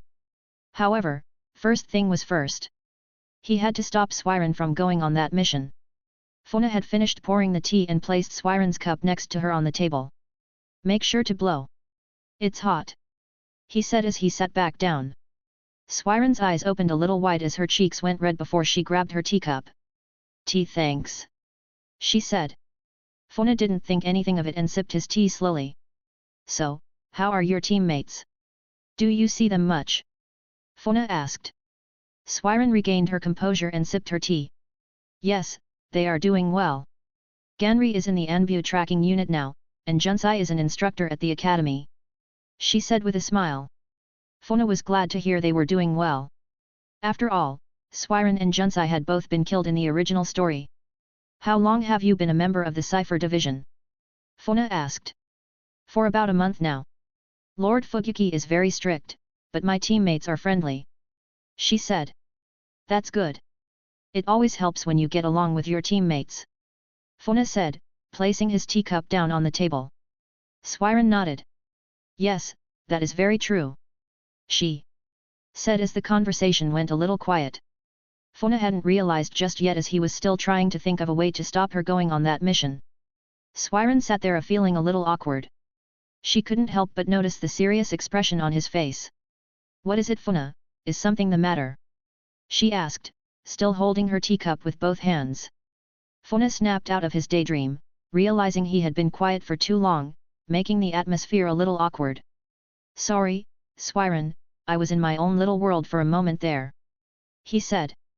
Swiren waved her hands, it's all right. I do it myself quite often. Funa noticed her smile and her perfect teeth. Unlike most Miss Shinobi, they were not filled down to use as a weapon. She was a pretty woman, and he couldn't help be attracted to her. I'm sorry, Swiren, but this is for your own good, Funa said as he suddenly started forming hand signs. Swiren looked very surprised at what he was doing, so surprised she had failed to even move. The mission you are about to go on is a decoy, and Kisame will kill every one of you. I can't order you to go on it, but I can seal it in this conversation from your memory. Funa said as he finished the hand signs. Swiren pushed her chair back as she stood to her feet, feeling a little scared of what was happening. Funa, what are you doing? She shouted as she raised her hands in defense. It was no use, though, as Funa cleared the gap faster than she could blink and placed his hand on her forehead, enacting the sealing jutsu he was using. I will seal your memories of this entire conversation and the knowledge of your mission and duty. Once the jutsu is undone, all of the memories will return to you. I only hope you can forgive me. Funa said as he activated the jutsu. Swiren's eyes opened wide as the seal set on her forehead. Her body relaxed, and her eyes closed as she started to fall to the ground. Funa caught her in his arms and looked at her peaceful face. I'm sorry about this, Swiren, but there is nothing else I can do to save you. Please forgive me. With that, Funa took Swiren back home and put her in bed. She would have no memory of what had happened and no memory of her mission. This way, Funa could save her life again. Funa returned home and decided it was time to check on the boys. Haku and Kimimaro had been training all day now, and Funa looked forward to seeing their progress. He entered the dojo and could see his clone standing over them. Guess I had better release the jutsu and see what they have been doing, Funa said as he did just that. All the knowledge of his ice clone came rushing into his mind, and he smiled at their progress. Haku and Kimimaro had now noticed the real Funa was back, and they rushed over to greet him. You're back, Funa-sensei, Kimimaro said excitedly. Haku did the same, and both of them looked happy. So boys, why don't we review your progress? Thank you for reading. I hope you enjoyed the chapter. If you want faster updates and quick access to more chapters, check out my Patreon account. Link is in the story bio. Chapter 38, Chapter 38. The next day arrived faster than expected as Funa slowly pulls himself out of bed. Today was the first day Haku and Kimimaro would be attending the academy, and they had been up late with excitement. Funa pulled his clothes on and walked down the hall to open their bedroom doors to wake them. However, they weren't there. Where the hell have they gone? He thought as he walked down the stairs. Haku and Kimimaro were sat at the table to his surprise. Each of them sitting quietly with an empty plate in front of them. Good morning, Funa-sensei. They both greeted with a slight bow. Good morning, boys. Have you eaten already? He asked, noticing the empty plates. No. We were waiting for you, sensei. Haku said with a sheepish look. Funa gave a big chuckle as he walked over to him and patted his head. Don't be silly. While you stay with me, you can eat as much as you like. No more starving. Funa said with a severe tone. Both of them seemed as if they were about to cry, and Funa quickly changed the subject. Now who's hungry? He said, getting a cheer. After Funa cooked them all breakfast, he told them to go and get ready for their first day as it was almost time to head out. They did just that, and Funa walked them down towards where they would be spending a lot of time. Alright, boys, remember. Try not to use your Keksh Genkai as best you can, and don't kill any of the teachers or other kids, alright. Both Kiimuro and Haku looked at him and gave a nod. We promise, Funa-sensei. They both said. Good. Now go and have fun. He said as he patted both of them on the shoulder, sending them inside the academy. Funa watched as they went in with the other kids, and he couldn't help feeling like a proud father. I will do my best to make you strong. Funa thought to himself as he watched them vanish inside. He didn't linger for long as he turned around and walked away. After all, he had more pressing matters to attend to. Today was the day he had arranged a meeting with Ao and as many followers, they could gather within the village's ranks. It was tough as they had to choose those that would be willing to fight and those that would not betray them. That left mostly only the subordinate of the leading members of the coup. Hopefully, Ao would work some magic, but Funa doesn't want to get his hopes up. Funa headed to the secret location that the two of them had set. It was an old warehouse that had been abandoned and boarded up. Ao had scouted it out using his Byakugan, finding it had a large underground storage area that was empty. Funa had already placed a ceiling tag inside it and entered an ice mirror, slipping out onto the platform as he joined Ao and the others. Everyone was a little shocked at his entrance and suddenly went quiet at his arrival. Funa hadn't realized there would be so many here, and at a glance, he counted around 60 shinobi. Sorry, I'm late. He said to Ao. It's no bother, Ao said as he walked over to address the crowd of shinobi. Better late than never, Funa, Mei said, giving him a little wink as she walked over to greet him. He hadn't seen her since their night together. And morning, and he felt a little bad. Hey Mei, good to see you're here. He said, not letting himself feel awkward. Mei smiled and crossed her arms over her chest, doing the same. After all, they were both adults. Funa. A male voice that Funa recognized called out. Funa turned around with a smile on his face as he greeted Hatsu. Hatsu, glad to see you got my message about the meeting. He said with a smile. Hatsu nodded. That's right. He said as he pointed his hand to a man behind him. You remember Kaga? He said as the blonde-haired man greeted him. It's good to see you again, Captain Yuki. He shouted with a razor-sharp smile on his face. Funa remembered that the last time he had seen Kaga was just after the whole Kazekage battle. He was glad to see he was still alive and well. Good to see you too, Kaga, Funa said with a smile. Ao suddenly spoke up as he got everyone's attention. All right, you lot, settle down. He shouted. Now, I have asked you all to gather here at the wish of a good friend of mine. He said as he stepped aside, allowing Funa to take center stage. Everyone in the crowd started to whisper amongst themselves as they recognized who he was. Funa let them chat for a moment longer before he allowed his presence to spread, demanding respect and authority. Thank you, Ao. He said as he took center stage. My name is Fuyona Yuki. He said, letting it sink in. I have asked Ao and the others behind me to gather you here today to speak about something that may seem hard to believe. He paused for a moment as he let his words sink in. It has come to my attention that our Kazekage is under a powerful genjutsu. He said, getting a hasty reaction. Everyone suddenly burst out into murmurs as they couldn't help contain their thoughts. I know this is hard to believe. But he is being controlled, doing the bidding of another who is using him and our village for their own gain. Everyone was talking louder and louder now as they couldn't believe the news. Why should we believe you? A voice shouted. Yeah, you're one of those tailed beast monsters. Another man shouted. Funa didn't respond as everyone else in the crowd started to shout at him. That's enough. A voice shouted over them all, coming from the center of the crowd. Funa looked to see who it was, surprised when he saw Ganri, who was the team leader of the team Swiren was a part of. Those of you who know me know that I don't allow myself to follow others blindly. He said, getting their attention. Ganri was a respected member of the Anbu tracking unit and had completed many missions, holding a high success rate. I have worked with Captain Yuki here before. If he says, it's true. Then it is. He said, daring anyone to challenge him. Ao also stepped forwards. It is true. I have seen it with my Byakugan. He said, getting a shocked reaction from everyone there. That's right. Funa here is the only one of us who noticed it. Now you had better listen to what he has to say. Mei said as she flicked her hair, getting a glance from all of the men in the room. Funa waited for it to go quiet again before he spoke. I have reason to believe that the one controlling our Mizukage is Madara Uchiha.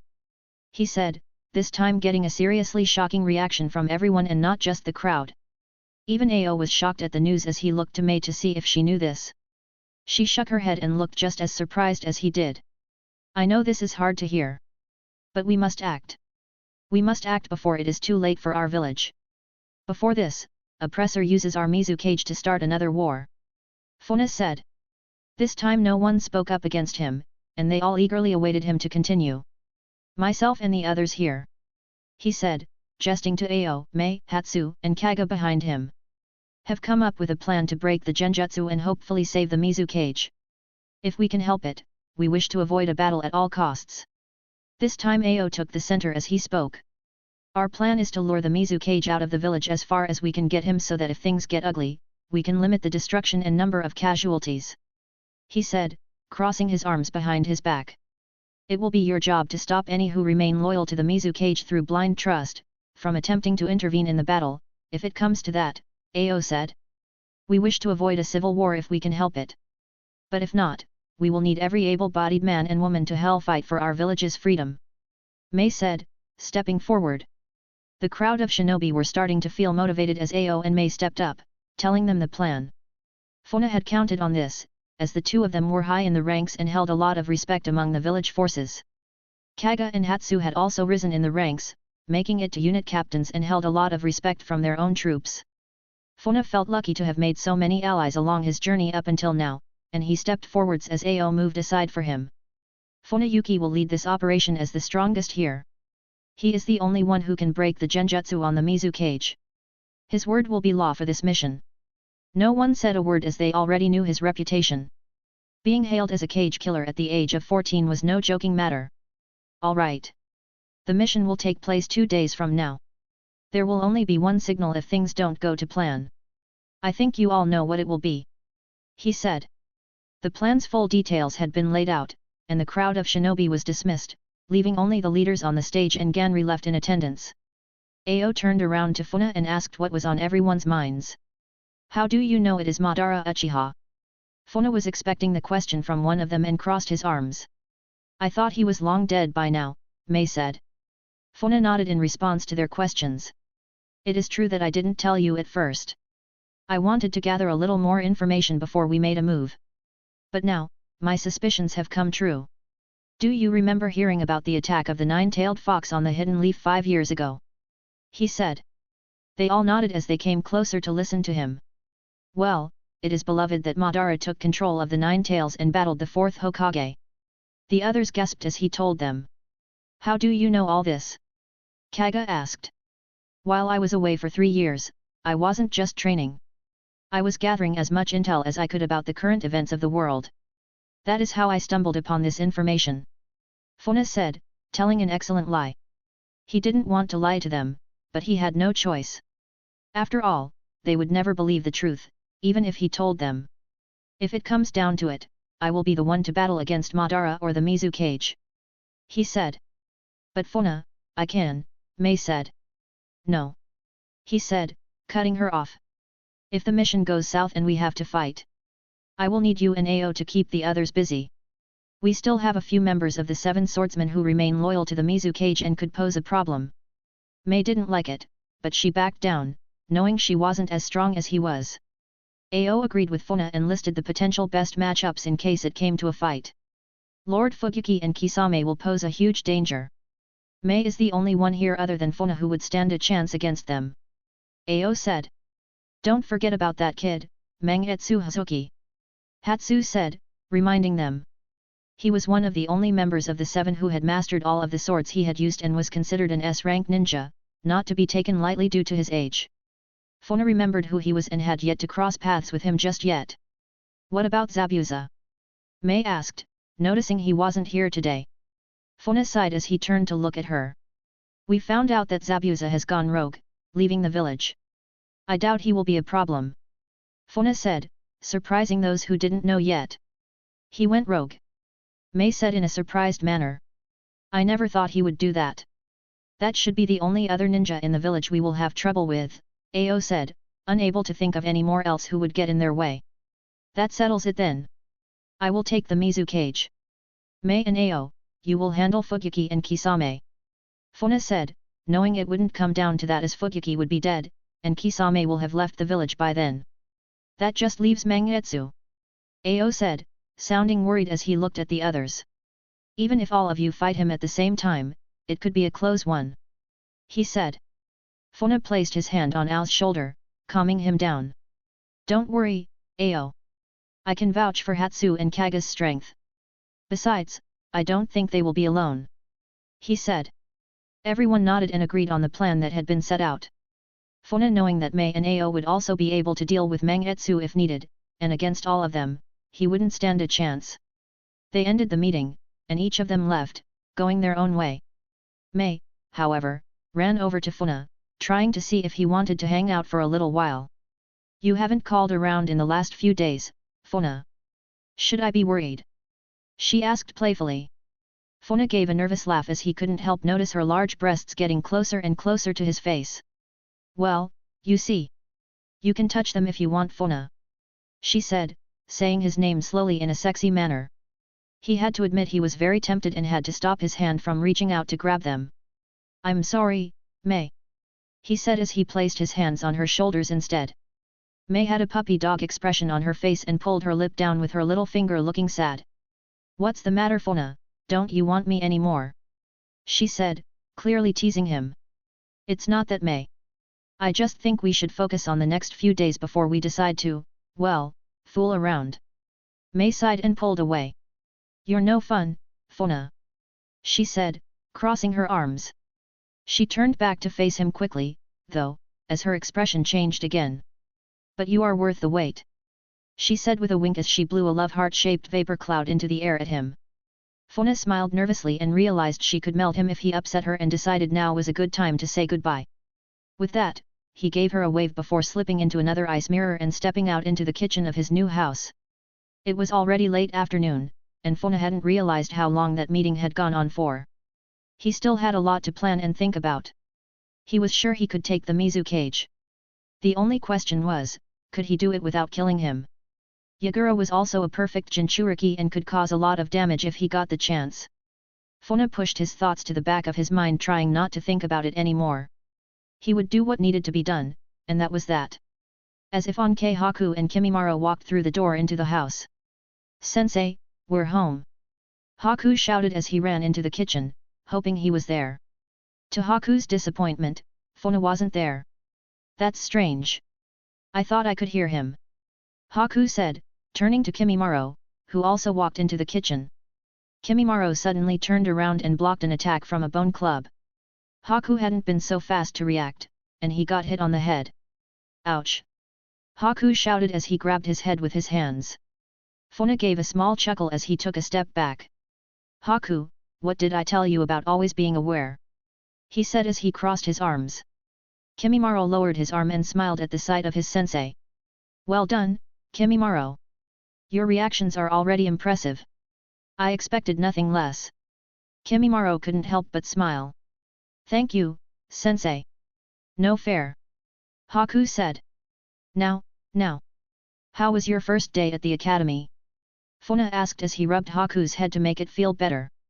Haku forgot all about the pain and smiled instantly. It was really fun, sensei. We got to practice with some shuriken today. He shouted. Funa raised an eyebrow in interest. Is that so? He asked, amused. Funa took both of them outside into the large garden. He had placed a couple of targets around the area and even put one behind a barrier of ice so that it was protected by it.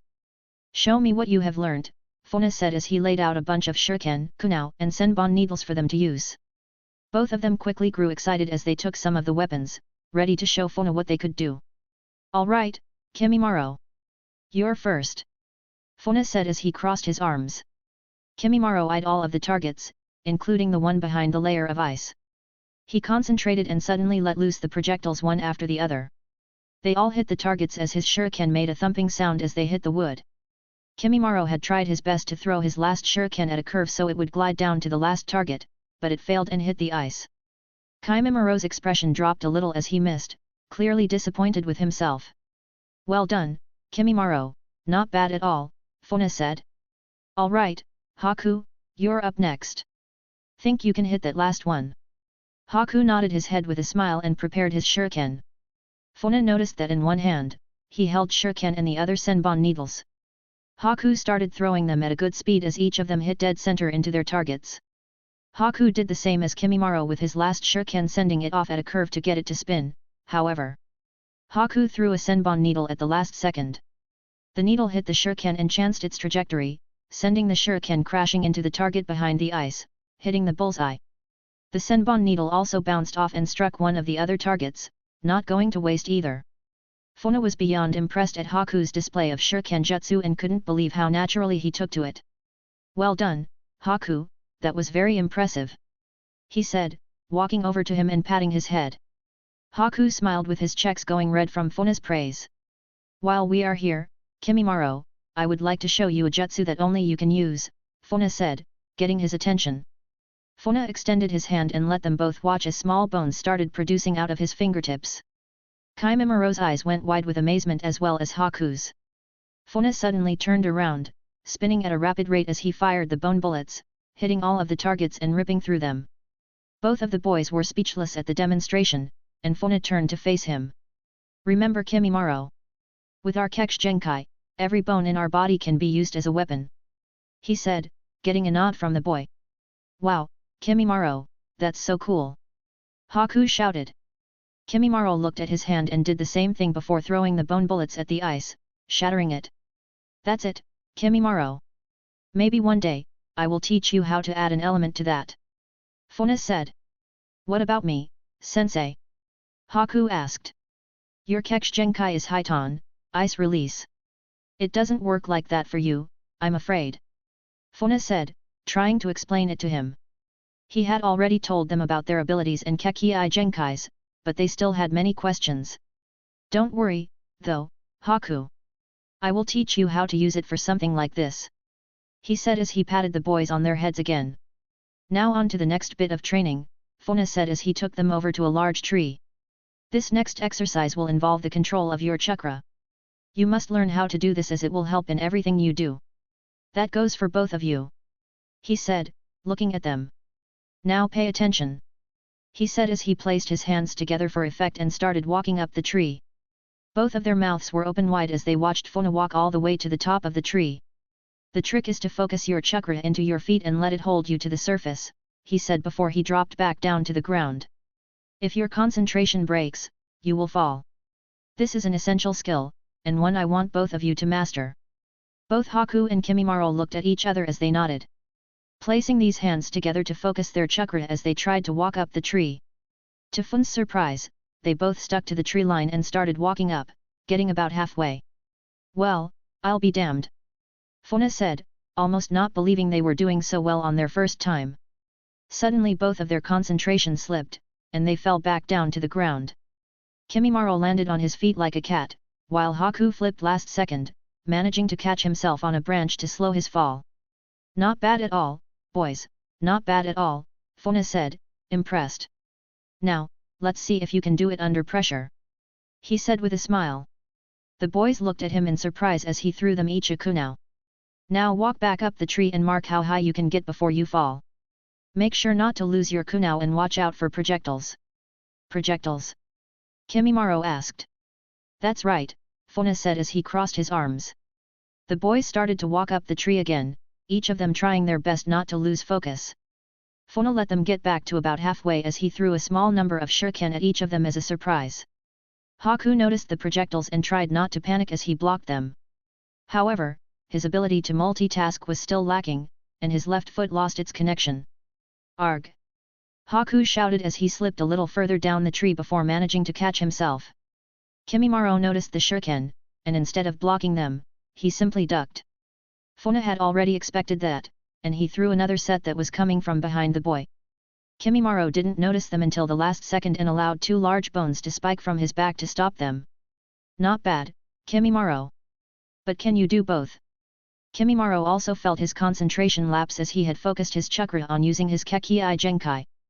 Both of his feet slipped, and he fell down through the air flipping around before he landed in a Spider-Man pose. Hiku started to run as fast as he could to try and reach the top, taking advantage of Kimimaro's fall. "At this rate, I will get there first," he said. Funa watched him go and was impressed to see how fast the boy was improving. Kimimaro didn't look impressed, and suddenly, he burst up onto the tree with impressive speed. "Looks like they are getting competitive," Funa thought as he let loose another bunch of shuriken. Hiku could see the top of the tree and set his sight on it, running as quickly as he could to reach it. Suddenly a shuriken hit the tree just above from where he was, and a layer of ice spread on top of the bark. Hiku stepped onto the ice, unable to react to it, and slipped as soon as his foot touched it. Kimimaro was halfway now, and this time, he quickly deflected the shuriken that came his way, not even taking his eye off his goal. Another shuriken hit the tree and created a layer of ice over it just as it had done for Hiku. Kimimaro didn't care and stepped onto it using the bones in his feet to act as studs, so he didn't slip. "You crafty little bugger," Funa said as he couldn't help be impressed.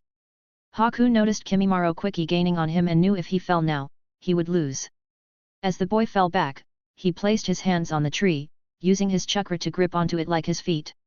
Pulling himself back down, he pushed off, and both he and Kimimaro raced to the top neck and neck. Each of them slammed their kunao into the top of the tree as they each grabbed the top branch at the same time. They gave each other a hard look before they smiled and looked down at Funa. "I win, sensei!" They both shouted at the same time, looking at each other again as they laughed. "Good work, boys, but I'm afraid you are wrong," he said as he suddenly melted into water. "I'm afraid that I won," he said from above them as he was already stood at the top of the tree. "Wah!" They both shouted in amazement as they turned to look at their sensei. "When did you?" Kimimaro said, shocked that he hadn't noticed Funa there at all. "Wow, sensei, that's so cool," Hiku said as he jumped a little. Funa smiled as he crossed his arms. "Now, how about we have some food?" Chapter 39, Naruto Chapter 39. The next day passed quickly for Funa as he laid out his gear and made the preparations for the mission at hand. He took the boys to the academy as usual and went about his day to focus on the task. Funa had picked up some new gear and clothing that he had placed on order with one of the village tailors. His new gear consisted of black trousers and black shinobi boots, with white wrapping from his ankles up to his shins. He had a purple mist flak jacket on with a new short-sleeved long blue haori over his usual attire that had a lighter blue-like flame pattern along the bottom of it that represented the Yuki clan's ice. He also had long black sleeves that stretched onto his hands, with them cutting off at his fingers like fingerless gloves. Cover picture clothing. He put it all on to see how it fit, taking a look in the mirror before he pulled the haori on to see how it looked. Funa had styled it like the 4th Hokage's jacket but had changed the color to blue rather than white. It was a great fit, and Funa couldn't help but feel a little more badass wearing it. For the time being, Funa had taken his headband off, no longer feeling the need to wear it as his fame spoke for itself. Once Funa was done with his new gear, he decided to head out and do some food shopping as, of course, the boys and himself ate a lot of it. If anything, he hadn't quite had a day like this since before he had died. Everything just felt so normal, and he had to admit it felt odd. He had a lot of free time to sit and plan for every possible outcome and scenario, yet all he could think about was what he wanted to do with his life and the responsibilities that were slowly being thrust upon his shoulders. The day passed quickly, and now both Kimimaro and Hiku had returned home from the academy. They were very excited and seemed to be enjoying their new lives with him. Something that made Funa happy, after all, he had acquired 2 very powerful appreciates. They did the usual training, which involved some physical as well and mental exercises. Movements that they were yet to teach in the academy, but things Funa felt were necessary for each of them to achieve. Hiku was made to concentrate a lot more on his chakra control to master his abilities more effectively. Kimimaro already had that down and could control his Kekshi Genkai with great authority. Funa had him focus on its application in taijutsu, honing his combat prowess against one of his ice clones that the boy was yet to defeat. Hiku had already learned to control his chakra and from ice into shapes as he molded it. Funa had observed him as he did this. After all, it was the first step to mastering his abilities as well as an essential milestone to achieve first. Each had fantastic potential, with both of them showing fast progress in everything Funa had shown them. Before he knew it, the night had come to an end. They had all sat at the table and eaten plenty of food as Funa told them some wild story of his past life. After all of that, it was time for bed. Both the boys were exhausted from a full day at the academy and extra training with Funa. They had both passed out once their head hit the pillow without a second thought. Funa left them to it and finished checking over his gear one last time before he sat down and crossed his legs. A moment later, he opened his eyes and found himself inside his inner world with Saiken, the Six Tails. "Is everything all right, Funa?" Saiken asked. "Just checking you are ready for tomorrow, my friend," Funa said, crossing his arms. Saiken nodded. "I am ready. I will follow your lead, Funa, no matter where you go." "They tailed beast said. Funa couldn't help but smile as he looked at the giant slug. "Thank you, my friend," he said before retreating to reality. The next day came around fast. Funa woke the boys and gave them some breakfast before accompanying them to the academy. The village was quiet as usual. The ever-present mist hanging in the air. Funa said farewell to Kimomaru and Haku, each of them unaware of what was happening today. Now that both the boys had been dropped off, it was time for him to meet with the other generals to start the mission. Funa arrived in the meeting place, a small dark place in town where no one wanted to go. Funa was the last person to arrive, and the others were waiting on him. Ao, Mei, Hatsu, Kaga, and Ganri were all waiting for him as they chatted amongst themselves. "You made it," Ao said as he noticed his presence.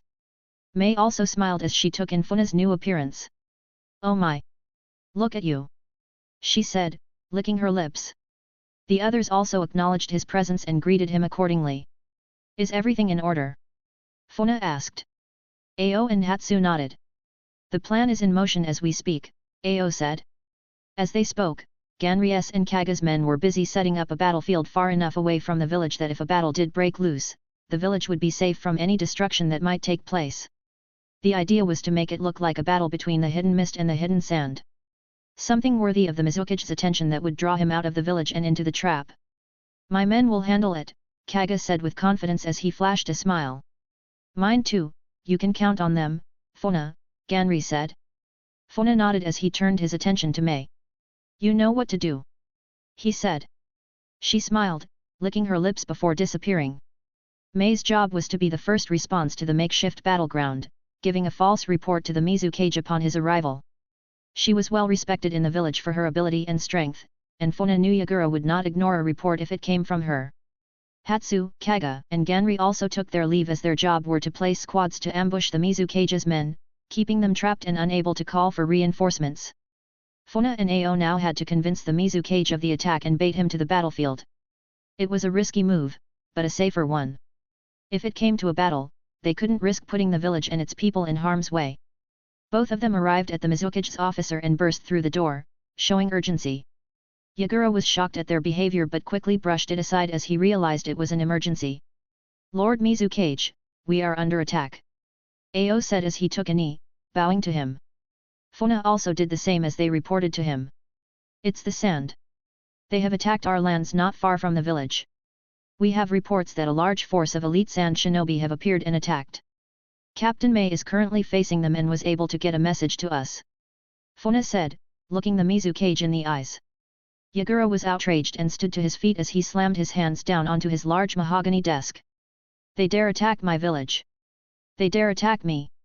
he shouted, letting his anger build.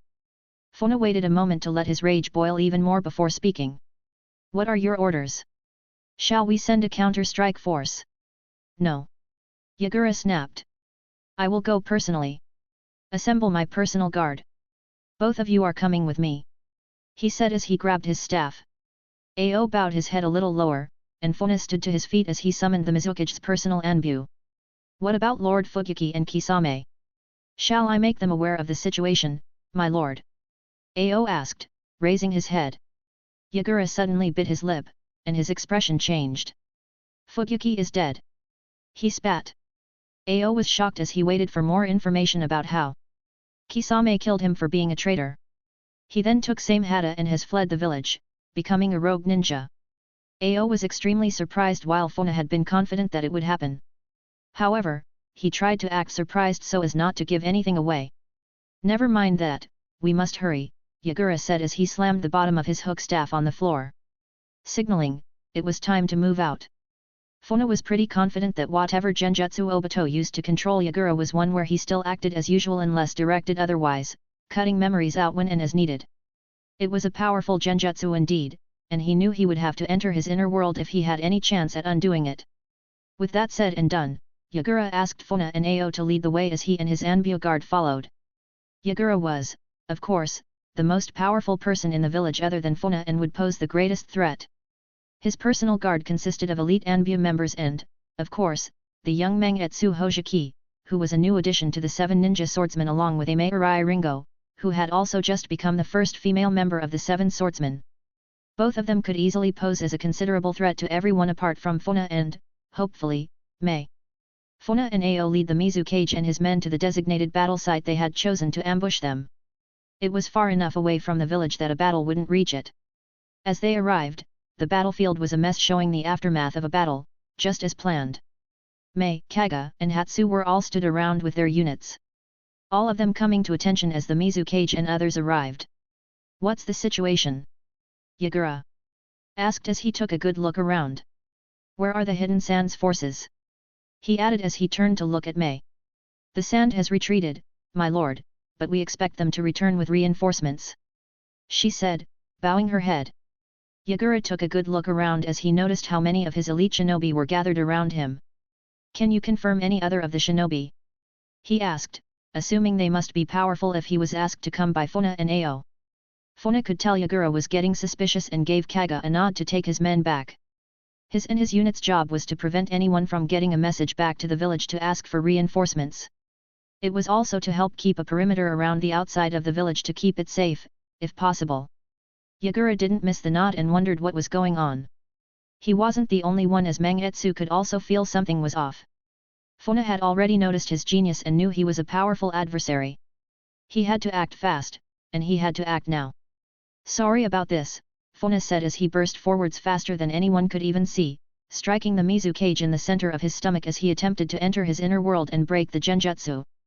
Time suddenly stopped as Funa entered Yagura's inner world. It was dark and wet, completely different from his own. Funa walked for a while before he found the central area, finding the 3 tails inside. The beast was a massive turtle-like creature with 3 large tails. He could tell the tailed beast was under control as it was wrapped in large chains, unable to move.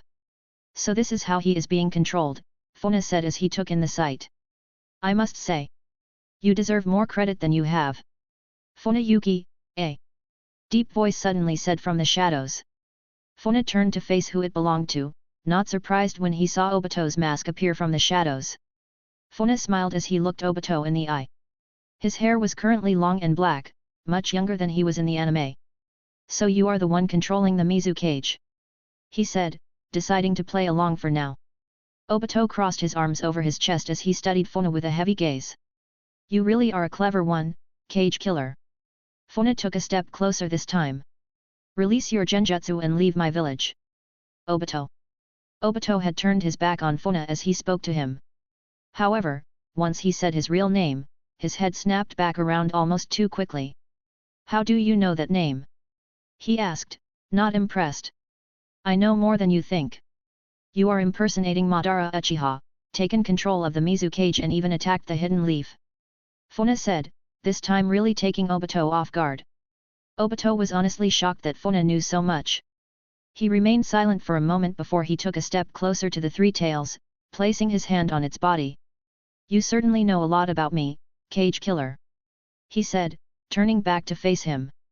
"For that reason, I cannot allow you to live," he suddenly shouted as he clapped his hands together, activating the genjutsu that controlled the 3 tails and Yagura.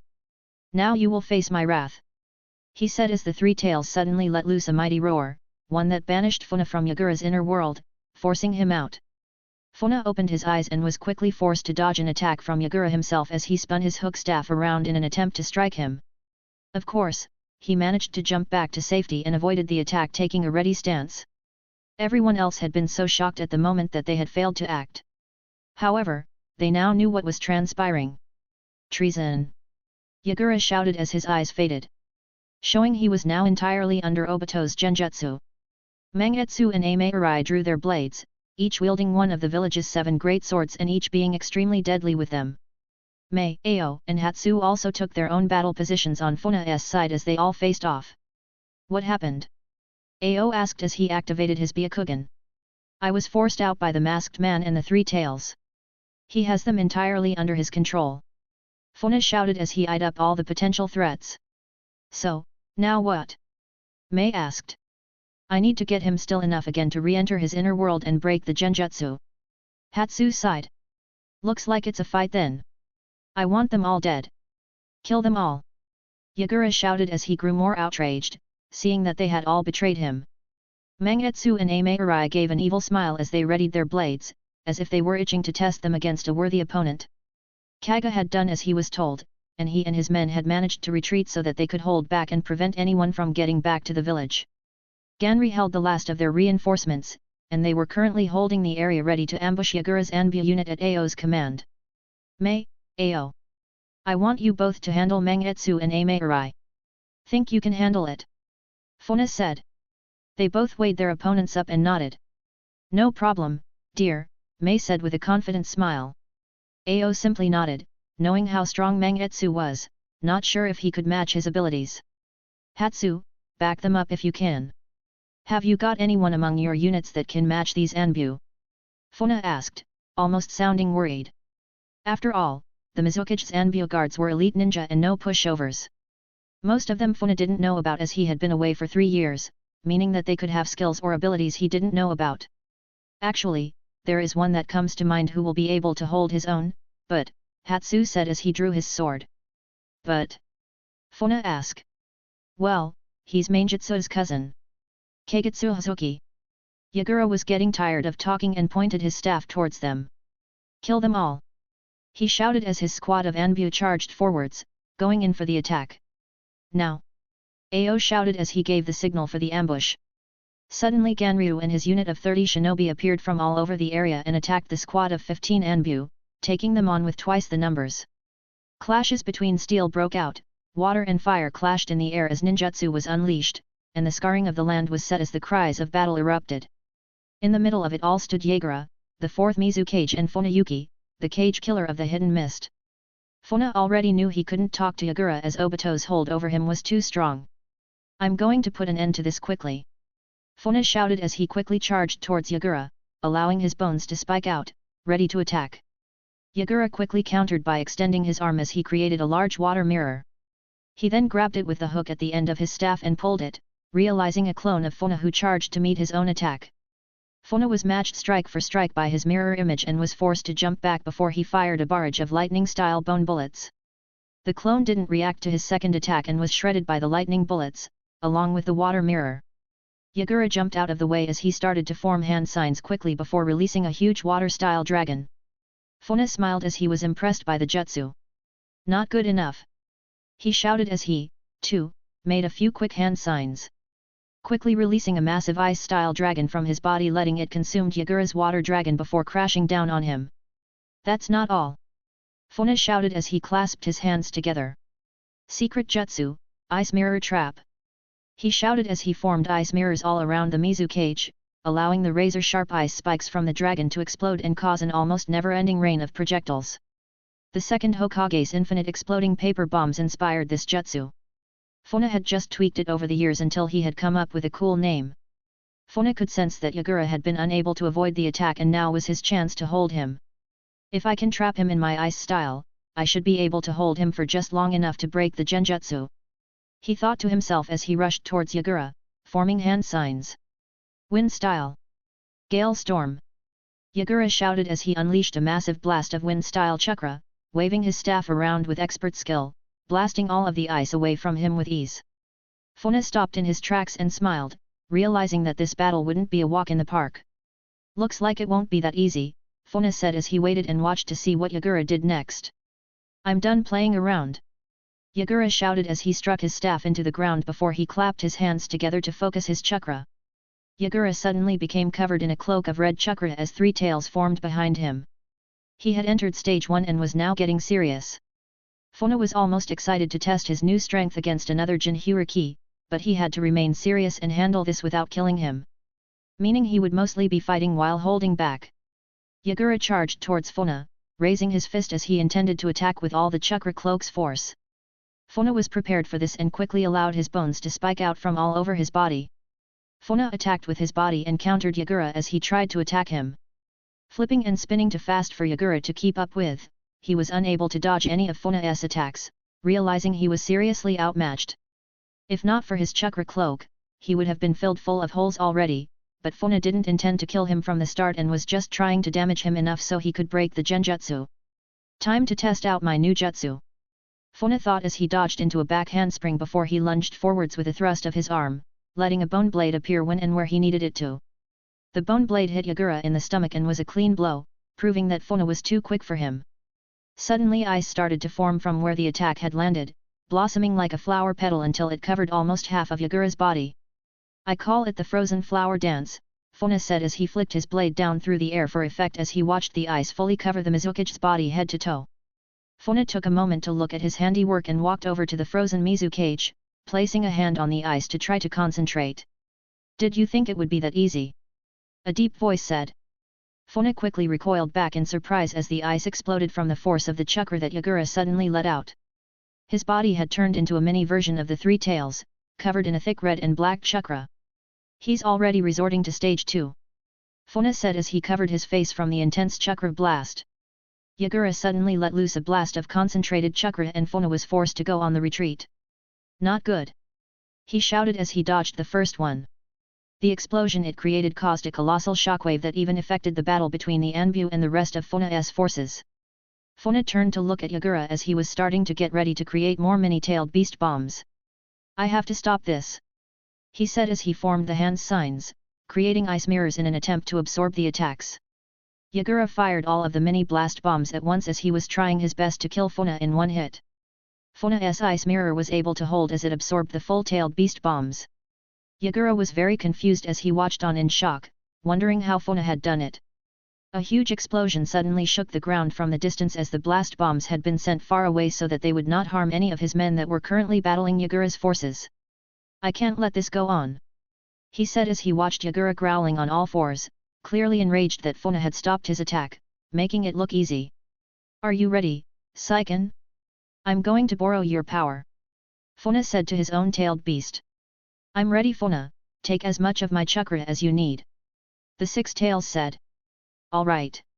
Time to go a little wild, he said as he let the red chakra cover his own body. I won't hold back anymore. Chapter 40, Naruto Chapter 40. The battle between the Mizukage's Anbu and Funa's forces continued to rage as the sound of steel echoed through the air. Even though Funa's forces outnumbered the Anbu unit 2-1, they were outmatched. Most of Funa's troops were at Chunin level, with a small handful being Jonin. Meanwhile, the Anbu were all elite shinobi who had been tried and tested, forging their skills on the battlefield over and over again. It's no good.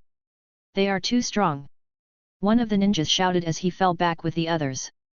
The Anbu had formed 4-man teams that kept a tight circle formation to cover every blind spot. The Anbu attacked with perfectly timed taijutsu and ninjutsu combinations, leaving no time for a counterattack. Look out! Someone shouted as a large fireball and showers of shuriken rained down upon them. The explosion shook the ground, and bodies dropped to the floor as the deadly missiles showered them. The men's morale was dropping rapidly as they quickly realized the Anbu shinobi outclassed them in almost every way. No surrender! Ganri shouted as he pulled his men back from the brink, forming a rapid counterattack. The others followed his lead, and were able to hold their own, surviving another attack from the Anbu units as they continued to blast them. We can't hold out much longer.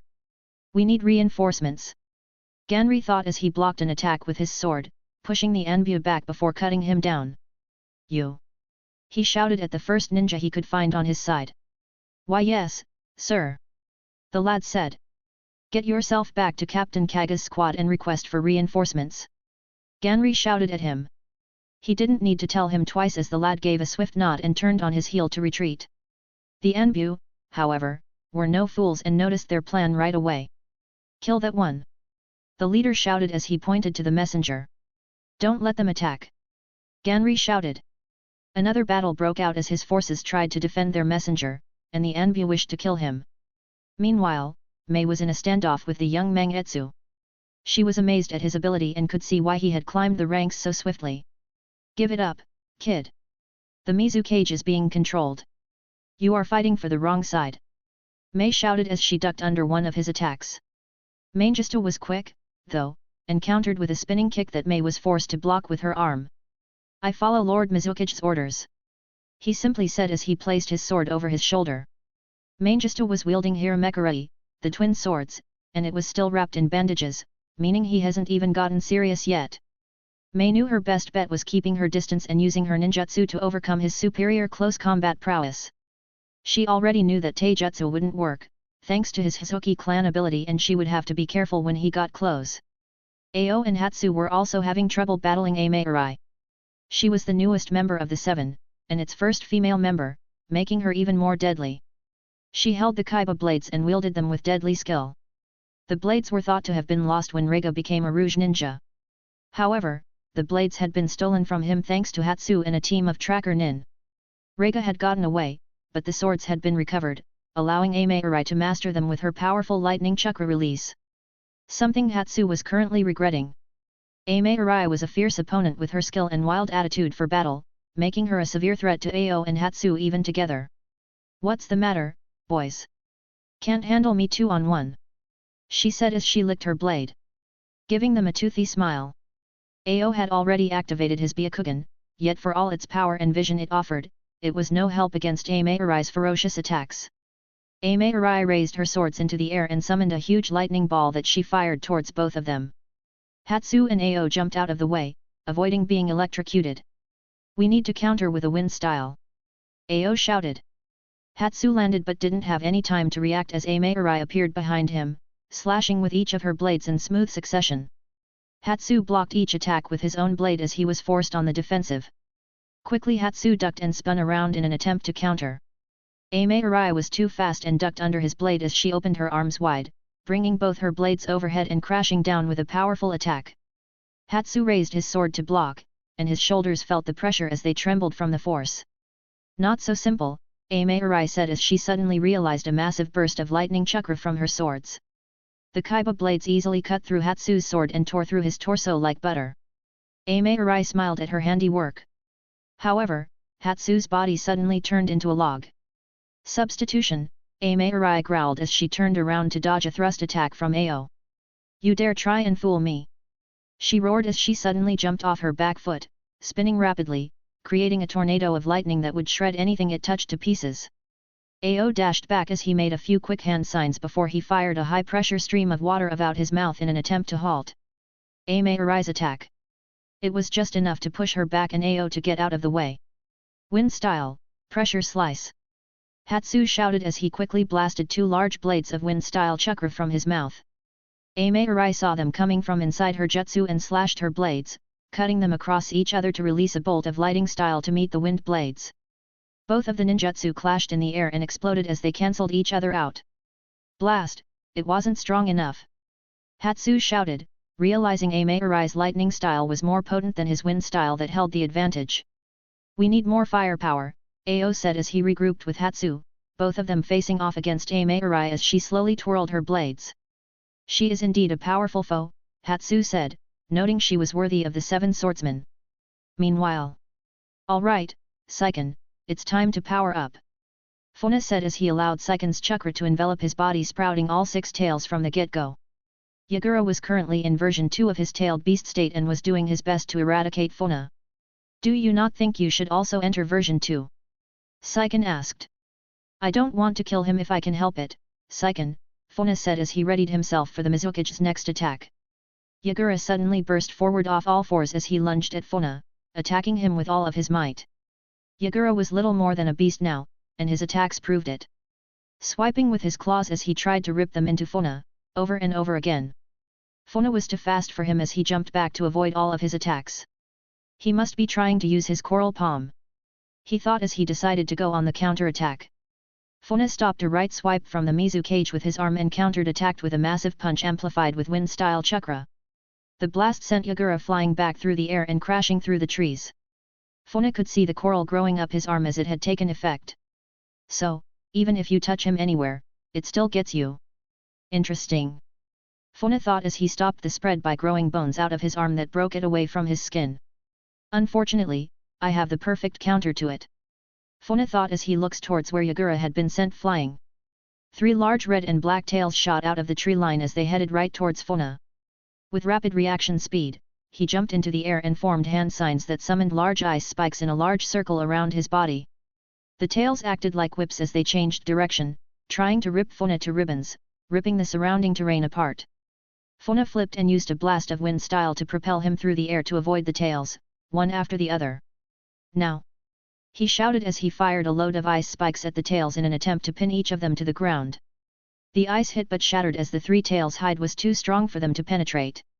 The tails reacted and smashed Funa through the air as he was forced to block with his arms. Even with his own tailed beast chakra cloak and his bone defense, he could feel the force behind the attack as it broke both of his arms. Damn, he's stronger than he looks. Funa thought as he flipped backwards and landed on the ground skidding from the force. The tails hadn't stopped, and they darted after him like a homing missile. Funa was ready for this, though, and summoned an ice mirror with one hand as he had already regrown the bones inside it. All 3 of the tails went right into the mirror as it absorbed them. Funa had created another mirror for them to pass out through, causing them to crash into themselves, getting tangled up from the force. Now! Funa thought as he saw his opportunity arise. Ice style, flash freeze! He shouted as he created the hand signs, pumping a massive amount of chakra into the jutsu. Funa quickly unleashed a massive frozen wave that froze everything around it. All 3 of the Mizukage's tails froze in almost an instant. This way, the Mizukage couldn't retract his tails, and they would be stuck there, giving him time to get close. Funa had used a massive amount of chakra for the jutsu, and he was now down to 3 tails in his first form. Yagura let out a wicked howl of pain as he could feel his body freeze almost instantly. Instead of pulling his tails back to him, he was pulled back to them like a yo-yo as he crashed through the forest, uprooting any tree he crashed into. Funa waited for him to get closer and fired a barrage of lightning-enhanced bone bullets to distract him. They did the job and hurt him before he stopped dead, crying in pain at his frozen tails. Now! Funa thought as he flipped over his body and reached his hand out, trying to place a seal on his body so he could enter his inner world once more. However, the Mizukage wasn't so succumbing. At the last moment, Yagura grabbed Funa's arm, stopping him in his tracks. Funa was face to face with the 3 tails as it growled in his face preparing to do something drastic. Suddenly the beast ripped its frozen tails off to gain its freedom. Funa couldn't pull his arm free and quickly formed a few one-handed hand signs in an attempt to free himself from its grasp. Ice shards suddenly rained down on Yagura, and razor-sharp bones cut into his hand, forcing him to release his grip on Funa's hand. Yagura let his jaw break as it opened as wide as it could, getting ready to unleash a massive blast of concentrated chakra, even being prepared to hit himself to take Funa out. If he fires that thing, he could die. Funa thought as he was left with no other option. Funa closed his eyes for a moment and suddenly burst full of crimson chakra as he entered stage 2. His body had become enveloped in red and black chakra, and all 6 tails were waving about as his powerful aura flared to life. Moving at speeds far greater than before, Funa wrapped his body around Yagura like a coil as he started to squeeze. Yagura's body was solid indeed but not indestructible, as Funa released his acid from all over his body, making the 3 tails more compliant due to the burning pain. Yagura lost his concentration, and the chakra bomb dropped, causing an explosion that sent both of them flying through the air. Funa had managed to stop him from trying to blow both of them up with a last resort move.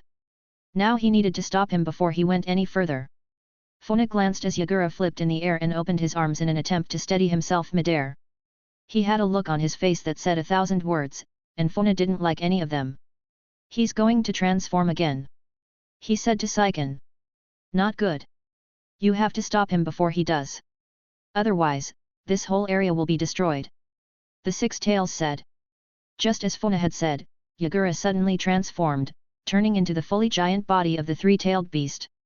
It was an enormous turtle-like creature with a crab-like shell with spikes all over its body and 3 giant shrimp-like tails. This was the 2nd-tailed beast Funa had seen up close now. But he had no time to be impressed. He had to act fast if he wanted to stop the Mizukage from trying to destroy the entire area. "I guess I have no choice. Let's do it, Saiken." "All right," Saiken shouted back. Suddenly Funa transformed into the full version in all its glory of the 6-tailed beast. You know what it looks like? Now the 2-tailed beasts were at a standoff, and everyone around them had been blown back from the power of their transformation. Meanwhile, Mei had been battling against Mangetsu in a serious life or death contest. Mangetsu was currently around 15 years old, but there was a reason he was called the second coming of the demon. His ability with the sword was genuinely unique. Along with his control over water release, he was a deadly adversary. However, Mei was just as much of a threat. Mei possessed water, fire, earth, and lightning release as well as 2 Kekii Genkai, lava and boil release. She was indeed a deadly opponent, and she was about to prove why. I have to say, Mangetsu, you really are something. But, if you don't surrender now, I won't hold back any longer, she said. Mangetsu lifted his sword onto his shoulder. He could tell that she had been holding back up until now, but then again, so had he. Mangetsu dropped his blade from his shoulder as he unwrapped the cloth that was around it. Mei took note, knowing that this fight was about to get dangerous. So be it, she said as she formed a few hand signs before spitting a large amount of lava towards him. Mangetsu reacted swiftly and swung his blade with such skill that he cut through the lava style like butter. Mangetsu darted towards Mei and let his chakra surround the edge before it took the shape of a massive hammer. Mel was shocked he had easily avoided her lava and was on her in an instant. Mei had nowhere to go and rapidly formed a few hand signs in an attempt to stop his attack. Earth style, mud wall. She shouted as she raised an earth style wall in an attempt to absorb the blow from his sword. Mangetsu's blade smashed the earth-style wall to pieces as he passed right through Mei's defenses. However, he had fallen right into her trap. Lightning style, lighting trap. She shouted as she let her chakra surround Mangetsu in a circular lightning barrier. With his Kekii Genkai and weakness to lightning, Mangetsu was left helpless and trapped like a rat in Mei's jutsu. I know all about your Hazuki clan's ability. I'm afraid this time it wasn't enough to save you, Mei said as she formed a few more hand signs. Such a waste to kill a handsome man, but I'm already taken, she said as she opened her mouth and released her acid mist. This mist will melt even you alive, Mangetsu. Mangetsu couldn't move due to the lightning style trap he was in. He couldn't even liquefy due to the electricity running through his body. He could feel the acid vapor start to burn his skin as its effects got stronger and stronger. With one final attempt to save his life, Mangetsu pumped all of his remaining chakra into his sword, trying to get it to attack Mei. It was no good. Mei had already seen this coming and stopped his attempt with lighting style that hit his wrist, preventing him from gripping his sword. Now melt away, Mei said as she blew a kiss of deadly acid vapor. Suddenly an explosion not far away gave off a shock wave that cleared the acid mist and disrupted the ground, ending the lightning style on Mangetsu, freeing him. Both Mei and Mangetsu were blown back by the shock wave, but Mangetsu did his best to seize the opportunity by firing a clip of water bullets at Mei. Mei was so shocked by the sudden explosion that she had lost her footing even before the shock wave had knocked her back. She flipped in the air and watched the water bullets head her way to late. As one of them ripped through her left shoulder, Mei screamed as the pain set in before she crashed to the ground, rolling into a heap, clutching her wound. Mangetsu landed smoothly and regained his sword, splitting the blade into 2 halves this time as he intended to finish Mei with one blow. He had already learned his lesson and didn't intend to give Mei another chance to use her lightning style or acid mist. Time for you to die, Mangetsu shouted as he raised both of his blades, covering them in chakra. Suddenly another huge shock wave hit as this time 2 huge-tailed beasts suddenly appeared, ripping the terrain close to them to shreds and blasting everything away, including Mei and Mangetsu. Further away, Heistu and Ao were facing off against Ameirai. The female swordsman proved to be a mighty foe as her control over lightning style was too strong for them to handle. Ameirai could wield lightning style from her body and swords without the need for hand signs. She could even summon lightning from the clouds above. Lightning style, Thunder Gate, she shouted as she struck her swords into the ground. Thunder and lightning crackled and roared, blasting down from the sky towards Hatsu and Ao. Look out! Ao shouted as he jumped back to avoid the lightning bolt. Hatsu did the same, and both of them took cover in the trees, hoping she wouldn't be able to see them. Ao was smart, as a leader of Tracker Ninja and Anbyo Captain. He had dealt with all sorts of foes. However, he had never fought such a proficient user of lightning style and struggled to develop a plan. Hatsu could use wind style, but as shown, he wasn't skilled enough in its use to combat her lightning. Their only option was to set out a trap that would either disarm her or trap her movements long enough to get a counter-attack in. Ao started forming hand signs and created 3 water clones. A water clone was a basic jutsu, yet more advanced than the ordinary clone jutsu, as a water clone had psychical mass. However, it was only 1/10 as potent as the user, meaning they were only good as a distraction. Hatsu caught on to what Ao was doing and decided to play along as he created 3 water clones himself. Ao allowed his clones to run off into different parts of the forest, with Hatsu doing the same. The clones would cover the tree line trying to confuse Ameirai as to where their actual whereabouts were, becoming a valuable distraction. Hatsu's clones did the first part as they rained kunao down upon Ameirai. The projectiles served as nothing more than a pest to her as she blocked them with her swords. "There you are!" she shouted as she let loose a lightning strike towards Hatsu's clone. She wasn't sure if she hit her target and tried to get closer to confirm it. "You won't get away from me." Ao quickly darted out of the bushes and attacked, aiming for her vitals with his senbon needles.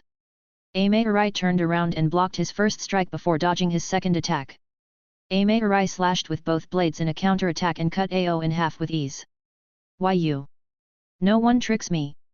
she shouted as she watched his body turn into a water clone. "Now! Wind style, air bullet.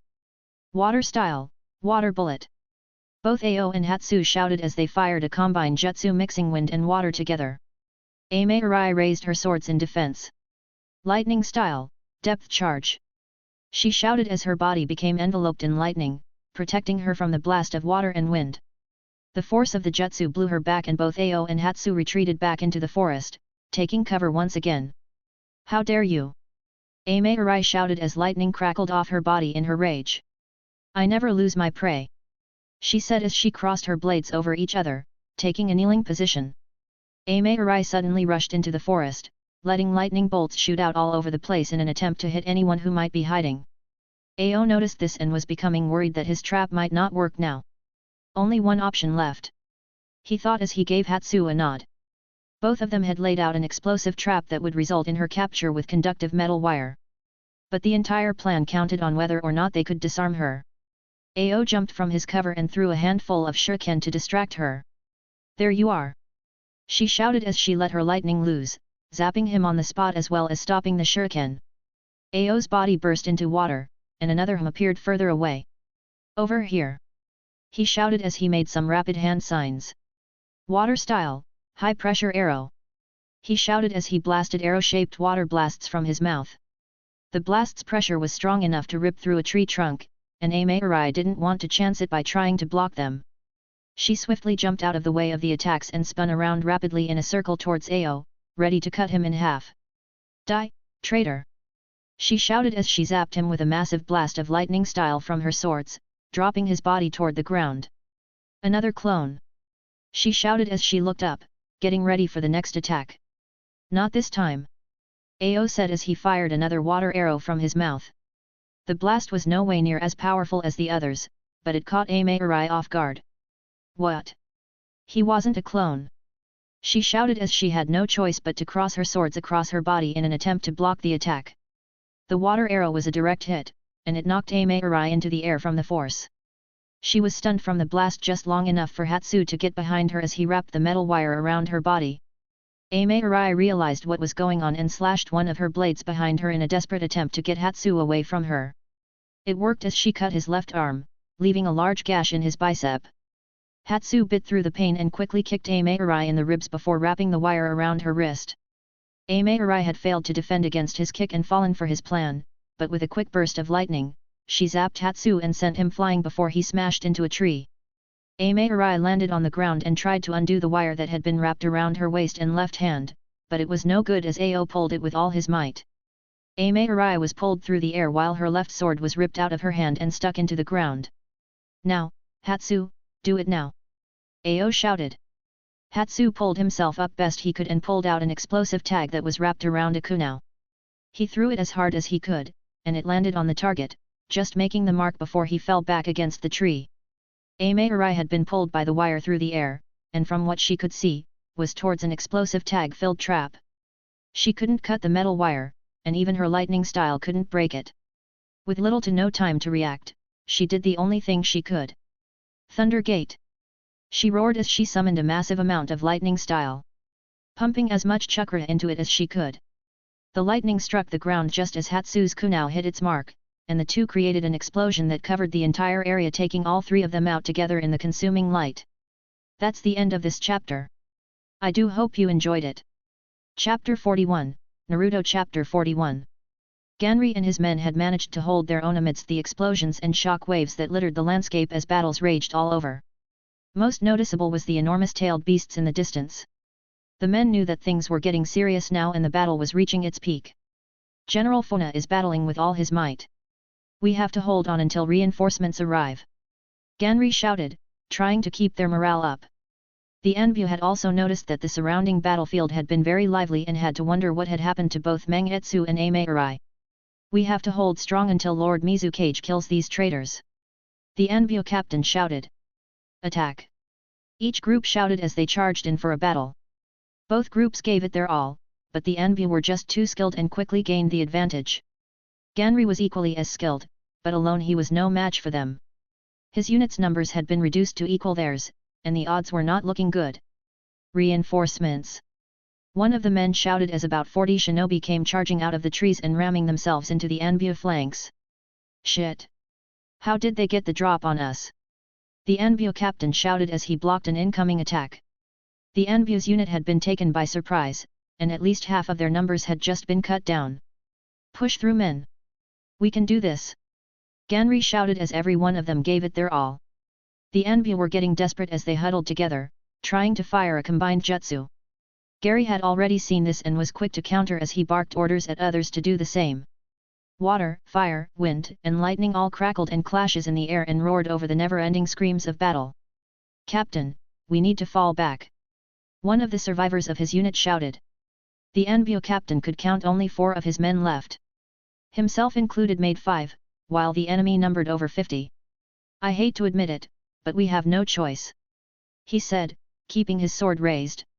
They had been surrounded on all sides, by Ganri's forces. Ganri stepped forwards amongst the standoff. Give it up. You're outnumbered and don't stand a chance. If you surrender now, we will let you live. No more missed shinobi blood needs to be spilt. The Anbu seemed as if they would be willing to do as he asked, each of them slowly lowering their weapons. Never. We will never surrender to traitors. The Anbu captain barked, snapping his men back to their senses. We follow Lord Mizukage, even to the death. Ganri nodded his head. I can see that nothing I say will change your mind. Have it your way. Men, attack!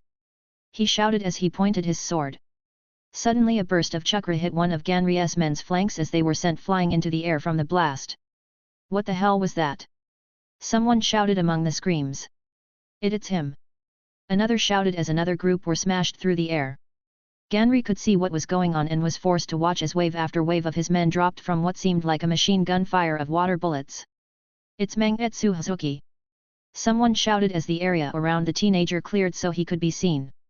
Don't tell me this group of insects are giving your men trouble. Mangetsu said to the Anbu captain. The Anbu all stood a little taller as their morale lifted, seeing that one of the 7 ninja swordsmen had joined them. Already men, no mercy! He shouted as he gripped his sword tighter. Mangetsu joined the Anbu and pulled his blades apart, so he had one in each hand ready to unleash his power in full. All of Ganri's men took a step back as they knew precisely what Mangetsu was capable of. We can't beat one of the 7 swordsmen. Someone whimpered. We are all going to die at this rate. Where are our leaders? Someone else shouted. Ganri couldn't blame them. He knew they were no match for Mangetsu, even with their numbers. He knew he needed to say something. Anything. He just couldn't form the words. Water style. Hazuki scattershot. A voice suddenly shouted as its owner fired a rapid fire of water bullets that hit the ground in front of Mangetsu and the other Anbu. The owner of the jutsu landed in front of the others and faced off against Mangetsu, and he stood to his full height. Ganri didn't recognize him but differently recognized the Hazuki clan symbol on the back of his blue robe. Kagetsu. Mangetsu said as he snarled a little. The boy was about the same height as Mangetsu, with his hair around the same length but dirty blonde in color. Kagetsu had a dark blue robe on with black baggy trouser, the standard black shinobi footwear and fingerless gloves on. He looks about the same age as Mangetsu, and his eyes had a different color in each of them, one being hazel green and the other being a light blue. Everyone was confused about who he was but could tell that he and Mangetsu knew each other and they waited to see what would happen. What are you doing here, Kagetsu? Mangetsu said with a snarl. I am part of the rebellion against Lord Mizukage. I'm here to stop you. He said as he pulled part of his hair back. You can't defeat me, Kagetsu. Get out of here before I kill you too. Mangetsu said as he pointed his sword at him. Kagetsu took a ready stance and weighed all of the Anbu around him as well as Mangetsu. I don't know how you can follow the Mizukage after what he did to our clan, Mangetsu, but I won't sit by anymore and let that tyrant rule us. Mangetsu looked angry and let his chakra flow into his swords. Last chance, Kagetsu. Go home. No. He said as he pulled his own sword from his back. As the next head of the Hazuki clan, I refuse to back down. Then die. Mangetsu shouted as he rushed in with his blades held high as he cut Kagetsu in half. Kagetsu's body turned to water as Mangetsu's blades passed through his body and everyone suddenly grew tense as the battle had begun. A clone. Mangetsu said as he tried to sense where Kagetsu would attack from. Suddenly the earth under all of the Anbu cracked, and they fell into it before it sealed around them, trapping all of them from the middle of their arms upward, leaving only their shoulders and heads exposed. Mangetsu had jumped into the air and avoided the attack, as he looked down to see what was going on. Water suddenly started to flow within the cracks of the earth and slowly took the form of Kagetsu as 5 clones of himself appeared next to each of the Anbu. I'm sorry it had to come to this. He said as he pointed his index finger at each of them like a gun. Secret Hazuki clan jutsu, earth trap water bullet. Kagetsu said as he fired the water shot at each of them, blowing all the Anbu's brains out at once, making it look easy. Mangetsu landed and charged in to attack Kagetsu. However, he was too late as Kagetsu suddenly turned back into water and slowly disappeared again. You can't hide Kagetsu. He shouted as he turned to look at the others. I'll kill all of them if it means drawing you out. Mangetsu shouted as he charged at Ganri and his men. Kagetsu suddenly burst out from the group and stopped Mangetsu in his tracks as the two of them clashed swords. Both of them pushed each other away and took a ready stance as they slowly circled each other ready for the next assault. I didn't know you could use earth style, Mangetsu said with a toothy grin. You know me, Mangetsu, expect the worst plan for the best. I'm afraid even your greatest plan won't work against me, dear cousin, Mangetsu said as he suddenly let his chakra burst into both his blades. Mangetsu could let his chakra flow freely and store inside the blades, allowing it to change to any shape he wished. We will see, Kagetsu said as he readied his sword. Ganri and the others all looked on from behind Kagetsu as he single-handedly took out the remaining Anbu and held Mangetsu at bay. Who the hell is that kid? Someone asked. Ganri had to think hard before it came to him. He is the youngest son of the Gangetsu line. Currently the only living heir to the Hazuki clan. His brothers were all killed during the war and the civil war. Gabri said, informing everyone. Should we help him? Another asked. No. I think this battle is beyond our abilities. We would only get in the way. Ganri said as he ordered his men to stand down. Meanwhile, Mei found herself trapped under some debris from the shock wave that had sent her flying. Her shoulder was severely damaged, and she was lucky Mangetsu hadn't hit a vital point. How long have I been out? She asked herself as she got free and stood to her feet, taking a look around. Mei couldn't see anything around her and guessed she had been blown quite far from the battle. I need to get back in the fight, she said as she winced at the pain, gripping her arm. I don't know how much use I will be with my arm like this, but I have to try. Kagetsu and Mangetsu were locked in a vicious battle, and Mangetsu clearly held the advantage. Kagetsu was good with a sword, that much was clear. However, Mangetsu was next level and outclassed Kagetsu with his ability. Kagetsu blocked and blocked, dodging when he could, but Mangetsu was too fast as he landed blow after blow. If not for his clan's Kakei Genkai, he would have been dead over and over again. Mangetsu was using each blade as a perfect weapon and shield as he could change the shape of the blade at will. He would attack with one and defend with the other, consistently switching between offense and defense when he felt like it. Mangetsu was finished playing around as he knocked Kagetsu's sword from his hand before turning his other sword into a giant hammer. Let's see your body recover from this, he shouted as he swung his attack. Kagetsu couldn't defend, and the blow smashed him flying through the air. If not for his Kakei Genkai that allowed him to liquefy, his body would have broken from the force of that blow. Kagetsu allowed his body to turn solid midair so he could flip around and get his footing as he hit the ground. I don't think so, Mangetsu shouted from behind him. Kagetsu turned around and formed a water blade from his arm to block one of Manjutsu's attacks. But his mighty hammer-shaped chakra broke through it and smashed Kagetsu again, sending him flying. If I can't cut you, then I will smash you to pieces until you are too dehydrated to turn to water. Mangetsu shouted as he smashed Kagetsu over and over again. Kagetsu may not have been taking any damage just yet, but Mangetsu was also part of the Hazuki clan and knew how to counter their ability quite well. Water style, drilling bullet. He shouted as he fired his water pistol. Mangetsu saw the attack coming a mile away and turned one of his swords into a large shield as he let his chakra change form, blocking the water bullet with ease. I don't think so, cousin. Kagetsu was starting to get out of breath now, and he could tell his body was becoming dehydrated quickly. Not good. I knew I should have packed my water bottle. I always do this.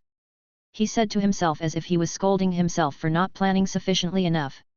I think it's time we finished this, Mangetsu said as he took a fighting stance preparing his swords for an attack. Alright, everyone, we need to attack together, on my signal attack with all your might.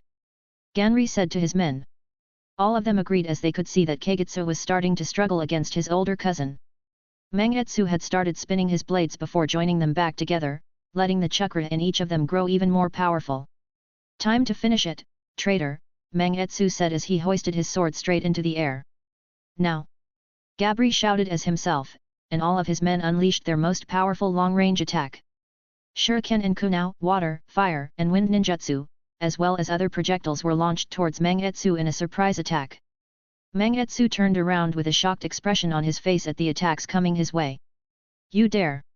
He shouted as he turned to face them head-on before swinging his sword as hard as he could, letting his chakra explode in a massive burst of power. However, his attack was not strong enough to stop the large assault of ninjutsu, and he was consumed by the combined attack, which exploded, creating a large shockwave that kicked up a massive vapor cloud. All of them started cheering as their combined attacks hit the mark. We did it! Alright! Everyone cheered as they watched the dust from their attacks settle, leaving no trace of Mangetsu. Ganri also breathed a sigh of relief as the dust settled, but his gut was telling him it wasn't over. Look out! Kagetsu shouted. Suddenly a group of men and women were blown into the air by a chakra blast. Everyone turned to see Mangetsu, who was crouched down, holding his sword, not looking happy. His body looked as if it had half melted, but it was only his liquefied state. His body slowly returned to its solid state, and Mangetsu went on an aggressive counter-attack. Did you really think you could stop me with that? He shouted as he jumped into the air and slashed his sword into the ground, crushing a handful of shinobi who failed to get out of the way of his massive chakra blade. Counter-attack! Ganri shouted. Several shinobi tried to engage Mangetsu in combat, but he quickly cut them down, making it look easy, showing just how powerful he was. Others tried to throw shuriken at him, but the metal stars simply passed right through his body like water. It's no good. We can't even damage him. Ganri thought as he tried to think of a way to counter his abilities.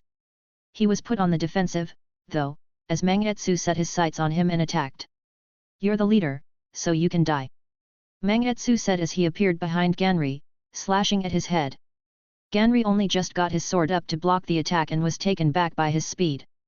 Mangetsu quickly spun around and kicked Ganri in the stomach, knocking him flying before he crashed into his men. Die! Mangetsu shouted as he raised his sword, getting ready to unleash another chakra blast at them. Swiren! Lightning Water Dragon! A massive water dragon coated with lightning release suddenly roared as it smashed into Mangetsu with such force that it destroyed everything in its path until it crashed into the ground and burst, expelling a massive amount of water that crackled with lightning. Everyone turned to see who had unleashed such a powerful jutsu, and found Mei stood there clutching her shoulder as it was severely injured. That should stop him, she said through staggered breaths, having used a lot of chakra. Everyone was amazed after seeing such an amazing jutsu and stepped aside as Mei walked towards her target. Mangetsu was still alive but was severely injured and unable to move due to the high voltage running through his body. It's over, Mangetsu, give up, or I will be forced to kill you, Mei said as she stood over him. Kagetsu joined her side and looked down at his cousin.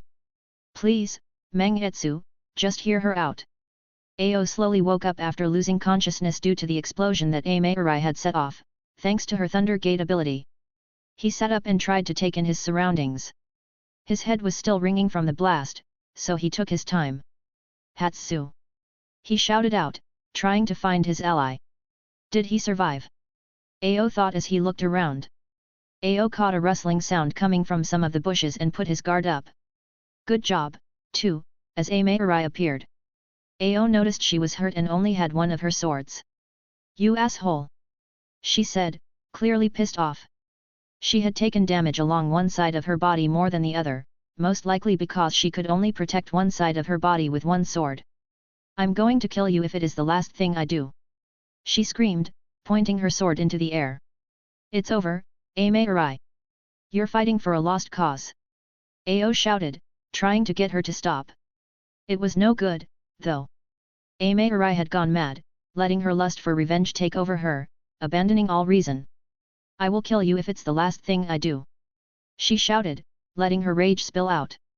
Thunder Gate! Amaerai shouted as she let as much chakra as she could muster pour into the attack. Ao looked up in horror as he could see the thunder clouds forming. Not good, I can't dodge it. He thought. Amaerai laughed as she got ready to drop the wicked thunderbolt from the sky when suddenly a sword burst through her chest, causing her to cough up some blood. Ao was also shocked and realized that it was Hatsu. He had somehow gotten behind her and stabbed her through the chest in an attempt to stop her. Amaerai turned her head a little as the shock set in. You basta *d. She spat out through the blood. It's over, Amaerai. You have lost. Hatsu said, digging his sword deeper into her back. Amaerai winced from the pain and lowered her sword in defeat before coughing up more blood. Ao breathed a sigh of relief and dropped back onto his butt, taking a well-needed rest. Your prick isn't big enough to stop me. Amaerai suddenly shouted as she used the last of her strength to lift her sword into the air. No, don't. Ao shouted as he watched, extending his arm. Thunder Gate! Amaerai screamed as she summoned one last lightning strike that hit her and Hatsu, engulfing them in the binding light before the explosion sent Ao flying back. While all this was going on, Funa and Yagura had been engaged in a stare-off that was about to turn into a fierce clash of titans. Both of them stood ready, each waiting for the other to make the first move. Both in full-tailed beast mode with their tails waving in the sky. Yagura moved first as he jumped into the air, curling into a ball as he rolled tenaciously towards Funa. The sheer size of his body was enough to uproot the terrain as he rolled forwards, attacking with the total weight of his body. Seiken's body only had small arms, so Funa was forced to use two of his tails to block the attack. Yagura continued to roll and flipped into the air before Funa smashed him away with his other tails, getting some distance. Quickly he covered the latitude between them and smashed the three tails on top of the head with his tails before unleashing a huge amount of water bubbles that exploded on its hide, causing massive damage. Yagura flinched from the explosive bubbles, and Funa quickly used the opportunity to wrap his flexible body around his, holding him in place. The three tails roared as its movements became halted, and in a desperate attempt, it tried to fire a tailed beast bomb that would hit the ground, damaging both of them. Look out! Seiken shouted, trying to warn Funa. Funa saw the attack at the last second and was quickly able to wrap one of his tails around Yagura's leg, pulling him off balance and knocking him over so that the blast flew into the sky. Both of the tailed beasts wrestled on the ground as they fought for dominance over each other. Their tails clashed and destroyed anything they hit as the landscape around them was shredded to pieces, sending shockwaves through landscape. We have to be careful not to let our battle get too close to the village. Funa shouted to Seiken. I know. The six tails replied as he was doing his best to control the three tails. The three tails suddenly stopped wriggling, and Seiken figured out why when his coral palm started to take effect, covering his body in the tough substance enabling him to move. It's his coral palm technique. Look out! Funa shouted as Seiken was forced to release the three tails. Quickly Seiken created as much distance as he could before the coral palm froze his movements. I guess it's time for that jutsu, Funa said as he watched from his inner world. Seiken's body suddenly unleashed a massive amount of bones that took the shape of a large exoskeleton that formed around the six tails body like armor, smashing all of the coral that had formed. The sight was monstrous, and Seiken looked like a demon with two large horns forming on its head. Everything, including its six tails, was covered in the bone armor that acted as defense with spikes all over, making it even more forbidding. The three tails growled, showing it wasn't intimidated as it fired a barrage of tailed beast bombs that smashed into Seiken's bone armor. However, they hardly left a mark and Funa decided to counterattack. Ice style, freezing bubble jutsu. Funa shouted as he let loose a barrage of water bubble towards the three tails. The bubbles hit their mark and, this time, froze on impact instead of exploding. They kept coming, and the Three Tails was quickly overwhelmed by the amount as they trapped its large body in a layer of ice. If I can freeze him for long enough, I should be able to undo the seal. Funa shouted. Yagura was having none of it, though, and smashed the ice away with his tails before he jumped back into a ball and rolled out of the way of Funa's attack. He was rolling around Funa in a circle as he fired small blasts of chakra at him, trying to chip away at his armor. The attacks were no way near strong enough to break through his defense, though, and Yagura decided to attack with his own shell that was as strong as armor, becoming impatient. Funa did the same thing as last time and stopped the Three Tails with his tails. This time though, his bone defense acted as a weapon as the bone armor came to life and attacked the Three Tails from all angles. 1000 bones counter-attack! Funa shouted as the bone armor continued to hit the Three Tails with powerful blunt strikes not to kill him. The constant barrage of attacks was too much for even the Three Tails' body to handle as Funa held him close. He was continually attacked by the bone armor as if it had a mind of its own. Finally, Funa released the Three Tails, looking as if the beast had been knocked out from the onslaught. Now is my chance. Secret-tailed beast jutsu. Ice mist. He said as Saiken unleashed a fog that looked like dry ice over the Three Tails. Saiken could release a poison cloud or an acid cloud that could melt almost anything. Funa had been able to combine his own Kekkei Genkai with Saiken's ability and create an ice fog that would freeze anything it came into contact with. He watched as the ice fog made its way through the surrounding terrain, freezing everything before it made its way to the Three Tails. The mist enveloped the Three Tails' body and started to freeze it, instantly trapping the beast inside a solid block of ice. It worked. All right, Saiken, you know what to do. He said. Saiken nodded its head, and its large body suddenly started shrinking until it turned back into Funa. Hopefully, that holds for a while. Funa thought as he rushed over to the massive frozen body of the Three Tails. Funa placed his hand on the ice and slipped inside of it, being able to move around freely. He traveled up towards the Three Tails' head and could see its eye movements to look at him. You are a tough one. I'll give you that. Funa thought as he placed his hand on the beast's head, concentrating. Funa was able to enter Yagura's inner world. Hopefully he wouldn't have any interruptions this time. He made his way to the same place he had last time and once again found the Three Tails that was still chained up and trapped. Yagura was also led on the floor unconscious, and stood over him was Obito. Who didn't look pleased. You again. What use is this fool if he can't even beat you? Never mind, I will deal with you myself. Obito said as he stood over Yagura's body. Funa realized that Obito was about to kill him and had to act fast. Stop! He shouted as he appeared in front of Obito and tried to kick him in the face. As expected, though, his foot passed right through his head, and Obito went to grab him so he could attack. Funa quickly let his bones shoot from his body, and Obito was forced to use his Sharingan to avoid the attack. Funa took the opportunity to grab Yagura quickly and get some distance from Obito. What a nuisance you are proving to be, Obito said as he weighed his options up. It's over, Obito. Release the genjutsu. Funa shouted. He was thinking very hard about what he should do right now. If he could kill Obito here and now, he would stop the war and everything he would do in the future. The only problem was he wasn't sure he could kill him here. Most likely, he was just a part of the genjutsu, and his physical body was elsewhere. And if I don't? Obito asked. Then I will push you out and break the genjutsu by force, Funa said as he allowed his bones to sprout from his body, including the horns on his head. Obito chuckled a little before speaking. You fool! You can't kill me here, and I wouldn't force the genjutsu if I were you. Funa expected as much and decided to play along. Why is that? You see, I have rigged the genjutsu so that if anybody but me breaks it, then the seal will self-destruct, killing the Mizukage, Obito said, smiling behind his mask. Funa hadn't realized that he had rigged the genjutsu so that it would kill Yagura. Do it! Yagura shouted as he was trying to sit up. Do it, Funa!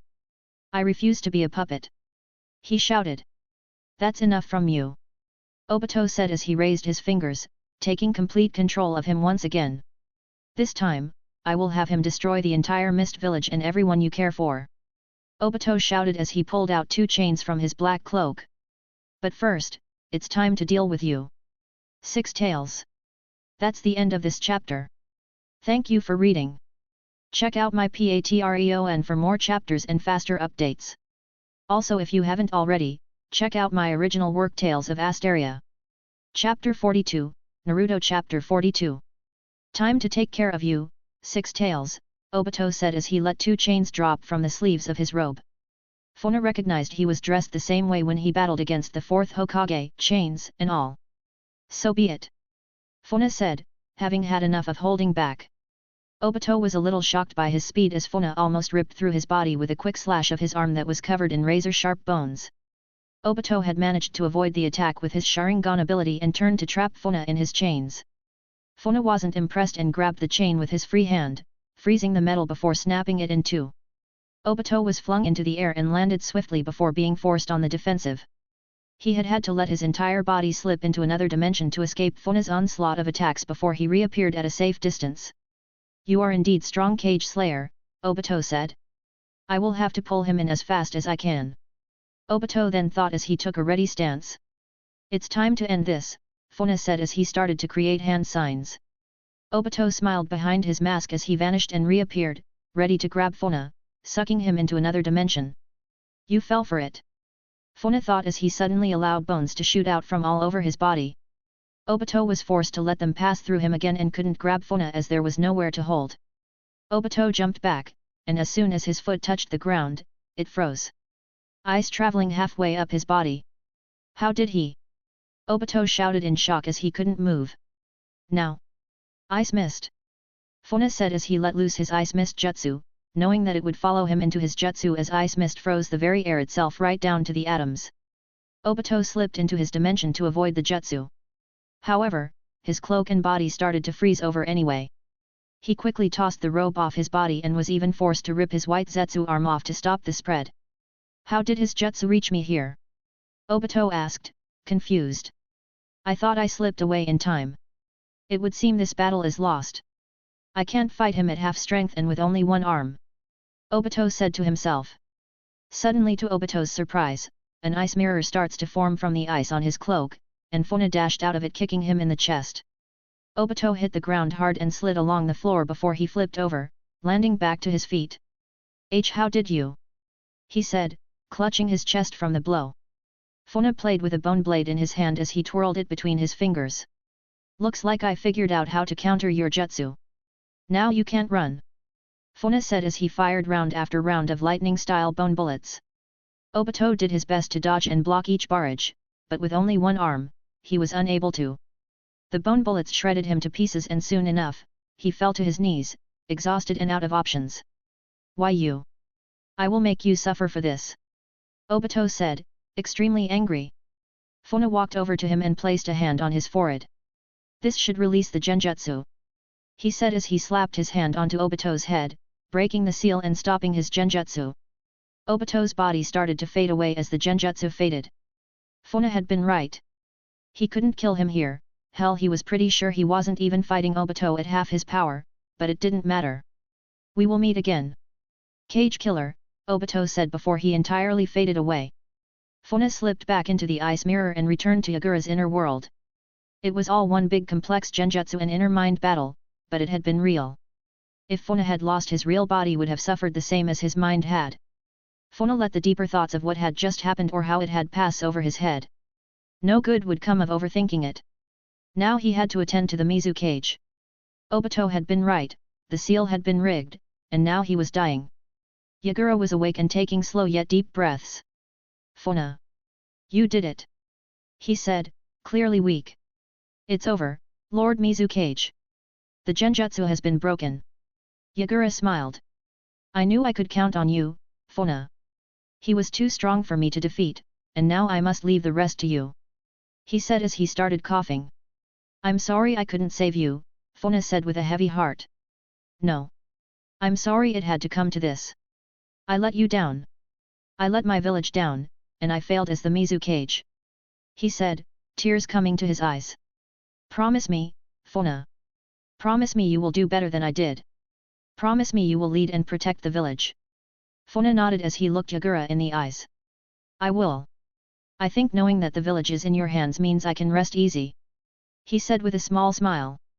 Funa noticed that the three tails was also waking up now, and the chains that had bound it fell away.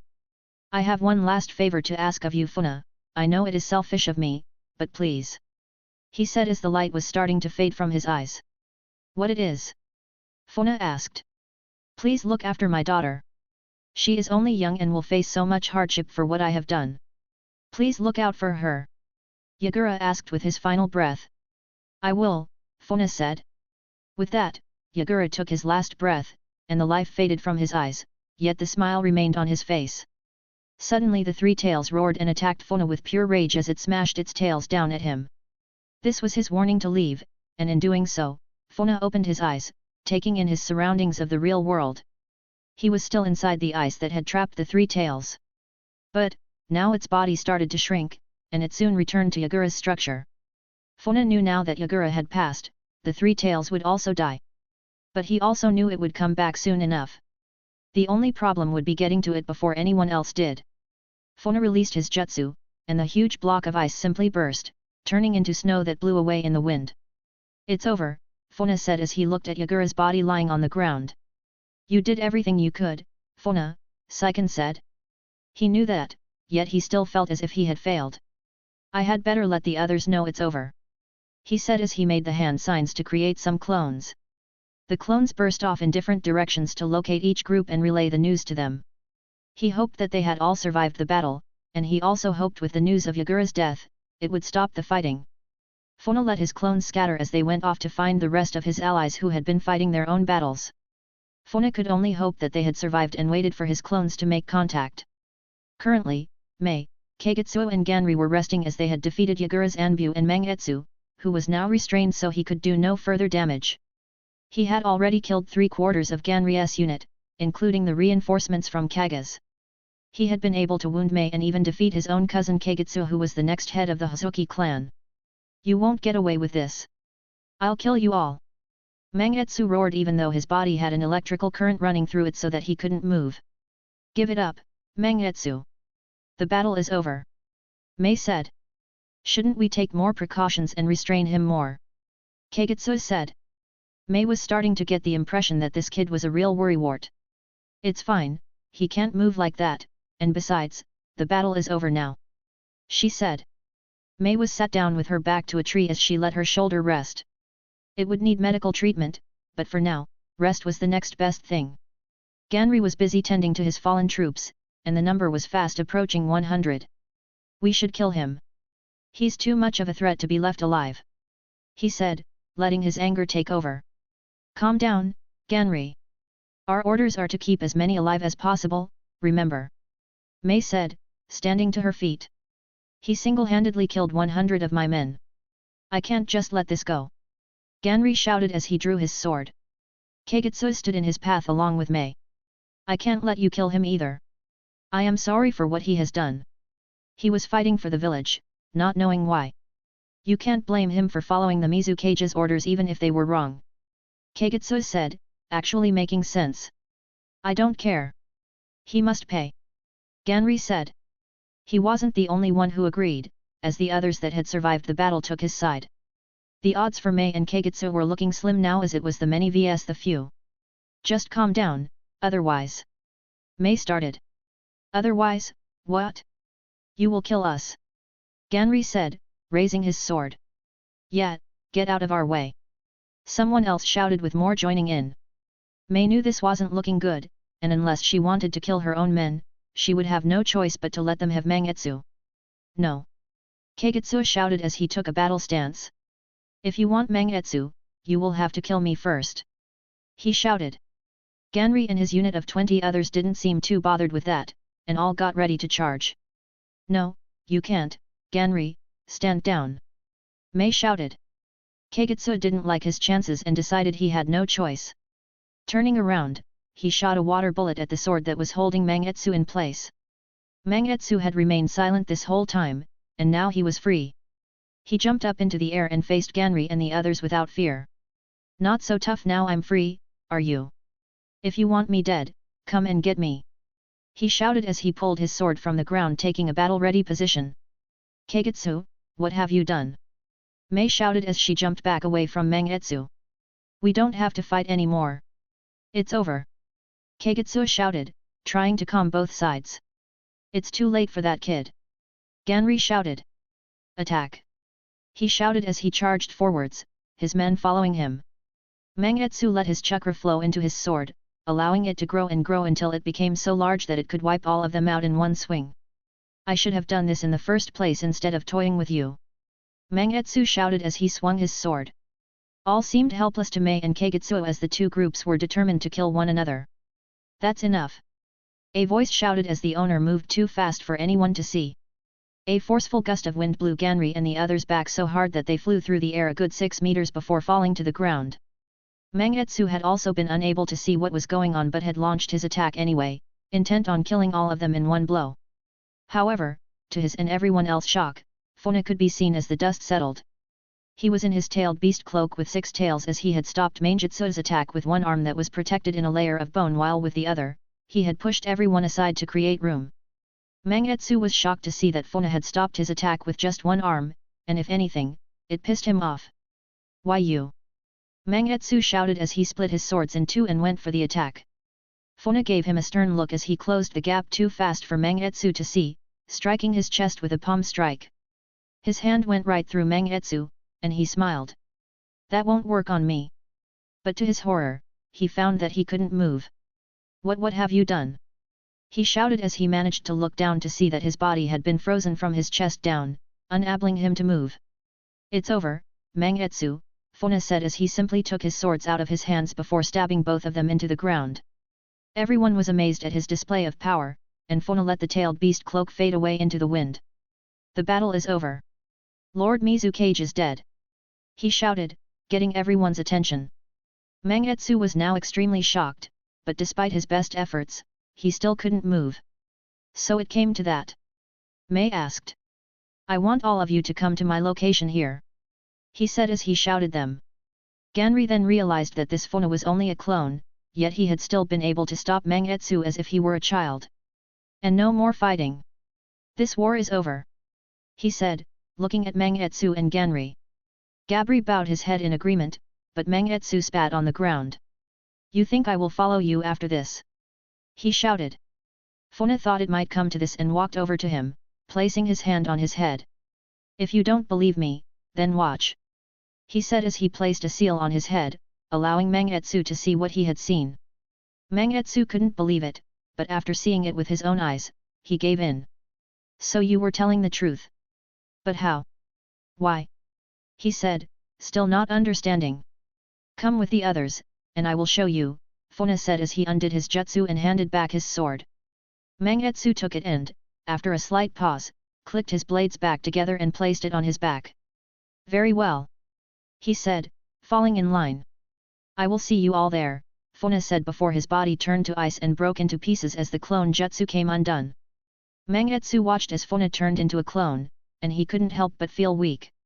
A clone, even physical, was not even as strong as half of the power of the original. He did know that a shadow clone jutsu of the hidden leaf was different, and just one clone would be at half the original's strength. But that still didn't answer his question of just how strong Funa was and how he could stop his attack with just one arm. Meanwhile, one of Funa's other clones had found Kaga's group, who had been stationed along the village's border to protect it. They had also provided reinforcements to Genri and had even had to fall back from the aftermath of Funa's battle with Yagura. Captain Yuki! Kaga shouted as he greeted him with a bow. Good to see you, Kaga, Funa said with a smile. You too. Everything is good on our side, is the battle over? He said. Yes. I want you and your men to report to this location, where I will brief everyone at the same time. At once, Captain, Kaga said, not wasting any time. See you there, Kaga, Funa said as his body turned to ice and his clone crumbled. All right, men, let's go. Kaga shouted as he leads the way. Funa's last clone was currently making its way to find Hatsu and Ao. If he wasn't mistaken, he had last seen them in a battle against Ameirai. Funa could feel Ao's chakra and watched as a massive thunderbolt hit the ground. Funa rushed in to try and see what had happened, and he found Ao lying on the ground, hurt severely. Ao. What happened? Funa asked as he knelt next to him. Well, look who decided to show, Ao said through the pain. He slowly sat up and pointed over to where the thunder had struck. It's not good, Funa. Ameirai tried to take us all out in a last-ditched effort. I'm not sure if Hatsu made it. Ao said. Funa turned around to get a better look. He was growing impatient and, with a wave of his arm, blew away the smoke with a gust of wind chakra. Ame Arai was on her knees, still breathing somehow. However, to Funa's atrocity, Hatsu was laid on the floor, lifeless. No. Funa said as he walked over to take a good look at his body, seeing if there was anything he could do to try and save him. He's dead. Ame Arai said through heavy breaths. The fool thought he could stick me and get away with it. She said, laughing at her own joke. This wasn't supposed to happen, Funa said quietly to Hatsu, apologizing to his friend who had given his life for the sake of the village. I'm sorry, my friend. I wasn't able to protect you. He said, biting his lip. All of you are traitors and deserve to die. Hell, if I weren't so tired, I would do it myself. Ame Arai said with a wicked smile. Funa ran his fingers down Hatsu's eyes to close them before he made a few hand signs and placed his hand on his chest.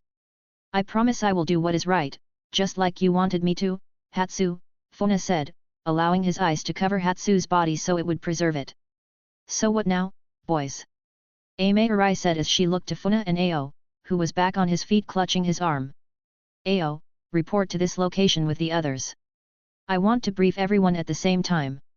Funa said. Is it done? Ao asked. He's dead, Funa said bluntly. Ao nodded and decided it was best he do as he was told, leaving Fu and Ame Arai alone. Ame Arai was shocked to hear that Yagura was dead and looked at Funa, trying to gauge him from head to toe. You killed Lord Mizukage. She spat, still unable to move. Her attack had done a number on her, and from what Funa could see, she had used her lightning style to keep her wound from killing her, for now. I did. Just like you killed my friend. Hatsu. Funa said as he slowly kneeled down in front of her, so they were face to face. He was your friend? Well, sorry about that. She said as she coughed up more blood. I could save you. Your wounds are still within the realm of being able to save your life. By all rights, you are a strong kunoichi, the second strongest in the whole village. Funa said with his eyes closed as he was deep in thought. Just get on with it, will ya already? I hate long drawn-out speeches. She said. Funa opened his eyes and placed a hand on her chest. He let his eyes spread and stopped the bleeding in her chest. It was a little painful, but she soon found relief. Why? She asked, confused. I think you have the wrong idea, Ame Arai. I'm not saving your life. I am merely extending it so I can make you suffer. Funa said as he suddenly drove a frozen knife hand into her stomach. Ame Arai flinched as she could feel his hand inside her, and she coughed up some blood as he pulled it back out. Her face suddenly went pale as the pain started to become unbearable. What have you done? She screamed all of a sudden as she doubled over from it. Ame Arai curled up into a ball as she screamed in agony from whatever Funa had done to her. Arg! She screamed as she kicked her legs out from the pain. Funa remained knelt down Japanese style as he watched her squirm. What I have done to you is something I created for my worst enemies. I call it, subatomic cryonic jutsu. Funa said. It took me a long time to get it down. You are the first living person I have tried it on. Arg! Ame Arai screamed again as she rolled and jarred around from the pain. What it does, is it freezes your body at a subatomic level. I don't know what your knowledge of physics is like, but subatomic means something smaller than an atom. Funa said. It's not something your world would know much about, but in mine. Well, where I am from, we knew about these things. He said with a small smile coming to his face as Ame Arai started to spasm from the pain. It is the scale at which the atomic constituents, such as the nucleus containing protons and neutrons, and the electrons, which orbit in spherical or elliptical paths around the nucleus, become apparent. In layman's terms, your body is freezing from the inside out, from the very inside. The inside that you didn't even know you had is freezing, causing such severe pain that you will most likely die of a heart attack before you freeze to death. However, that's where I come in. Every time your heart is about to give out, I will kickstart it with a jolt of electricity, like a defibrillator, if you will. Bringing you back so that you can endure more and more pain every time. He said. Arg! Ame Arai screamed as she experienced her first heart failure. As promised, Funa jolted her with a weak lightning style, restoring her heart after a moment, letting her feel the pain all over again. He continued to do this over and over so that she would suffer. This torture would continue in secret while everyone else met up with the real Funa so he could brief them on what had happened until he was satisfied with his revenge. So that's the end of this chapter. A little bit deep towards the end, but a fate that she deserved for killing the MC's best friend. If you are enjoying my story, please help support my writing by checking out my Patreon and the link is in the story bio. You will also have access to 9 chapters ahead with faster updates. Also, check out my original novel, Tales of Asteria. Chapter 43, Naruto Chapter 43. Funa waited by Yagura's body for the others to arrive. His clones had relayed the information to him once he had released the jutsu, and his heart was saddened by the news of Hatsu's death. He felt no remorse for what he had done to Ame Arai, and he pushed the thought to the back of his mind as the others started to arrive. Mei and Ganrie's group were first. They gave Funa a nod, and their unit fell in line at the sight of the dead Kazekage. Soon Kaga and his unit also arrived, and they did the same. The goal had been to stop the Kazekage, either by freeing him or killing him. Everyone was surprised that Funa had been able to kill him without a scratch. Yagura had seemed invincible to most, and the thought that he could be killed was far-fetched. Ao was the last to arrive and gave Funa his respects, and he saw Yagura's body lying next to him on the ground. Now that everyone was here, Funa was ready to brief them on what had happened. There was easily 100 shinobi present, and Funa gave them all a heavy gaze before he took a breath. As all of you can see, the Kazekage is dead. Funa said, letting his voice echo over all of them. Our goal here was to break the genjutsu that was controlling him and hopefully save his life. That wasn't an option. Due to the circumstances and events that transpired along the way, I was forced to kill him. Funa said, letting his words sink in. No one said anything as they all waited for him to continue, remaining silent. It is with a heavy heart that I report to you that our mission is complete. Let us remember the Kazekage, not for the things he was forced to do, but for the things he wanted for the village. Everyone fed off of Funa's words and let the emotion set in. Where the mist falls, one shall find its people. Ever-changing like water, they will give rise to more mist, that will forever preserve the village. Funa said, quoting the words of the first Kazekage and lifting the spirits of his men. Let's hear it for General Funa. Someone suddenly shouted. Everyone burst out into cheers as they started to chant his name, and even his captains started to join in. Mei couldn't help but smile as she looked at the man standing before her. He was a hero, and his strength was second to none. Funa raised his hands for everyone to settle down, and after a moment, they did. Thank you, everyone. Let us remember those who gave their lives for our village today. Forever encompassing their names into the history of our village.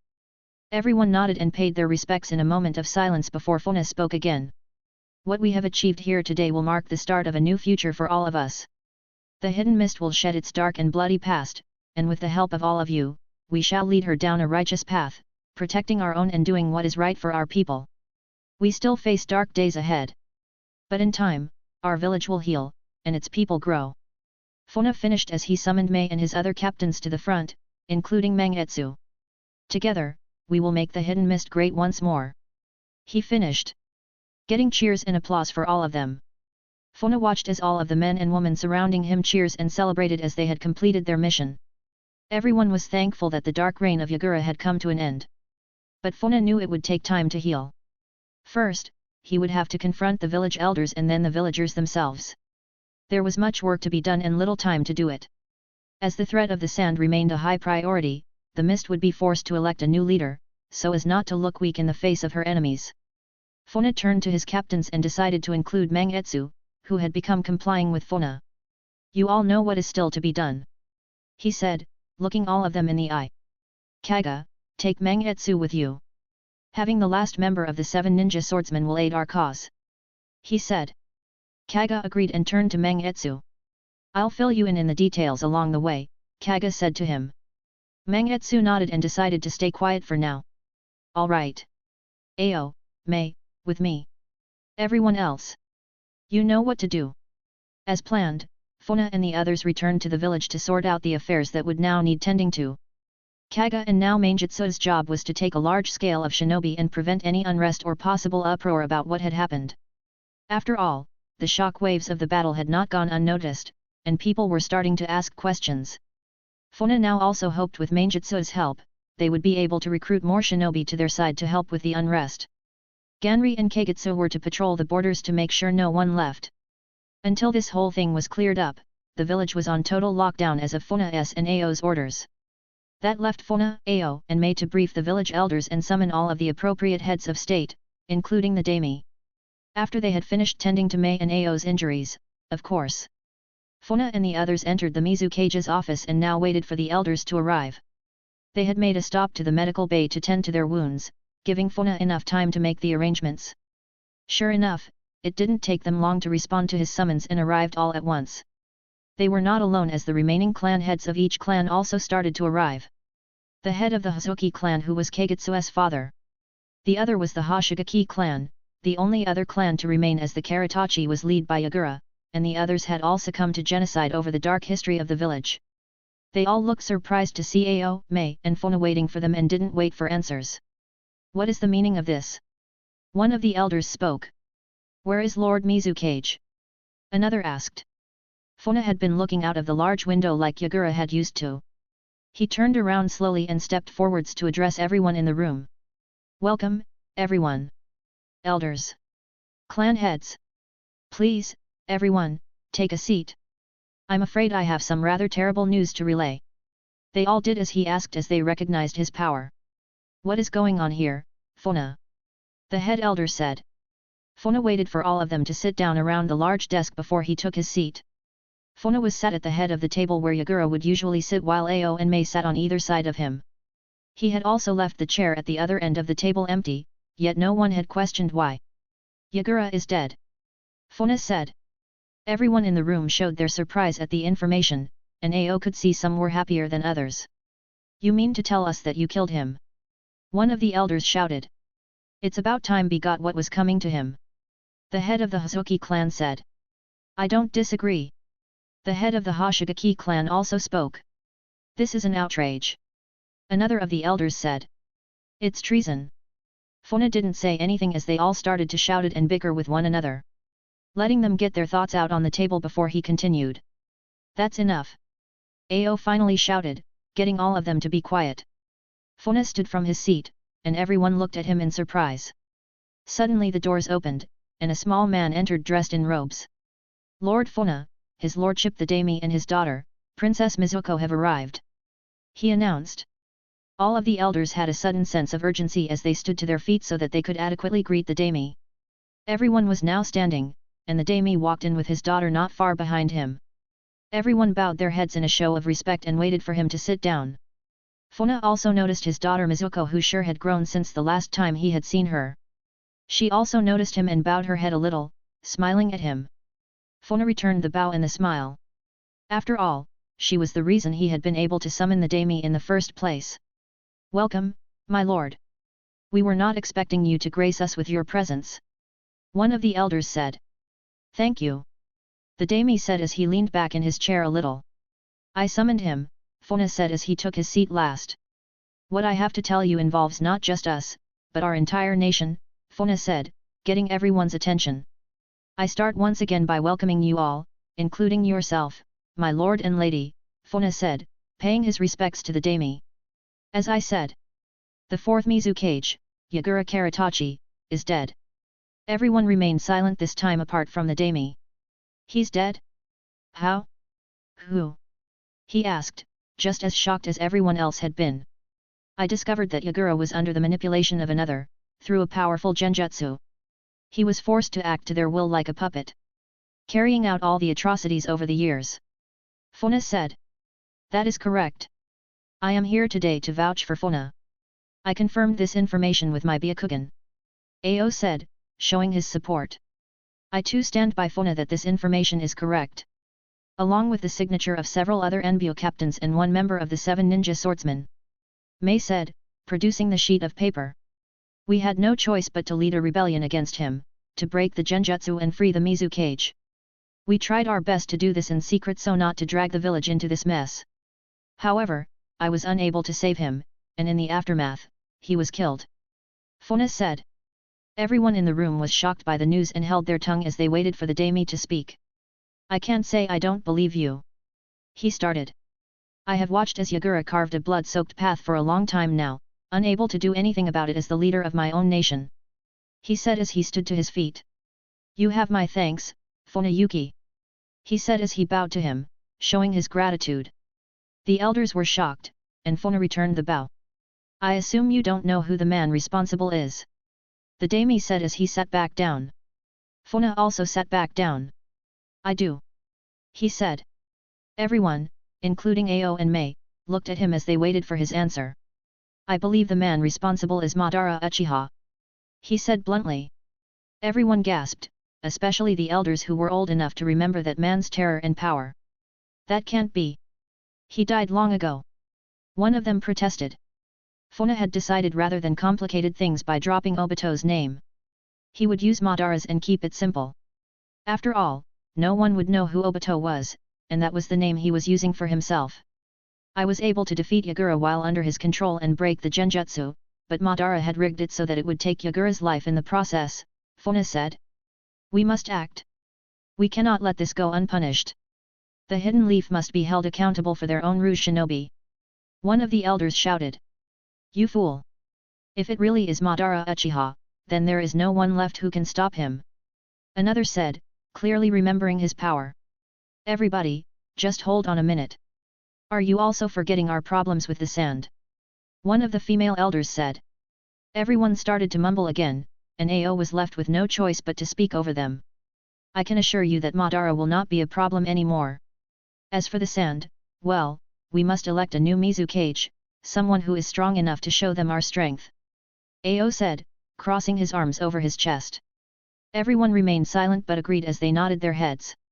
The looming threat of the hidden sand was drawing closer, and a meeting with their Kazekage was due soon. You know the rules, only the strongest among us can be granted the title of Mizukage. The head elder spoke. Everyone was looking at Funa now. After all, he was the one who had defeated Yagura and had led the rebellion to begin with. Ao stood up to speak. I purpose that.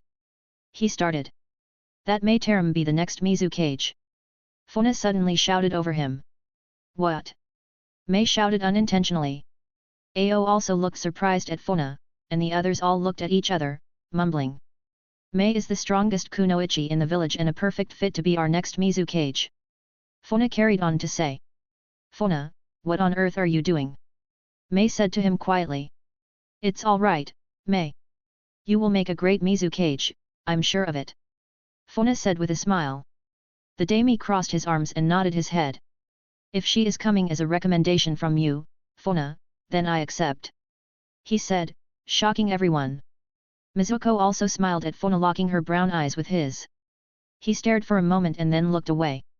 It's settled then, what say you? He said, asking the others. The elders all looked at each other before they got ready to cast their vote. Agreed. They all said. Funa then looked to the clan heads and waited for their response. The Hazuki clan agrees. The Hoshigaki also accepts.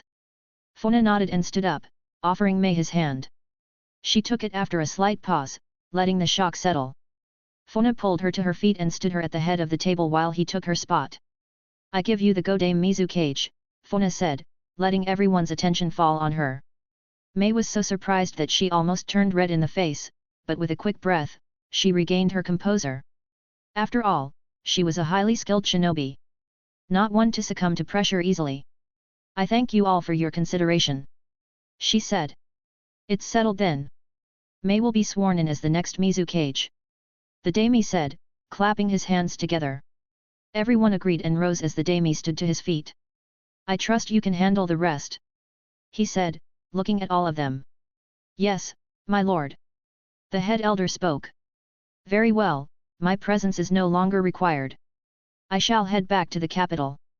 He said, turning on his heels. Mizuko also bowed to everyone and winked at Funa, catching him off guard a little. Everyone bowed to them as they left the Mizukage's office, and they turned back to Mei and Funa. So be it. We shall make the preparations for the ceremony at once. The elders said as they excused themselves. Both the clan's head for the Hazuki and Hoshigaki clan gave a slight bow to Mei and Funa before they too took their leave, leaving Ao, Mei, and Funa alone. What the hell was that? Mei suddenly shouted as the door closed. Funa was expecting as much and sat back down with his arms crossed over his chest. Calm down, Mei. It's as I said. You will make a better Mizukage than me. He said with a small smile. Mei didn't seem impressed as she was about to say something. However, she fell back onto her chair, clutching at her shoulder. Mei. Funa said as he went to catch her. He didn't need to as the chair did all the work, but he was worried. You don't look good, Mei. Your shoulder still isn't right. It would help if you got back to the medical corps at once. Our new Mizukage should be at full health before taking office, after all. Ao said, looking at Funa. Funa agreed, and once Mei was ready, he helped escort her to the village hospital, where she was checked in for another healing session. Funa and Ao left her there for the time being and made their way outside, now that they were finally alone. Funa guessed that Ao had questions for him. Why did you do that? Ao asked, deciding to take the blunt approach. Do what? Funa asked. Don't play dumb, Funa.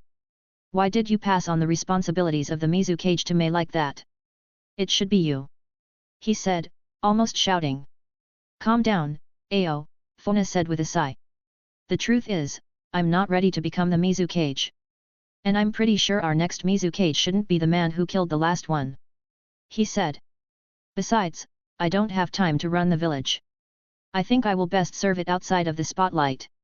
Ao crossed his arms in protest. I'm not doubting Mai's ability. She is the obvious choice after you. But it should be you. You're the reason all of this was possible, Funa. It should be you who leads us now. Ao said. Funa placed a hand on his shoulder and gave him a friendly smile. Thank you, Ao, for trusting me this far, Funa said before he removed his hand.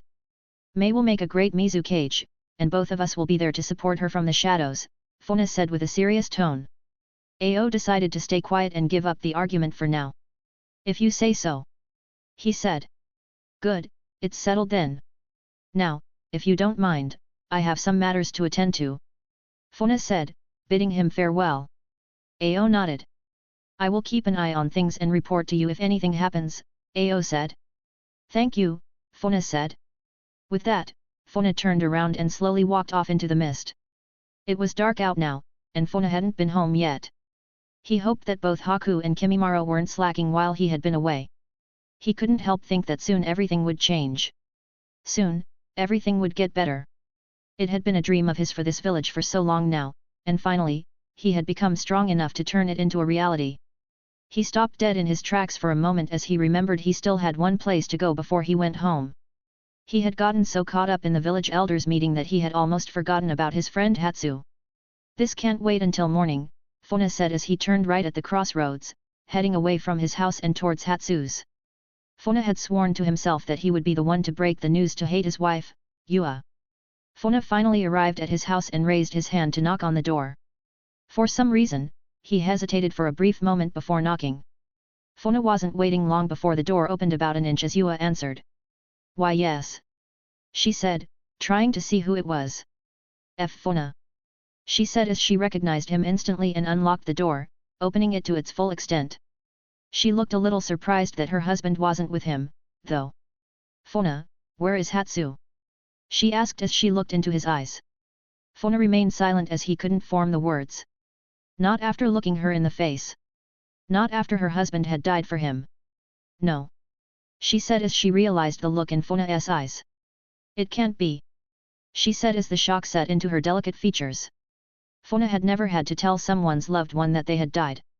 He had never seen the pain of a wife that had lost her husband. No. She screamed as she fell to her knees, no longer able to hold back the tears. Funa didn't know what else to do other than to pick her up and hug her. Yua sobbed and sobbed, hitting Funa with her fists in anger before nuzzling into his chest as her emotions ran wild. Hatsu! She screamed as her tears continued to fall. Funa didn't say or do anything as he let her get it all out of her system. He must have been stood there for at least 5 minutes before Yua finally pulled away from him as she tried to check her emotions and calm down. How? She asked as she allowed Funa to enter her house. He died in battle, Funa said as he cleared some space on the large kitchen table. Yua looked a little surprised at what he was doing, but she didn't have the mental energy to question him. Funa made a few hand signs, and suddenly, an ice mirror formed. Out of it slowly slipped Hatsu, who was frozen in an ice coffin. Yua could see her husband frozen at peace as the coffin slid into the table. Hatsu, she said as she placed her hand on the ice to look at his face. I'm sorry, Yua. I couldn't save him. I couldn't. No, Yua said, interrupting him. Hatsu believed in you, Funa. He believed in you so much that he was willing to die for you. She said as she slowly looked up at him. Funa still couldn't shake the guilt and lowered his head at Yua's gaze. You must not blame yourself. Please. She said, taking his hand. If he died for your cause, then I can be at peace with that. He would have wanted it this way. He always spoke so highly of you, saying you would be the one to save this village. Yua said. Funa looked into her eyes and could see that she meant every word. Thank you, Yua. He said, giving her a faint smile. If there is ever anything you need, please, don't hesitate to ask. Funa said, taking her hand in his. Yua gave a small smile as her tears started to run down her cheek again. I will, Funa. She said as she took a step back and bowed to him. Funa felt his heartstrings twitch, and he bowed lower than he had ever done before. Funa didn't stay any longer and left Yua with Hatsu's body. It was frozen as a special kind of ice that would never melt. Not until the caster died or released the jutsu, that way his body would be preserved forever. Funa slowly made his way back home, reaching the crossroads in the village that he had done before. It wasn't far to his house from here. Of course, he could simply use an ice mirror if he wanted, but something made him feel like walking tonight. Funa took a deep breath and placed his hands in his pockets as he continued in his stride towards his home. His thoughts had gone quiet for the time being, and he simply enjoyed the fresh air, taking as much in as he could. As Funa approached the last turn to his house, he caught a slight scent of perfume. Turning around the corner, he was greeted by long blonde hair, brown eyes and turquoise earrings. Swiren. Funa said in surprise as the woman turned to face him, letting her hair blow gently in the wind. I've been waiting for you. Funa. She said as she brushed her hair behind her ear, exposing her heart-shaped face. Thank you for reading. If you enjoy the story, check out my Patreon for more. Link in story bio. Chapter 44, Naruto Chapter 44. Swiren was waiting for Funa outside of his house. Her hair was blowing in the gentle breeze of the night. Her brown eyes fixed on him as he slowly approached her. Funa remembered that the sealing jutsu he had placed on her had been on a timer, which meant that the jutsu would undo itself after a specific time. Now that it had been undone, all of her memories would have returned, and of course, she would come seeking answers. He watched as she stood there in silence, looking between him and the floor. Swiren moved her hair out of her face once more and gave him a small smile. You saved me again. She said. I'm sorry about your teammates. He responded with a heavy heart. Swiren's face turned heavy as she slowly squeezed her first to her chest. How did you know? She whispered. How did you know that was going to happen? She said again louder. Funa sighed a little as he thought about his answer. Should he tell her he knew all along? Should he come clean about who he really was? I didn't. He said. Deciding to lie. I just had a bad feeling. He said, looking her in the eyes. Swiren looked away, almost ashamed of herself to meet his gaze. I spoke to Genri. He told me everything. Everything that has happened, everything you have done to help save our village. She said. Why save me? Why does my life mean more than the others? She shouted as tears started to cultivate in her eyes. I wish I could save everyone. I wish I had enough power to protect everyone in the village. But I don't. I try, but I can't save everyone. But I could save you. Your life means more to me, Swiren. You. He said, struggling to think of the words. You're special to me. He finally said. Tears were flowing from Swiren's eyes now as she looked Funa dead in his. Why does my life mean so much to you? You saved the whole village. You stopped the Mizukage and saved everyone. Why go out of your way to save me? She shouted, tears flowing freely from her eyes now. Funa didn't know what else to do now and walked over to her, embracing her in a hug as he wrapped his arms around her body, pulling her closer to him. Swiren was shocked but returned his embrace as she squeezed his blue cloak, nuzzling her head into his chest as she let out her cries.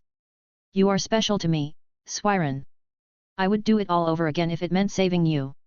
Funa said as he rested his chin on her head, holding her tightly in his arms. Swiren had stopped crying and just held him, never wanting this moment to end. I'm such a mess, she said, still resting her head against his chest. I don't think so, Funa said as he slowly pulled her off him so that he could look into her eyes.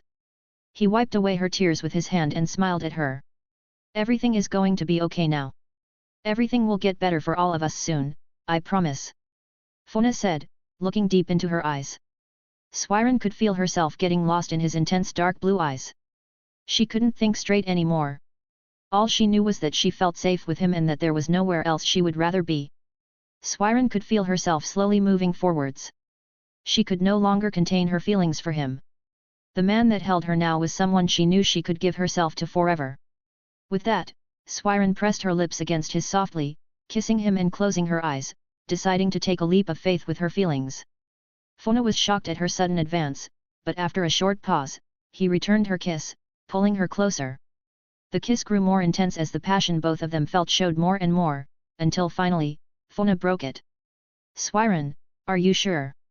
He said, almost panting as if out of breath. She looked into his eyes without hesitation and placed her hand on his chest. Yes. I've never been so sure in all my life, she said, kissing him again, starting the whole thing over. Before Funa knew it, both of them had stumbled through into his bedroom and fell onto the bed, still locked in a deep passionate kiss.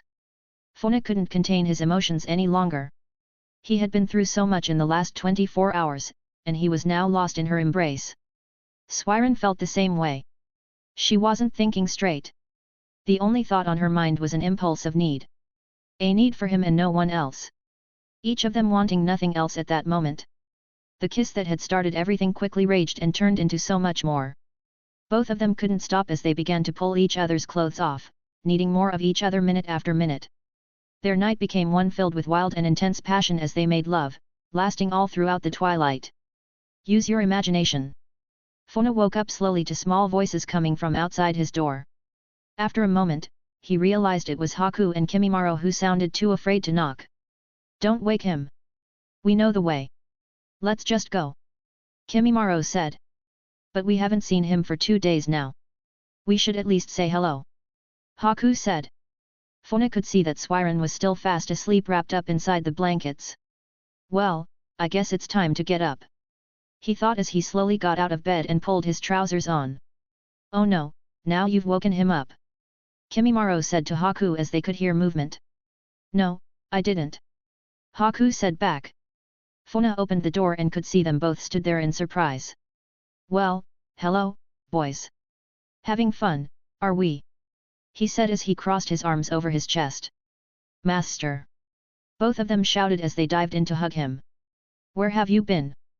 Haku said as he squeezed him tightly. Kimimaro let go and smiled, nodding his head. Good to see you both, Funa said as he patted both of their heads, smiling at them. I've been working. You'll understand when you get older, though, he said with a slight laugh. Are you taking us to the academy today? Haku asked. Kimimaro also looked excited for his answer but waited, being more patient than Haku. Wait for me downstairs, okay boys, Funa said as he saw Swiren wake up. Okay, let's go, Haku, Kimimaro said, noticing that Funa needed to do something. Haku nodded and got dragged downstairs by Kimimaro, leaving Funa and Swiren alone. Good morning, Funa said as he sat on the bed next to Swiren. Good morning, she said, her cheeks a little red from the memory of last night. Would you like some breakfast? Funa asked. Swiren calmed down as she looked into his eyes. His strong and calming presence relaxing her. Yes, that sounds nice, she said, pulling the blankets a little higher to her chin. Funa smiled. All right, make yourself at home. I'll take the boys to the academy and pick us something up, okay? He said. Swiren nodded. Okay, she said with a smile. With that, Funa grabbed the rest of his clothes and made his way downstairs to Kimimaro and Haku, who were already packed and ready to go. All right, you're both ready, then I see, Funa said with a chuckle. Both of them nodded with excitement, and Haku rushed to the front door. Let's go, he shouted. Funa couldn't believe how happy both of them were. It warmed his heart to see them both full of joy like this. He could only imagine the hardships they would both be facing now if they had stayed on their intended path. Funa finished taking them to the academy and watched them go inside. As he did, he could see Junsai, who was the boy's instructor at the academy, waving him over. Funa noticed him and decided to go over to see what he wanted. Funa. Good to see you. How have you been? Junsai asked as he rubbed the back of his head. I'm good, thank you Junsai, is there something I can help you with? He asked, not sure what he wanted. Well, you see Funa. He said, a little nervous. It's your boys. He said. What about them? Funa asked. Well, it's just that they are progressing so fast. I feel as if they will no longer need to stay in the academy. Junsai said. Funa gave a slight chuckle. I expected as much. After all, they get so much training at home. Junsai looked a little nervous as he didn't know what to say. Yes. They far outclass every other student in their class, and I fear they will soon become unchallenged. Don't worry, Junsai. Grade them as normal. Once they pass, I will take it from there. Funa said. Junsai gave him a nod. Leave it to me. He said. With that, Funa headed off into the village to find something for breakfast. He instantly noticed that more shops were open and more people were wandering the streets. What he didn't expect was that everywhere he went, people bowed to him and hailed him a hero. Good morning, Lord Funa. The old lady at the sweet shop said with a bow. Funa returned her greeting with an awkward smile. Good morning. He said. Can I get 2 of those, please?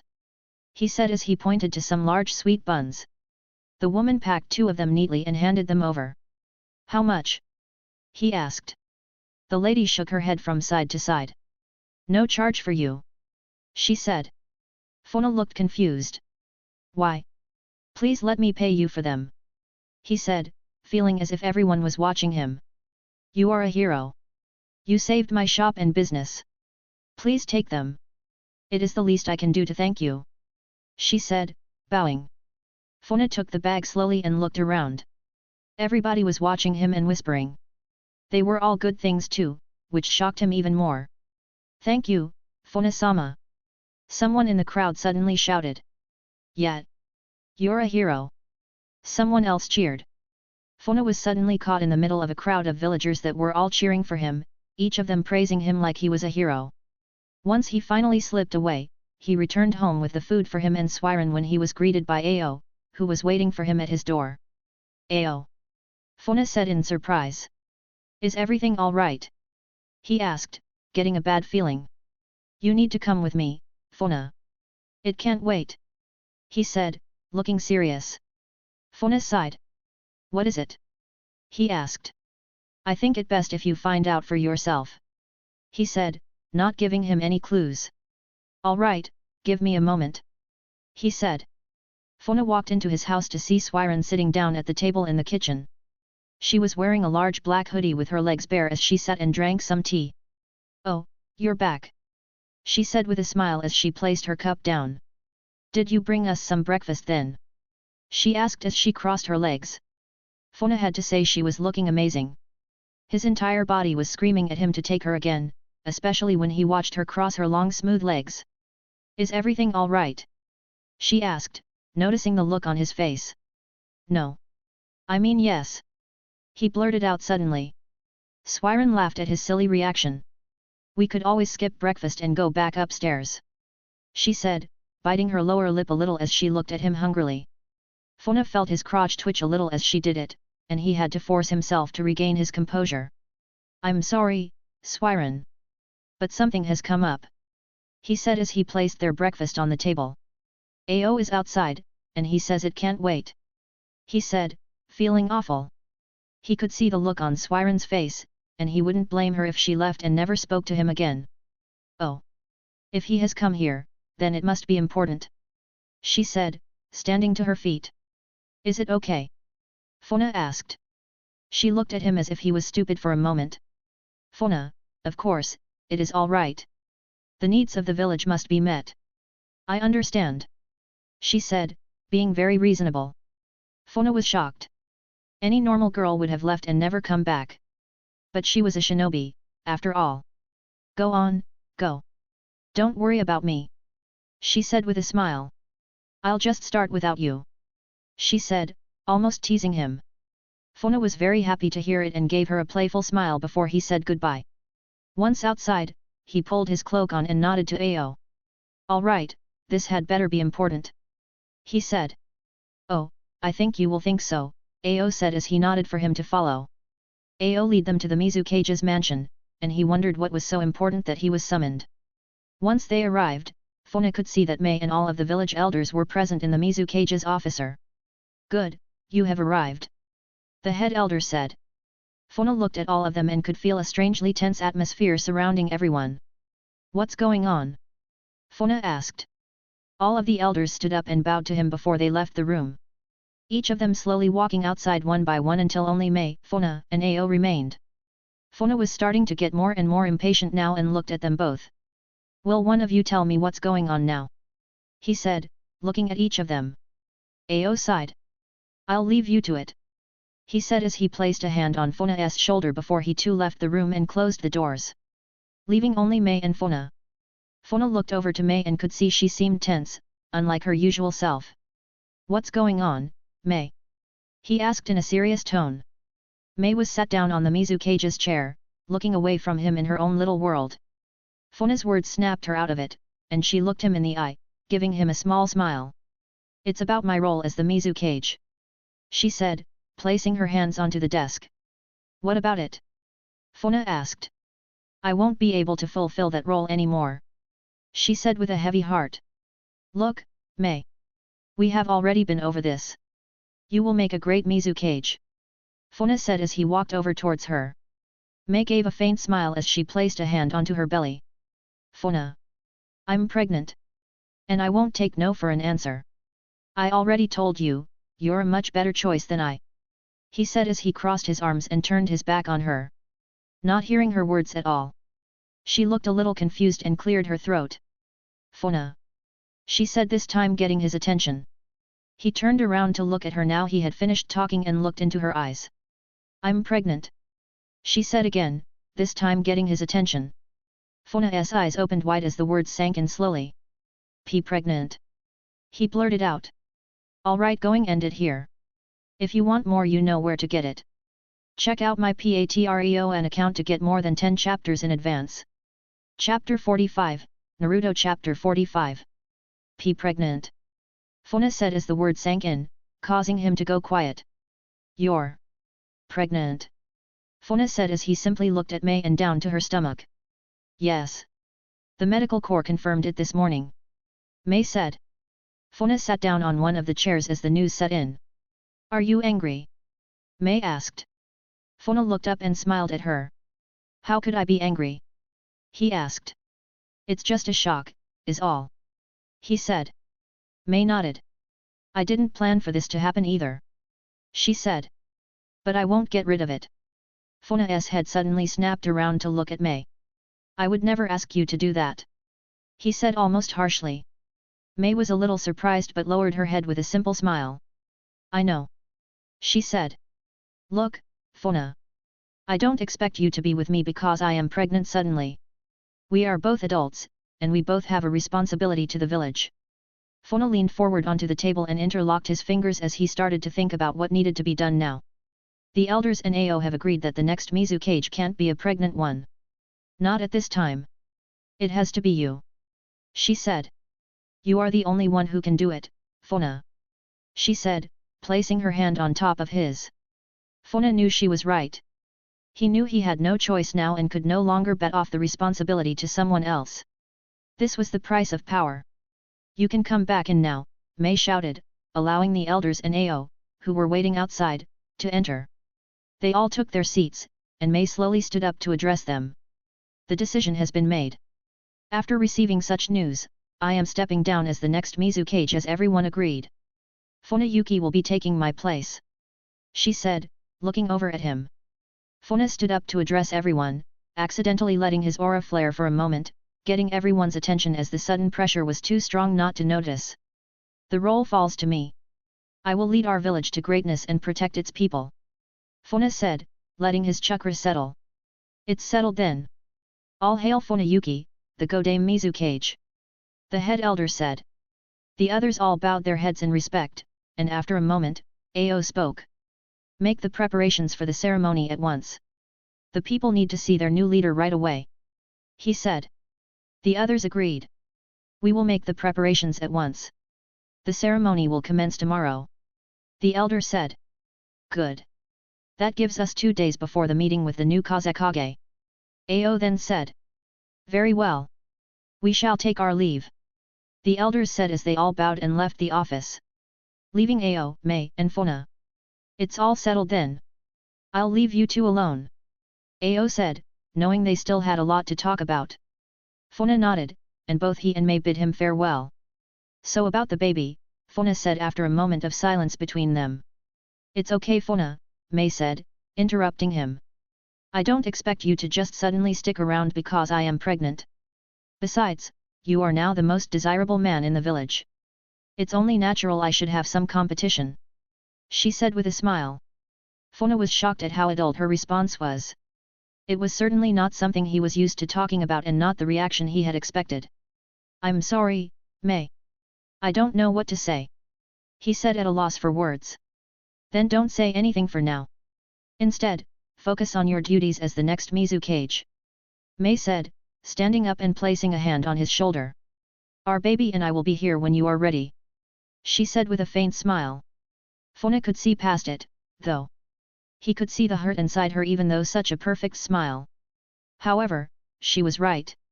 He had other things he had to do first and more significant things to worry about. I plan on being in this child's life. I hope you know that. Funa said softly. This time Mei closed her eyes, and a genuine smile slowly filled her face. I know. She said. Some time later. Funa made his way home after finding out about Mei and his unborn child, along with the news he was to become the next Mizukage. He had been gone for about 2 hours now, and he couldn't help wonder if Swiren would still be at his house. Once he got home, he slowly opened the door and walked into the kitchen. As he had expected, it was empty, and he couldn't feel a presence inside. Looks like she's gone. He thought to himself before looking at a note that had been left on the table. Funa picked the paper up and read what was written on it. I have had to run out on an errand. Please don't think I have left. I want to see you again. If you want that, then please meet me later tonight at the small park down past the old tea shop. Swiren. Funa read the note in his head and placed the paper back down onto the table. He had a lot to think about now. His new position as Mizukage. His love life that was now starting to become tangled between 2 women, one of whom was now pregnant with his child. He wasn't sure what to do. On one hand, he had Mei, who he liked. She was fun, down-to-earth and gorgeous. She was also carrying his unborn child, and in a way, he felt terrible about not being there for her. On the other hand, there was Swiren. She was just as beautiful and entirely different from Mei personality-wise, and he had purposely gone out of his way to save her life twice now. Proving his feelings for her were real. He liked them both, but for the time being, instead of stringing them along, he would be honest with them and focus on the village and his goals. If they couldn't accept that, then that would be something he would have to make peace with. With the remaining time, Funa now found himself with. He decided to give the house a quick clean over and prepare some food that would last for the week for him and the boys. With the help of a few Shadows clones, he quickly had the house cleaned, and the food was preparing. It was around 4 o'clock in the afternoon now, meaning Kimimaro and Hiku would soon be home from the academy. Funa thought it important that he sit them both down and explain what was going to happen. Now he was going to become the next Mizukage, he might struggle to spend as much time with them. He was adamant he wouldn't let that happen, though. Sitting down for a moment allowed him to collect his thoughts and plan for what was to come. First on the list was to break the news to Hiku and Kimimaro. Next was to break the news to Swiren, that he was worried about and wasn't sure how it could go. After that was the official ceremony, his crowning as Mizukage, his new decrees and laws he could suddenly enforce, all that kind of stuff. Then came the next threat. The looming war between the sand and mist. He would have to meet with the new Kazekage to discuss the terms of a peace agreement. However, his faith in peace was not held in high expectations. Suddenly the door burst open, followed by the sound of Hiku and Kimimaro's voices. We did it! We did it! They shouted as they bounded over with excitement. Funa instantly noticed their new hidden mist headbands, showing they had graduated from the academy as genin-level shinobi. Sensei, Funa! We did it! We passed! Haku shouted in excitement. Kimimaro was less bouncy about it, but he was still just as excited. Funa smiled at both of them and stood to his feet. I never had any doubt you wouldn't. He shouted in excitement himself. Looks like you are ready for the real test. He also shouted, getting both of the boys' attention. Real test? Haku asked. Kimimaro also seemed surprised. Do we have to fight you, sensei? He asked. Funa smiled as he crossed his arms. Kind of. He said. But the first test is much more simple than that. He said as he crossed his arms. First, you have to find me. He said, raising his arms into the hidden mist jutsu sign. The mist suddenly burst into the air all around them, covering their field of view. Come and find me if you can. Funa shouted as his voice echoed through the mist before he vanished out of the house, leaving both the boys confused. He's gone. Haku shouted as he tried to get his bearings in the mist. Come on, Haku, focus. Kimimaro said as he grabbed his shoulder.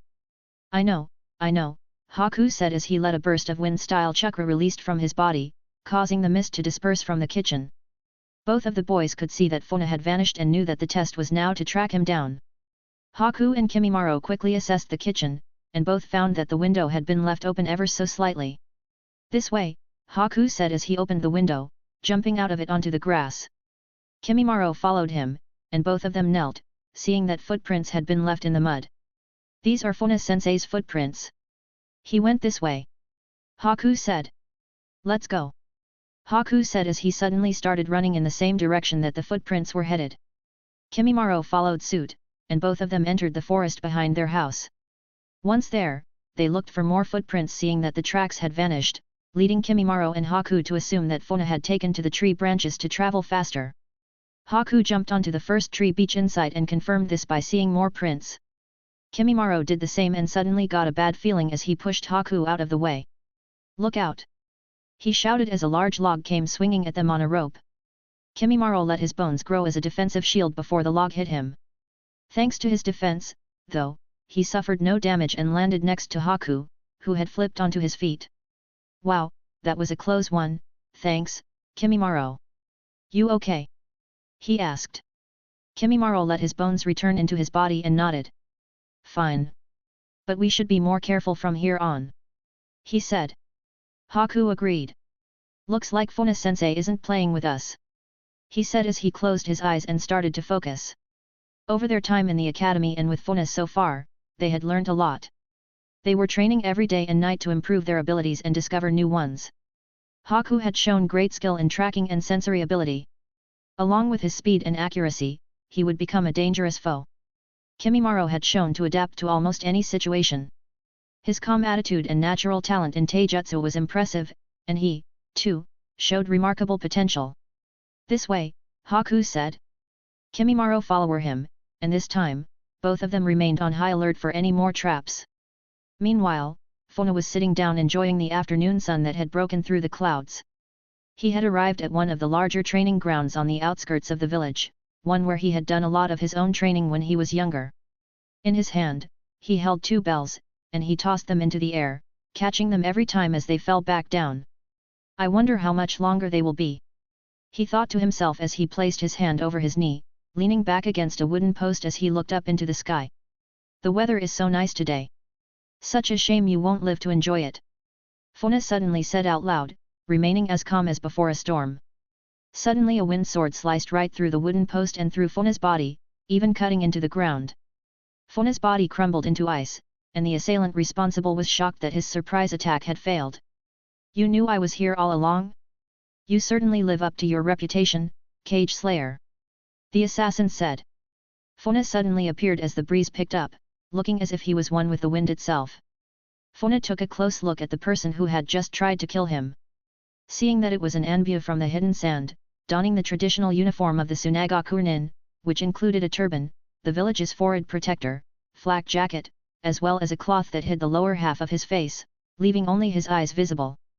Another assassin? Funa asked, almost sounding bored. Are you not aware of the meeting between your cage and ours in 2 days? Funa asked, crossing his arms. I'm not here for her. The assassin responded as they pulled out a handful of kunao, throwing them in form of themselves as if they were attached to wires. Funa couldn't quite tell if the assassin was male or female yet, as their voice was soft, and their body seemed like it could be either. Not that it mattered anyway. So you are acting alone? Funa asked. I am here to avenge a friend. The person said before they ran into attack. Funa sighed and readied himself for what was to come as the assassin charged in with the intent to kill. The assassin slashed with each hand. Wind swords had been formed on each of them, intending to cut Funa to pieces. The kunao that also hung in the air around the assassin moved on their own and attacked at Funa from all angles. Funa dodged each slash, thrust, chop and every other attack that came his way. Ducking, weaving and slipping each of them with ease before he decided enough was enough. With a wave of his hand, he broke right through the assailant's guard and grabbed them by the throat before slamming them to the ground. He moved way too fast for the assassin to react, and they hit the ground with such devastating force that their body left an imprint in the ground. Not doing so good down there, are you? Funa said as he let go of the person's face and slowly stood up. Funa-sensei! Hiku and Kimimaro suddenly shouted as they arrived from the tree line to see what had happened. Funa turned around to face them and smiled. Ah, boys, just in time. He said. The assassin was hurting badly but was still able to get back up and push backwards to create some well-needed distance. Funa turned to face his opponent and placed his hands in his pockets. Maybe you will fare better again these genin here. Funa then said. Kimimaro had already pieced together what was happening, and Hiku was starting to make sense of it too. Now, boys, it looks as if your test has changed. This assassin will be your opponent. If you can defeat him, then you pass. Funa said in a severe tone. Kimimaro and Hiku didn't say anything and simply took a ready stance each, knowing that this was no joke. You want me to fight with these children?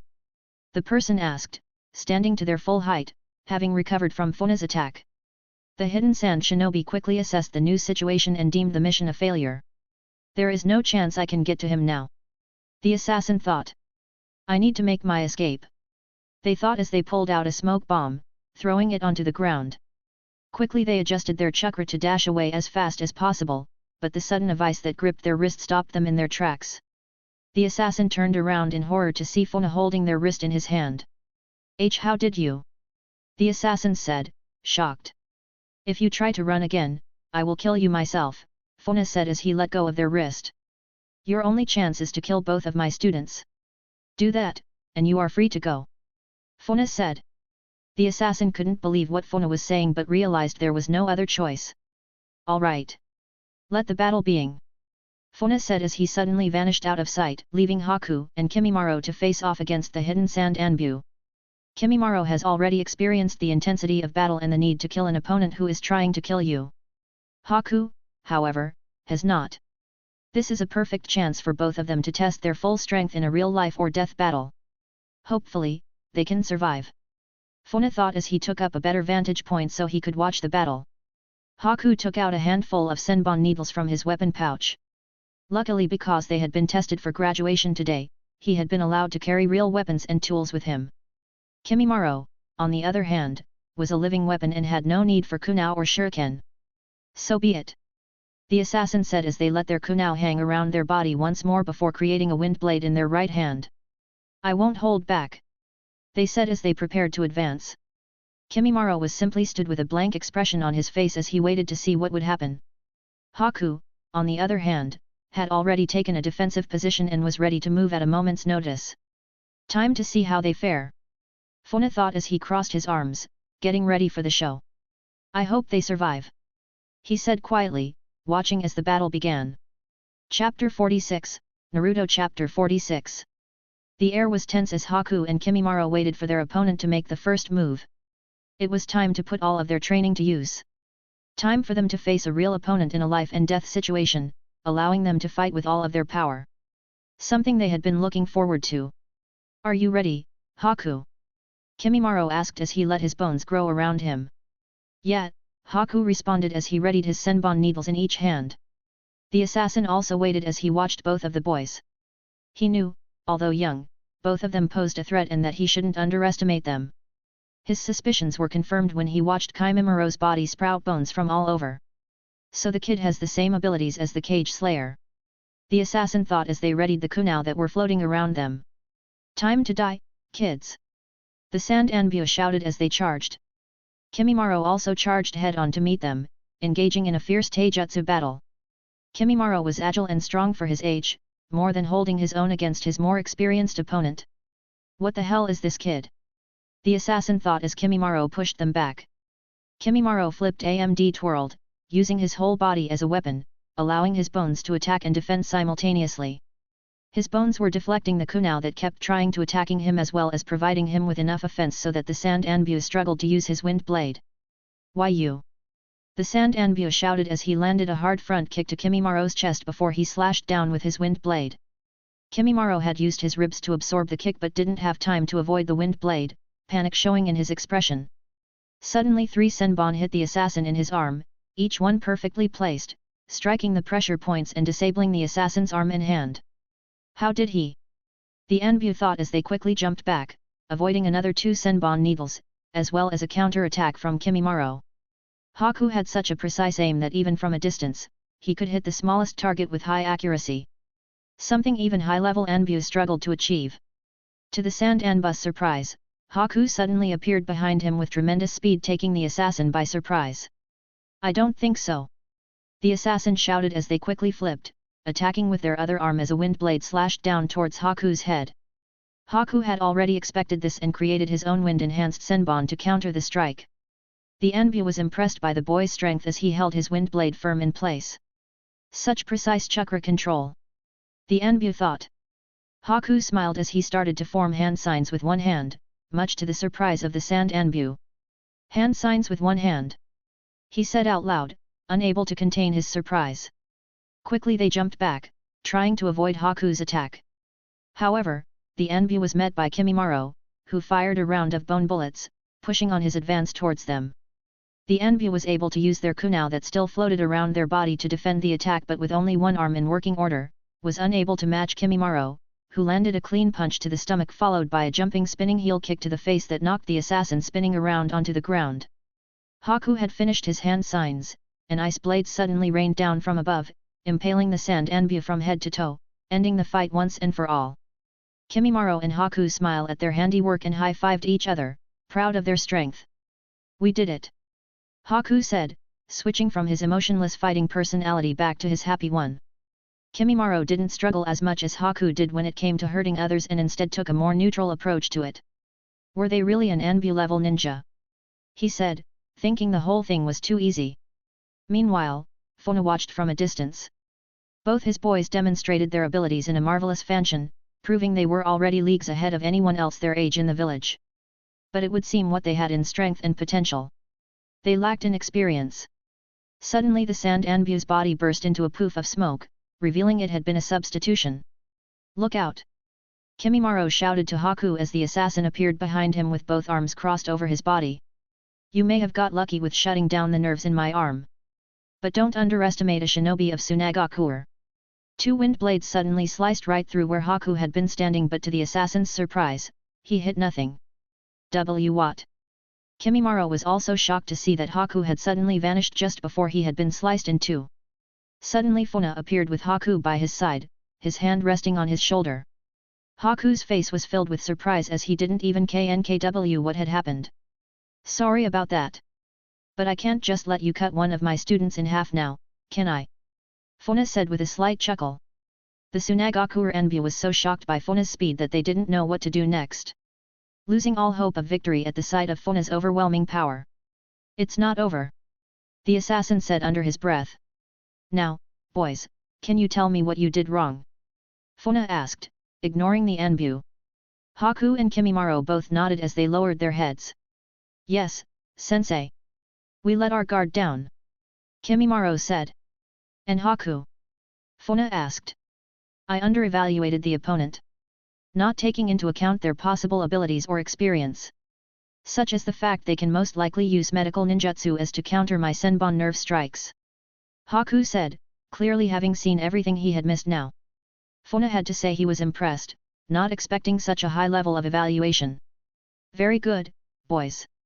I think you can rest easy for now. Funa said as he rubbed both of their heads. You dare ignore me? You will pay for your arrogance with your life.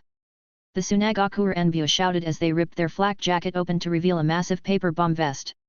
Ah yes, the suicide attempt, Funa said as he watched from the small distance between them. Sensei. Shouldn't we stop him? Kimimaru asked. Yes, let's cut this short. He said as he pointed his finger like a gun and pretended to fire. Suddenly ice started to form around the paper bombs, putting out the fuse that was needed to ignite them. What? How? When did you? The Enbyo shouted in shock, unable to believe that Funa could stop his final attempt to take him out with such ease. Sorry, but from the first moment I touched you, I left my seal on you, allowing me to finish you off whenever I want, Funa said. No way. The Enbyo said as they ripped their mask off, revealing their face. Funa was sure he had seen this man somewhere before but just could not place him. He had sandy blonde hair, fair skin, and violet eyes, which made him look somewhat feminine. I came here to avenge the fourth Kazekage. But I can see now that you are too powerful. The man said as he activated his medical ninjutsu in each hand. Funa wasn't sure what he was trying to do and simply watched. You know it's not too late for you to leave here alive. Funa said. The Enbyo looked very surprised at his words. I'm sure you have someone who you care about back home. How would they feel if you didn't make it back? Funa then said as he noticed he hit the mark. I made a promise that I would avenge Lord Kazekage. He said, letting his words sink in. Trying not to forget his resolve even against the overwhelming odds. And then what? Funa shouted. Say you kill me and avenge your late Kazekage. Then what happens? Someone from my village wants revenge for me.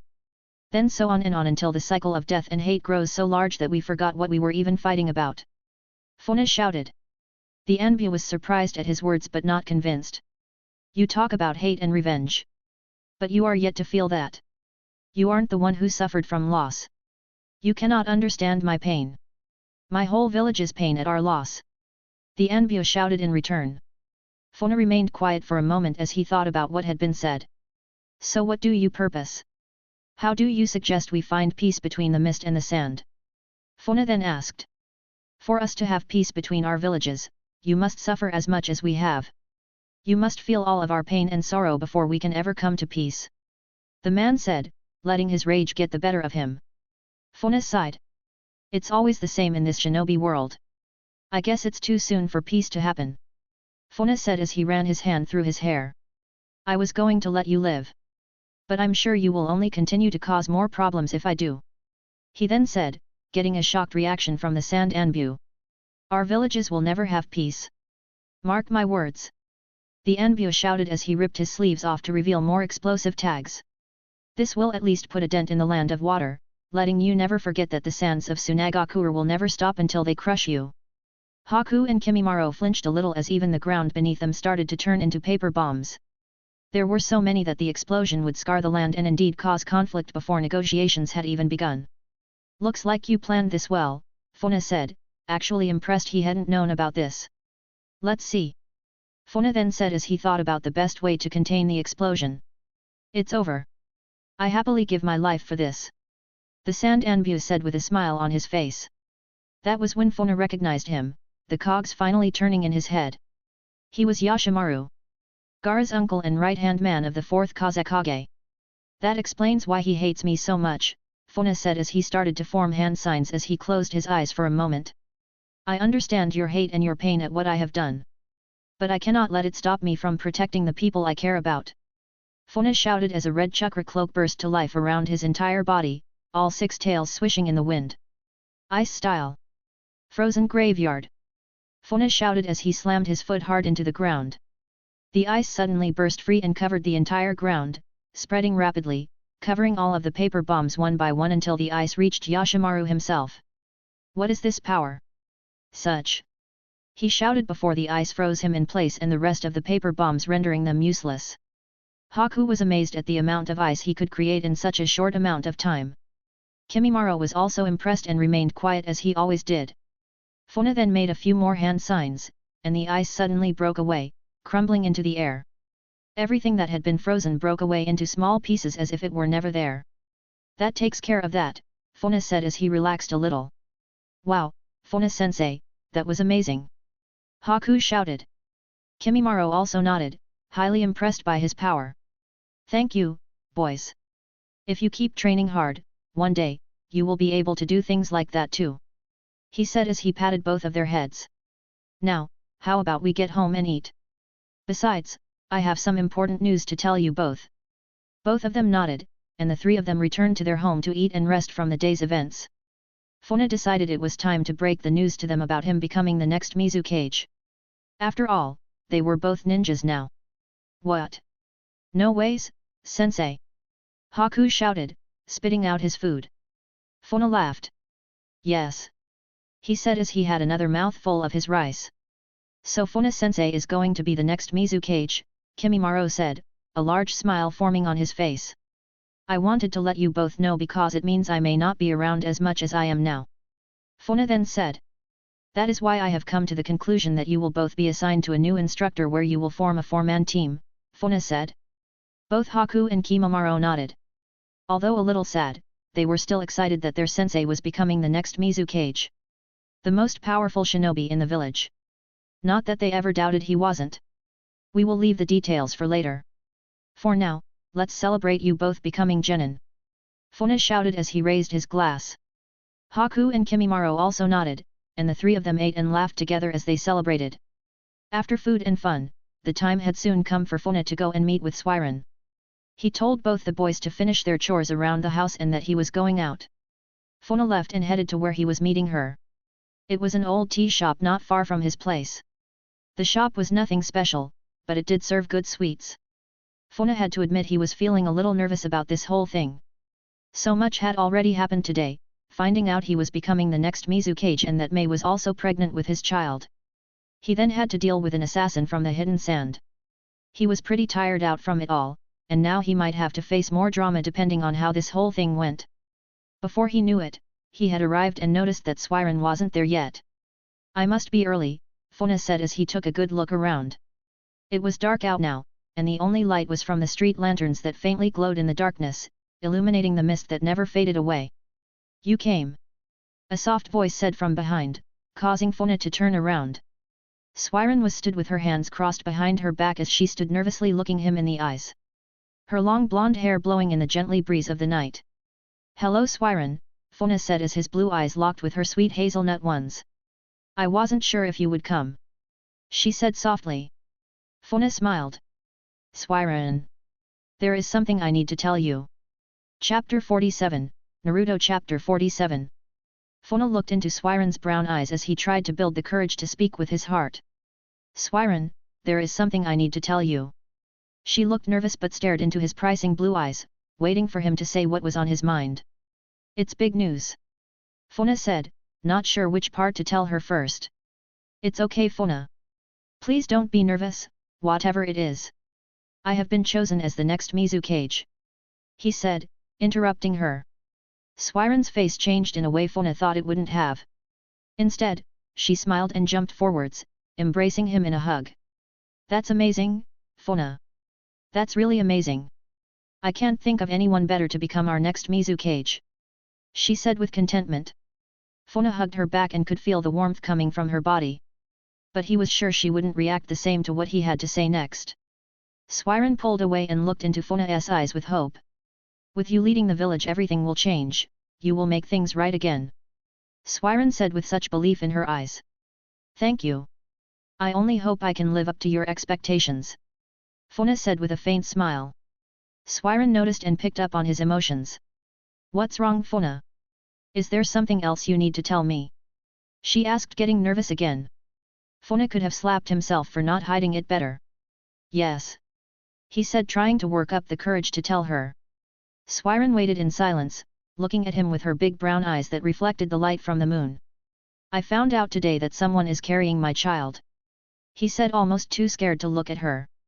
Swiren didn't react or say anything for a moment as his words sank in. I feel like you deserve better than me Swiren. I don't want to hurt you or string you along. Now that I am the Kazekage, I have to. Swiren suddenly dived into his arms as she wrapped hers around his back. I don't care. She shouted suddenly taking Funa off guard. That doesn't matter. Funa, I love you. She said as she pushed off his chest to look at him as she said the words. Funa was so shocked he couldn't say anything and just looked at Swiren not sure what to do. I don't care if you have a child with someone else. I don't care if you have to put the needs of the whole village above me. I don't care because I love you, Funa. I have loved you for so long now that it hurt. Swiren said as she let go of him and curled up. Funa let her speak without saying anything, his heart felt as if it could cry as he listened to her. But he had to let her get it out and finish what she had to say. Swiren looked into his eyes one last time as she finished saying what she had to say.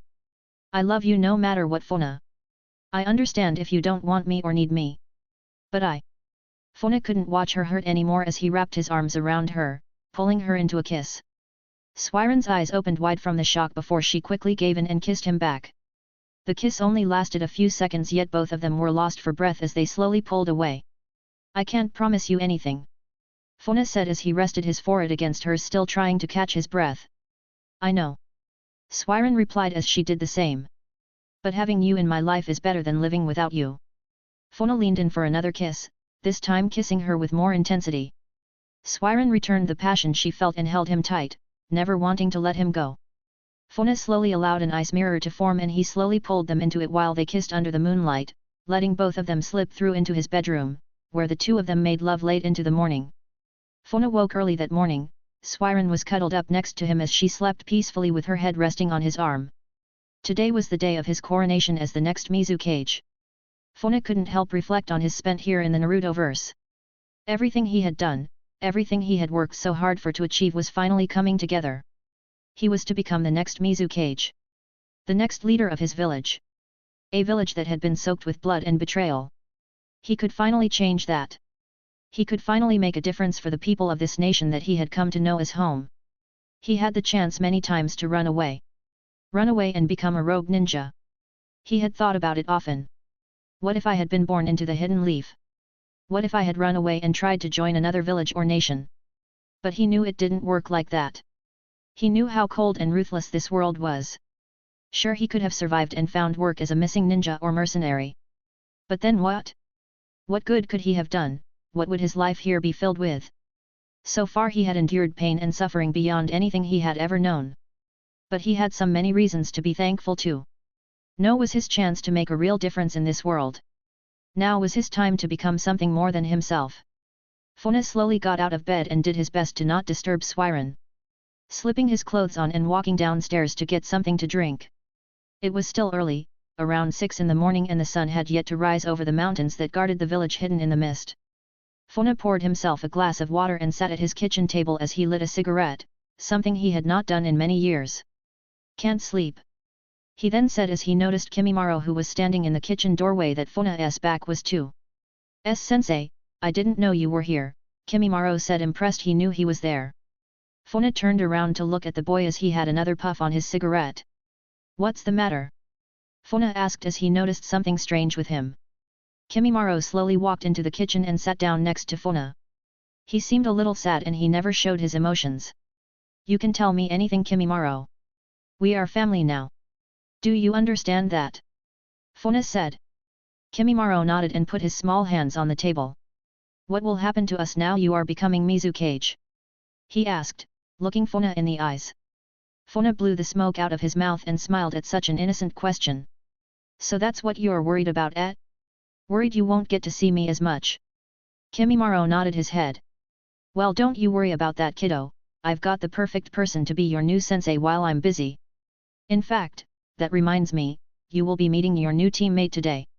Funa said as he put the cigarette out with a bit of ice style in the palm of his hand. Kimimaro's eyebrow cocked a little in question of who it could be. I promised a friend I would look after her, Funa said as he stood to his feet. I am trusting you and Haku to do the same. He said, patting him on the head. Can you do that for me? Funa asked, bending over so he was the same height as Kimimaro, giving him a big grin.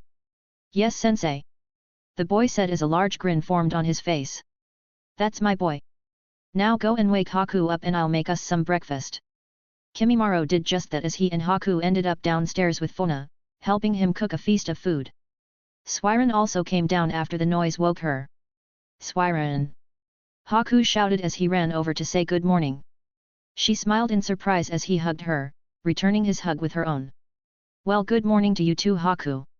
She said as she looked over to Funa, who was smiling at her. Care for some breakfast? He asked while holding the frying pan. Please. She said with a nod. The four of them sat and ate breakfast together, all of them laughing and giggling as they talked about everything and anything.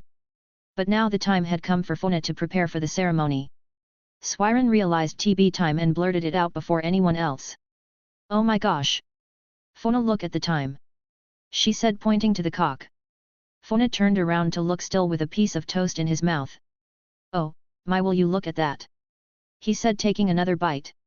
Well, time to get ready, everyone. He said as he clapped his hands for them to hurry. Haku and Kimimaro nodded and rushed off, not taking long at all. Swiren was a little more unprepared, instead helped clear the table. I need to get home so I can get changed. She said with a small smile. You're not coming with us? Funa asked as he put the rest of the pots and pans in the sink. I think it's best if the whole village doesn't see their new Mizukage with me on the first day. She said, a little shy.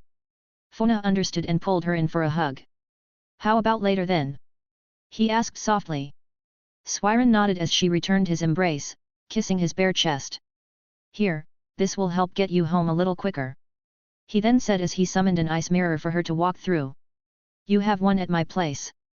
She asked, surprised. Of course. He said, giving her a slight wink. Swiren punched his arm playfully before putting her hands on her hips. Anyway, go and get ready. You can't be late to your own coronation. She said. Funa nodded. See you there. See you there. She replied as she slowly stepped into the ice mirror. Funa waited for her to fully disappear before releasing the jutsu and going to get dressed. He pulled on his black trousers with his black shinobi boots. Next, he pulled on his black long-sleeved undershirt and his purple flak jacket, before finally pulling out his new blue cloak with the words Fifth Water Shadow written on them. In Japanese. Today is the day. He said as he took a good look at himself in the mirror. All right, it's time. He then said as he walked out of his bedroom to see Haku and Kimimaro both dressed in their formal blue robes. Well, don't you both look smart? He said, feeling like a proud father. Are you both ready? He asked. They both nodded and Funa placed a hand each on their heads. All right then, let's go. He said as he created an ice mirror that took them to the Mizukage's office.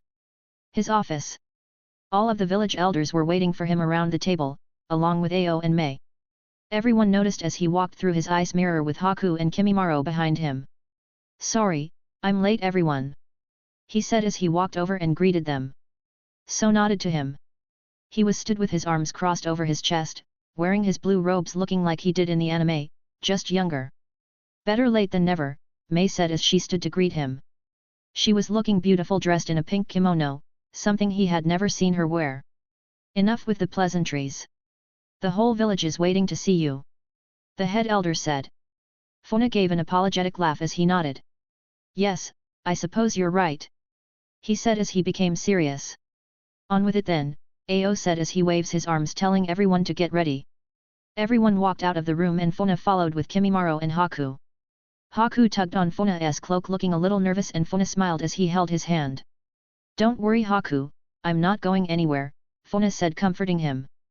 Kimimaro didn't pay them attention as he acted more mature than Haku, but deep down he was feeling it too.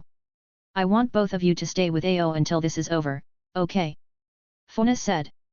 Both of them nodded in response and the three of them walked out onto the roof of the Mizukage's building. Funa could already see that the entire village was waiting to see who would be named as the new Mizukage. After all, it was supposed to be top secret until he was revealed. The head elder handed the Mizukage hat to Funa and gave him a nod. You are worthy of this young Funa. Do our village and nation proud. He said giving him the go-ahead. Funa gave Haku and Kimimaro over to Ao who took them to the sides so they were out of the way as the whole thing began. The head elder walked over to the front stand on the building to announce to the whole village. I greet you all in this sad time at the loss of our leader and former Mizukage. The elder said getting everyone's attention. However, after careful consideration, I am pleased to present to you, our new leader and the Godame Mizukage. The entire village held their breath as Funa walked out onto the stand with his face covered by his Mizukage hat. He could see the entire village from here. All of her people had gathered just to see him. Just to get a glimpse of their new leader. And he wasn't about to disappoint them. Funa made a single hand sign and the mist in the village cleared, allowing the sun to shine brightly upon all of them. He then reached up and took his hat off, revealing his face to everyone as the next Kazekage. No one dared say a word as they could see who it was. Fuyona Yuki, the hero of the village who had killed the Kazekage and both the Kazekage while still under the age of 20. He was considered the strongest shinobi in the entire village and a genius whose skills were unmatched. I swear on my name, Fuyona Yuki, that I will protect my village. No. Our village and all of her people. From this day onwards, I swear I will do everything in my power so that you never have to suffer again. Where the mist falls, one shall find its people. Ever changing like water, they will give rise to more mist, that will forever preserve the village. Funa finished, quoting the words of the first Kazekage once more as he watched the crowd's reaction. The entire village started roaring with happiness as they waved their arms in the arm towards Funa. I promise I will do my best, he said quietly as the applause continued, echoing through the entire land of water as they cheered for the man that had saved them and promised to bring prosperity to the nation. Chapter 48, Naruto Chapter 48. Akatsuki theme playing in the background. Funa stood before his people on top of the Kazekage building as he waved to the whole village. He had just quoted the words of the first Kazekage and had promised to bring prosperity to the nation. A bold promise to say the least. That was when he heard the words. You shall know pain. Funa looked up in disbelief as he could see pain of the Akatsuki floating above the village. No. Funa muttered under his breath, not believing it as he tried to get ready to act. Almighty push. Pain said, unleashing his jutsu. No. Funa screamed as he watched Pain's jutsu uproot his entire village. All of the buildings suddenly crumbled and the people were crushed and hurled like rag dolls with them. Funa couldn't do anything as he was forced to cross his arms over his face to shield them from the debris until the jutsu reached him too, taking him off his feet and blasting him away. Funa suddenly shot up covered in sweat. He took a good look around and realized he was in his bed, and the village was safe. Is everything all right? Swiren asked as she sat up, waking from his sudden reaction. It's nothing. I just had a nightmare, Funa said as he took a breath of fresh air. Do you want to talk about it? She asked, placing her hand on his shoulder. No, it's okay, he said, smiling at her to let her know he was all right. Just a bad dream, go back to sleep, Swiren, he said, stroking her face with the back of his hand. Swiren smiled and slowly placed her head back on her pillow. I'll be back in a minute, I need some water, he whispered to her as he got up. Funa made his way down to the kitchen and got himself a glass of water, drinking all of it in one go. Funa rinsed the glass and placed it next to the sink before he splashed a little water on his face, trying to shake the image from his dreams. Is everything all right, Funa? Saiken asked, sensing his distress. I'm all right, Saiken, just a bad dream, he said to the six tails, reassuring the tailed beast. Still, he couldn't help wonder what he would do if Pain ever decided to attack the village like that. Would I be able to protect everyone and counter his jutsu? Funa asked himself as he made a first, looking at it as he did. Funa didn't waste much more time and made his way back to bed. He had a busy day in the morning as the new Kazekage. He got up, made breakfast with Swiren and the boys before they headed out to the academy where they would be assigned with a new sensei and meet their new teammate. Funa also said goodbye to Swiren for the time being and headed off. First was his meeting with the clan leaders in the village. Funa had summoned them so he could talk to them about their current strength. He wished to make peace with all remaining Kekii Genkai users in the land of water as their numbers were running low. In doing so he believed he could boost the village's military strength. He only hoped it wasn't too late. Next, he was to place new decrees and laws. Of course, the signing and process would take some time and require him to be in his office. The Mizukage's role seemed much different than that of the Hokage's from what he could see. In which sense the Kazekage had others to do the smaller tasks, while from what he had seen, the Hokage was always stuck doing paperwork. Seems that Yagura didn't like to waste his time, Funa thought as he took his seat at his new desk. He had to admit it certainly felt strange to be sitting here in this office. Funa had met two former Kazekage in this room since he had been in this world. The thought that he would one day sit here himself had never crossed his mind back then. Suddenly a knock at the door snapped him out of his thoughts. Come in, Funa said. The doors opened and Ao walked into the room along with 4 Enbu ninja. Good morning, Lord Kazekage, Ao said, greeting him. Good morning, Ao. What do we have here? Funa asked, getting right to the point. I have taken the trouble of assigning these 4 to be your personal bodyguard. I handpicked them myself. He said. Funa eyed the 4 of them carefully, getting a good read of them. He also saw Kagetsu, who was Mangetsu's cousin and next in line as the head of the Hosoki clan, was one of them. Very well. I trust your judgment, Ao. By the way, are the clan heads here yet? He then asked, leaning back on his chair. They are outside, my lord. Shall I summon them? Ao said. Yes, please do, Ao, Funa said. Ao gave the nod and the 4 enbu bowed before disappearing out of sight. They hadn't gone far and could react at a moment's notice if needed. Ao escorted the clan leaders into Funa's office and they bowed before Funa, showing their respect. Welcome, he said as he stood from his chair. 2 men stood before Funa and Ao. A large man with a solid frame, white hair, and a large scar down the center of his face. He was the Hosoki clan leader and Kagetsu's father. The other was the Hoshigaki clan head.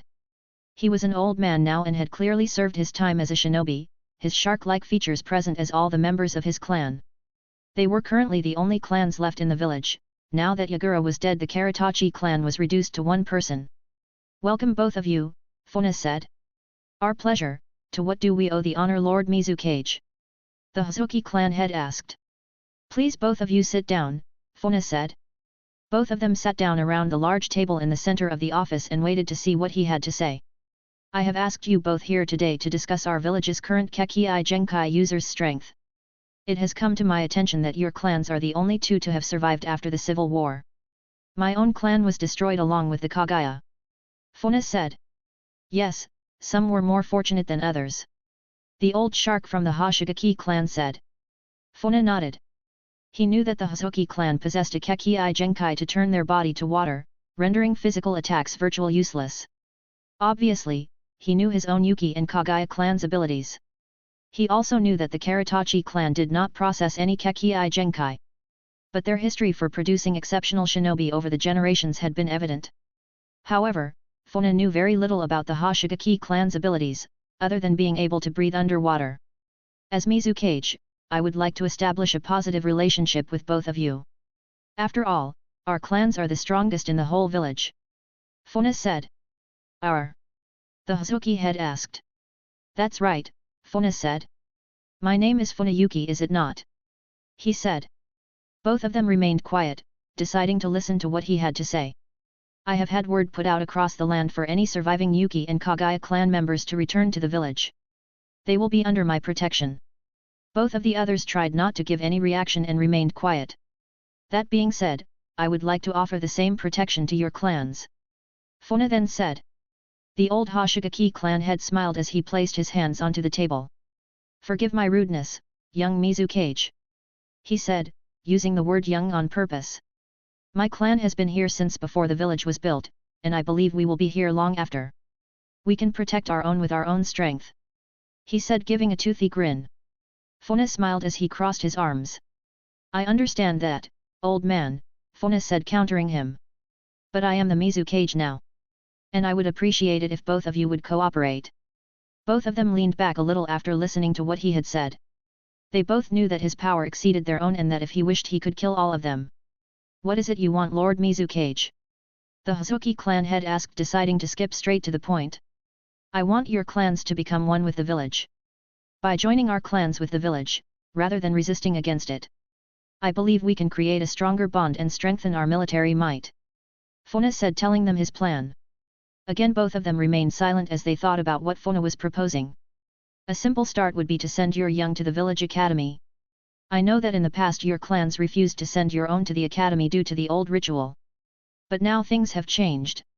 Our village needs to realize that we are all on the same side. What better way than to start by mixing the children together? Funa said. I don't disagree. My young ones could do with learning to mingle. The Hosoki clan head said. However, the Hoshigaki head disagreed. I feel that my clan should remain separate just as we have always done. Funa wasn't pleased to hear it and decided to drop his trump card. At the moment your clan is facing a lot of turmoil, my lord. With the deserting of Kisame and him stealing one of the 7 blades, you're not in the best light. Funa said. Therefore this is your opportunity to prove to the village that your clan is willing to fight for their sake, Funa said as he stood to his feet. I dream that our village unites and builds itself stronger than it has ever been. He then said, reaching his arms out. Please take this first step with me, this is the first step to building a better future for our nation. Both of the clan heads seemed moved by his words. Very well, we accept your offer, Lord Mizukage. The Hazuki head said. This boy. He's nothing like the others before him. The Hoshigaki clan head thought as he looked deep into his eyes. Very well. The Hoshigaki clan accepts. He then said after a moment. Funa smiled. Excellent. I will have the paperwork drawn up at once. Funa said. Both of them stood to their feet and bowed their head a little before bidding him farewell. Funa sighed as they left and turned to Ao, who had remained quiet the whole time. Well, that went better than expected. He said. Ao nodded. There is no one left who can challenge your rule, Funa. Everyone will fall in line soon enough. Ao said. Funa laughed a little. I don't want them to fall in like Ao. I want them to agree on their own. I meant what I said back there. Ao was a little surprised, but then again this was Fuyona Yuki he was talking to. Anyway, your meeting with the elders is due in 10 minutes, shall I tell them you are ready? Ao asked. Yes. Let's get this over with. Funa said, taking a seat. Meanwhile, both Haku and Kimimaro had made their way to the academy. Although they had recently passed the genin exam, they had still to be set a task or duty. These days, now that the village wasn't at war, the standard procedure was to take a team of 3 genin and place them with a chunin or jonin instructor. It all depended on who was available at the time. Their academy instructor had been Junsai, who was good friends and an ex-teammate of Swiren. He had told Funa that both the boys had far outpaced the other students their age and had recommended that they take the graduation exam. Unlike the old days, the next test was much more simple. It consisted of a written exam, a test of one's taijutsu and shurikenjutsu, where they would be evaluated on their ability. After that was a display of chakra control and basic ninjutsu demonstrations such as a substitute jutsu and clone jutsu. Both Haku and Kimimaro had passed with flying colors, and all that was left was to place them on a team. Junsai had assumed they would be placed with Funa, but with his promotion to Mizukage that wasn't possible at the moment. Haku and Kimimaro were the youngest in the room, being 8. All the others who had passed the exams were an average age of 12 years old. They had hidden their abilities from the others as Funa had told them to. That way the other students had little hate for them, other than being jealous. All right, you lot, quiet down. Junsai shouted, getting the attention of the classroom. There was a total of 12 students including Haku and Kimimaro, meaning there would be 4 squads formed today. All right, listen up for your names. Junsai shouted as he started calling their names one by one and announced what squad they would be on. All of the others were paired up into 3s and dismissed to meet their new sensei, leaving Haku, Kimimaro, and one other left. All right, you two. As per Fui. Lord Mizukage's request. He said, clearing his throat. You two are to be placed with Koihoki Karatachi. He said. Haku and Kimimaro already knew who she was because Funa had told them. She was the daughter of the late Mizukage, Yagura Karatachi. She was currently 10 years old, also one of the younger students to have passed the exam. She was tall for her age and had long hair, blonde like her father's. Her eyes were pupilless pink just like her father's too, and she has pretty soft features. She stood up and walked over to Haku and Kimimaro. Hello, I'm Koihoki Karatachi. She said with confidence. Haku gave her a warm smile and nodded his head. Nice to meet you, I'm Haku Yuki. He said. Kimimaro. Nice to meet you. Kimimaro said, also smiling at her. Good, now that you are all acquainted. Time to go and meet your new instructor. Junsai said as he gave them a map with a location on it. The 3 of them nodded and bid their old instructor goodbye, setting off through the village to find their new one. Funa was currently dealing with the elders of the village as he was stating the changes he wanted to make. The elders listened carefully and wrote everything down as he said it. As I said, these will be the new changes to the academy. I have taken a look at how our young are being taught and trained, and frankly, it is outdated. The corrections I have put together in this document will help get our young on track much quicker. Funa said as he handed it to them. They quickly scanned it, a little shocked at how in-depth it was. Next is the tax reduction to our nation's citizens. I am lowering the tax rate from 50% to 20% for everyone. Funa said, getting a stunned reaction from them all. But my lord, we can barely keep our nation afloat financial as it is. One of them said. Funa nodded. I have also come up with a solution to that too. He said. Firstly, I am dropping the price that we charge for missions. It's a wonder anyone hires us at all with the price of them. Put the word out across the globe, the hidden mist is open for work. With such cheap prices for our national services, we will surely attract more clients. Secondly, is our fishing trade. We live on an island nation and we have a rich fishing history, do we not? He asked. Why yes, my lord. One of the elders said. Then why do we not trade with the other nations? He asked. Lord Fourth refused to allow business between our and any other nation, my lord. One of the younger advisors said as she pushed her glasses back onto her face. Funa had suspected as much. Obito had done his best to isolate the hidden mist from the rest of the world as best he could. That ends now. Put the word out to all fishermen and shipping units that are still left. I want us to offer the very best we have and at a low price. But why, my lord, we won't make any money if we do that. First we lower the price so that no one else can compete with us, stealing the market. Once we have a good hold we will steadily make up the price over time. Besides, with the number of sales we get, we will surely make up the amount in no time. The others were impressed at Funa's knowledge in the matter and proceed to write everything down. And lastly, for those who cannot work, due to injury suffered in the service of our nation, or to those who have suffered due to Lord Fourth's rule, we will offer a benefit scheme to help feed their families until they can find work. Funa said. But my lord, how are we supposed to afford that? The head elder spoke up. You can use my wage. He said, surprising them.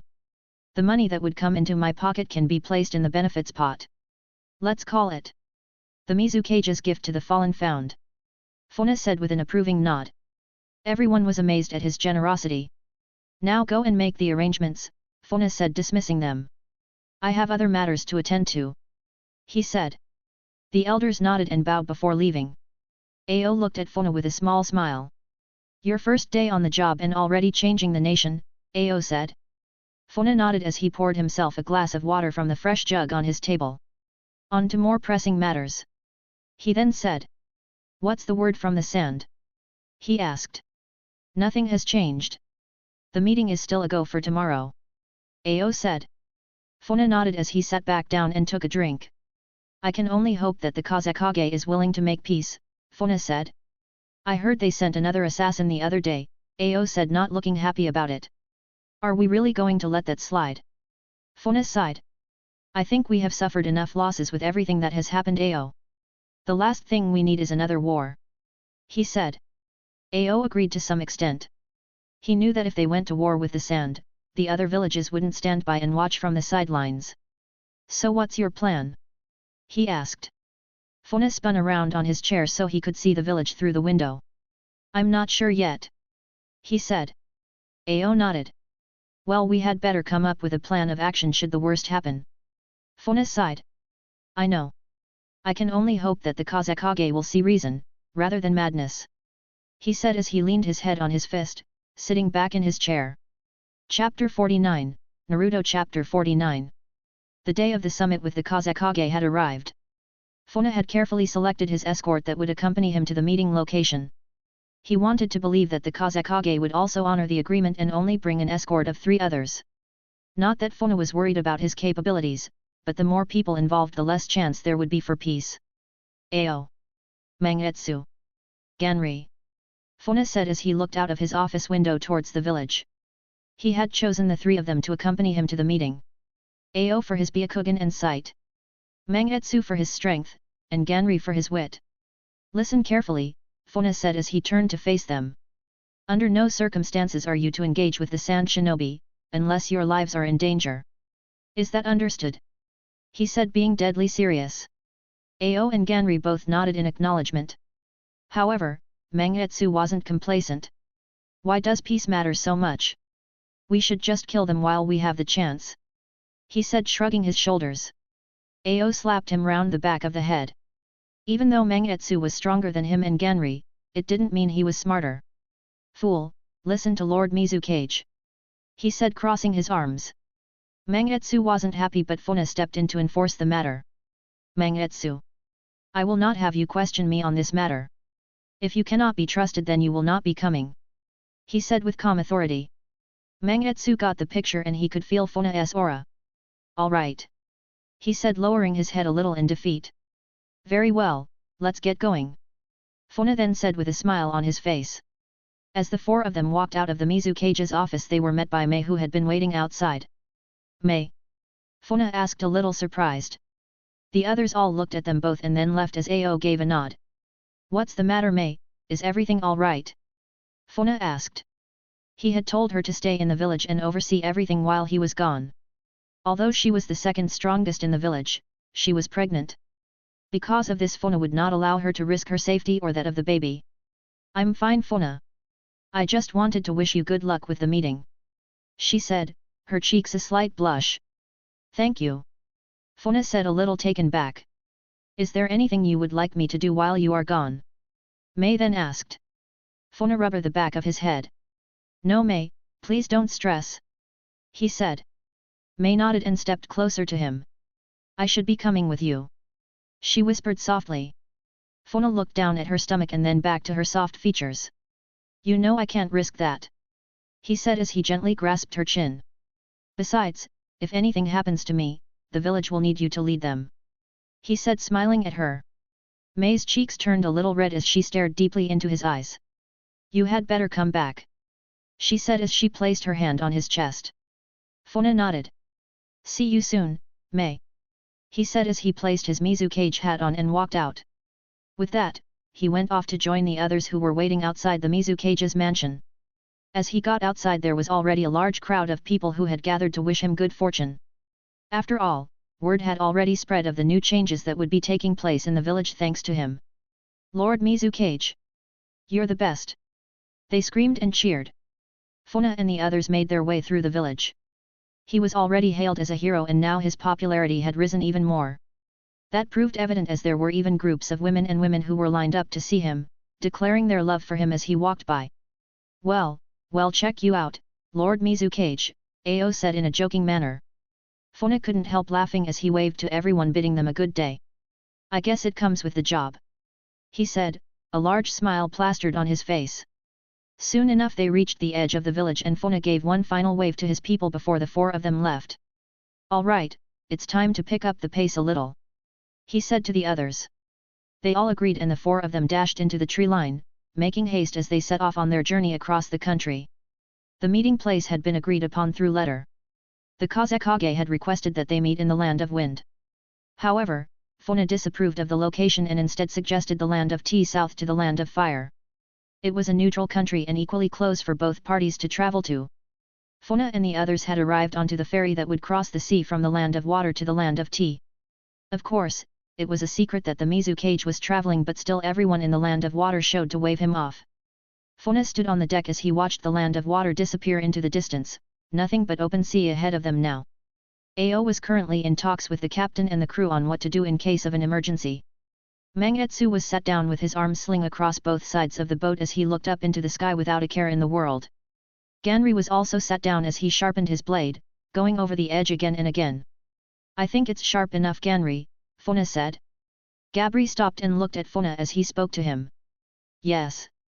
One can never be too prepared. He said as he examined the edge of his blade. Funa nodded as he crossed his arms. Well, you're not wrong. Meanwhile. Excuse me Lord Kazekage. Baki of the Sand said, entering the Kazekage's office. It's all right Baki, come in. Baki walked into the office and shut the door behind him. Pakura stood tall as she looked out of the large window. She was fair-skinned with pupilless brown eyes. She had green hair that she tied in a bun on top of her head with a hair needle running through it and one short and long strands of hair with orange tips framing each side of her face. Baki bowed as he got closer. Lord Kazekage, I am reporting that Yoshimaru left the village and was last week heading to the mist. Pakura sighed. So he defied my orders, Pakura said with a heavy sigh. Our relationship with the mist is fragile enough. I can only hope they don't try to use this. She said as she took a seat and opened a file. The new Mizukage. Just so happens to be the mist's very own cage killer. She said as she looked at a picture of Funa. Baki also had a worried look on his face as he took a quick glance at his profile. He's a monster. We can't afford to risk a war with the mist now. Beiki said. Pakura didn't want to admit it and closed the file. He is indeed strong. She said as she interlocked her fingers. We can only act based on how he wishes to proceed. She said. Beiki had a worried look. All our attempts to assassinate him have failed. Even Lord Fourth couldn't stop him. He said. Well. He hasn't faced me yet. She said as she opened the palm of her hand and let a glowing orb of fire burst to life for effect. Beiki nodded. We should make the arrangements to go soon, Lady Kazekage. The meeting is tomorrow. He said. Pakura nodded as she extinguished her Scotch-style orb. Yes. I trust you to make the arrangements, Beiki. She said. Beiki bowed and left the room, leaving her alone. Lord Mizukage, we have arrived, Ao said.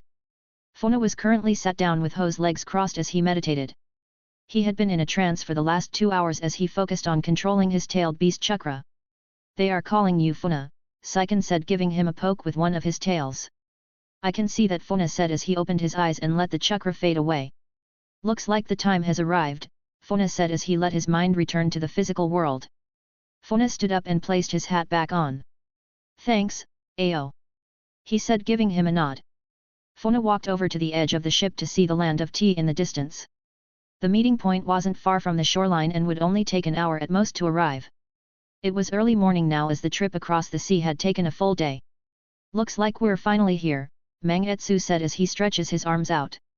Ganri also appeared with the same look on his face as always. Funa smiled as he pulled his cage hat down over his face to stop the morning sunrise from blinding his vision. Be on guard. Anything could happen from here on out. With that, the ship made port into the dock. AMD Funa and the others quietly made their way off and into the town. Of course, all of them had a disguise on as not to startle any of the town residents. Once on land, the 4 of them made their way out of town and slowly walked into the forest as to disappear from sight. Once clear, they took to the trees and made haste as they moved closer and closer to the meeting location. Before they knew it, they had arrived and the 4 of them jumps to the ground out of the trees. The spot was an old town that was in ruins, most likely having been destroyed in the last war and abandoned. I can't sense anyone here, Lord Mizukage, Ao said as he took a look around. The others also scouted the area a little and could feel nothing. Well, we are a little early, Funa said as he took a good look around the place. But we can wait. He said as he flexed his fingers and created a large chair made of ice. Funa then sat down and crossed his legs as he got comfy. Shame we don't have any tea. He said as a little joke. Mangetsu also found a place to sit and rest as he took his water bottle out and took a large sip. Don't get too comfy, Ao said as he crossed his arms. The Kazekage will arrive soon. We had best be on guard just in case. He said. I'm always on guard, Ganri said, not joking. Mangetsu scoffed and pretended not to hear them as he took another sip from his water bottle. Everyone went silent for a moment as they waited for the Kazekage to arrive, each of them tending to their own devices. Funa had his legs crossed while he sat on his throne of ice, tapping his fingers on the armrest one after the other as he waited for the time to pass. After about 10 minutes, the sound was all the others could hear as the tapping of his fingers got faster and faster, crunching against the ice on which he sat. Suddenly the tapping stopped, alerting the others to the immediate silence. They are here, Funa said, getting everyone's attention. Ao, Mangetsu, and Ganri all gathered around Funa, who remained seated on his throne. Pakura and 3 others slowly approached, coming into view. Greetings, Lady Kazekage, Funa said, still sat in his seat. Pakura pulled her cage hat up a little, revealing her face to him. Greetings, Lord Mizukage. She said, nodding her head a little. Funa waves his fingers, getting a slight flinch from the Kazekage's guards. However, Pakura raised her hand for them to release as she then gestured to the seat of ice that he had created for her. Please have a seat. He said as he leaned forwards. Pakura accepted his offer and slowly sat down.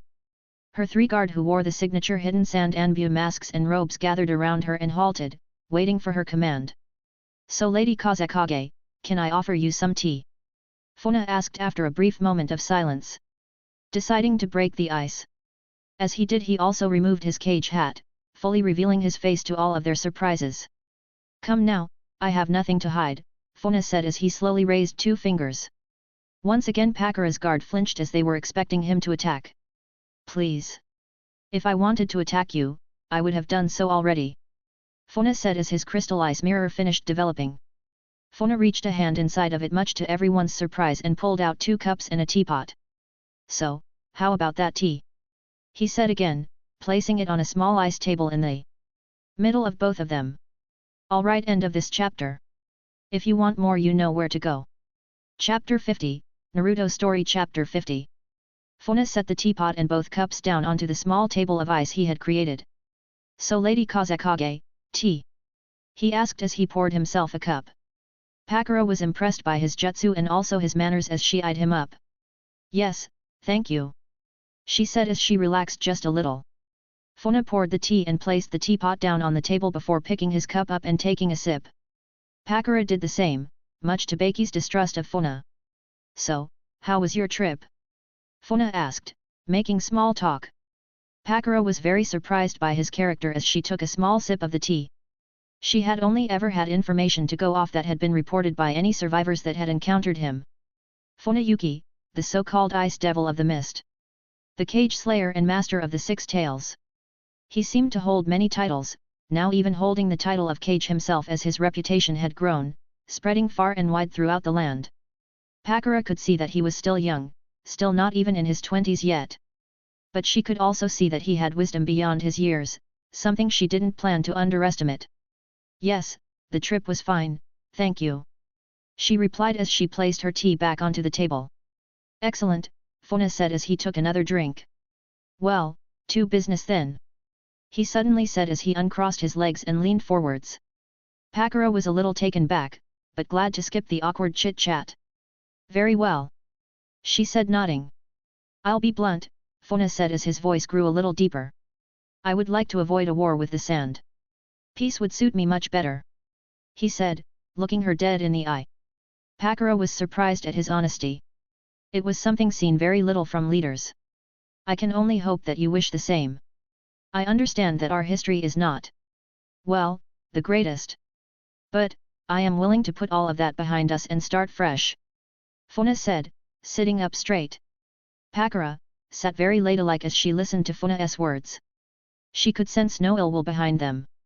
No hidden motive or plot that he was hatching, and so, decided to let him carry on. I understand that the situation involving you, former Cage, and our land's princess has created ill will between our nations, Funa said, and he interlocked his fingers. I also understand the hate towards me for the outcome of that battle, Funa said as he remembered the battle he had with the 4th Kazekage. However, as I stated before, I am willing to put the past behind us, so that our future may become brighter. Not just for us, but for our people and nation. He said. Pakura had to say, she was impressed. She had only just met Funa, and already he had swallowed any pride he could have had in front of an enemy. Pakura remained silent for a moment as she looked to the floor, thinking about her response. Lord Mizu Cage. She said as he looked into his eyes. As the 5th Kazekage, I speak for my people and for my nation. I too wish for peace. I no longer wish to see the blood of my people spilt. She said with a serious expression. But, do not mistake my kindness for weakness. Or my understanding for foolishness. I accept your offer for peace, but please understand. The sand and mist cannot become friends. We may not seek vengeance now, but one day, you shall be held accountable for what you did to our former Cage. Ao was clearly outraged by her words and stepped forwards about to unload what was on his mind. Funa quickly raised his hand though, and he stopped in his tracks. It's okay Ao, please step back, Funa said. Ao held his tongue and did as Funa asked, although he was not happy about it.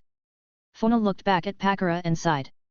I understand that your village would want revenge against me for what I did. But, I will give you a word of advice. I will do whatever it takes to survive and protect my village. No matter who my enemy is, whether it be a person or a nation. Funa said in a serious tone. However, he then said as he relaxed a little. Someone once told me. Why have enemies when you can have friends? He said with a small smile coming to his face. Pakura didn't understand the reference, but she did understand the threat he had just given. Very well. I believe we have said everything we need to say. Pakura said as she stood from her seat. Funa did the same, not wanting to seem rude. Yes, I believe we have. He said. Very well. As Kazekage, I hereby declare peace between the sand and the mist. She said with a slight nod. Funa also nodded. As Mzukage, I too declare there shall be peace between the mist and the sand. He said with a large smile. Funa then held his hand out towards Pakura as a sign of good faith. Pakura was a little surprised but took it in her own and shook it. Funa quickly pulled her in close, much to the shock of her envious guards and his own. Lady Kazekage! Baki shouted, about to dive in and attack. Pakura was also extremely surprised, and it had happened so fast she hadn't had time to react, astonished by his speed. Funa whispered something into her ear as he pulled her closer so that only she could hear him. Remember, Lady Kazekage, there are bigger threats that seek nothing but war between us all. I ask you to be wiser to their efforts, Funa whispered into her ear before he let go of her hand. Pakura was very surprised and quickly pulled back as she raised her hand for her guards to halt. I bid you a safe trip back, Lady Kazekage. And thank you for agreeing to a peaceful outcome. Funa said as he gave her a slight bow of his head. Pakura slowly nodded, still a little surprised by his advance. Yes. Well, good day, Lord Mizukage. She said, taking a few steps back from him, not taking her eyes off of his. Are you all right, Lady Kazekage? Baki asked, clearly enraged by what Funa had just done. Yes, I'm fine, Baki. She said as she finally turned her back. What was that about? He asked. It's nothing, Baki, let us take our leave. She said, still thinking about what Funa had just said to her. Funa and the others watched as the Kazekage and her guard slowly walked off into the distance before they vanished from sight. What was that about? Ao asked as he stepped next to Funa. I wouldn't worry about it if I was you, Ao, Funa said, patting him on the shoulder. Let's focus on the positive, at least we aren't going to war. He said with a grin on his face. Ao agreed, but only to an extent. He was of course pleased that they had avoided war with the hidden sand. However, displeased at the fact that Funa had been so nice about it. Are we really going to let them go? Mangetsu said. I also agree, Lord Mizukage, Ganri spoke out, agreeing with Mangetsu. Now is the perfect chance to strike and deal a critical blow, Ganri said. Funa sighed and rubbed the back of his head. I don't plan on starting a war with the sand at this time or any, if I can help it, Funa said. How dare you both speak out against Lord Mizukage, Ao said to both of them, not happy. It's all right, Ao. I understand your motives and am glad you feel like you can share them with me. But please, I ask that you trust my decisions in this matter. Funa said as he turned to face them. Both Mangetsu and Ganri bowed their heads a little as Funa's gaze set on them. Very well. Please forgive me, Lord Mizukage. Ganri said after a moment. Whatever, you're the Mizukage, not me, Mangetsu said as he stretched his arms over his head. Ao suddenly burst forward, slamming a palm strike into Mangetsu's chest in anger. Learn some respect, boy. He shouted as he did. His attack had done little as his hand had passed right through Mangetsu's body as it burst into water. So it's like that, is it? Mangetsu said as he reached for the hilt of his blade. That is enough, Funa said as his chakra flared to life. Ao pulled his hand free and Mangetsu just smiled as he turned his back. Lucky for you. He said under his breath. Suddenly his body froze on the spot as a current of electricity ran through his body. What they? Mangetsu said as he slowly turned to see that it was Funa who had done it. Listen to me very carefully, Mangetsu, Funa said as he walked closer to him. If you ever question me, disobey an order, or threaten one of my men again, I will kill you. He said as he placed his hand on Mangetsu's shoulder. Mangetsu suddenly realized the difference in power between them and for the first time in his life felt fear. He knew now that he stood no chance against him and that Funa only allowed him to live because he allowed it. Is that clear, Mangetsu? Funa asked.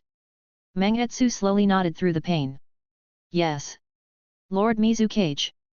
He said, calling him Lord Mizukage for the first time. Funa didn't like to do it, but sometimes in the hidden mist, a show of power was the only way to get anything done. Good, Funa said as he turned around.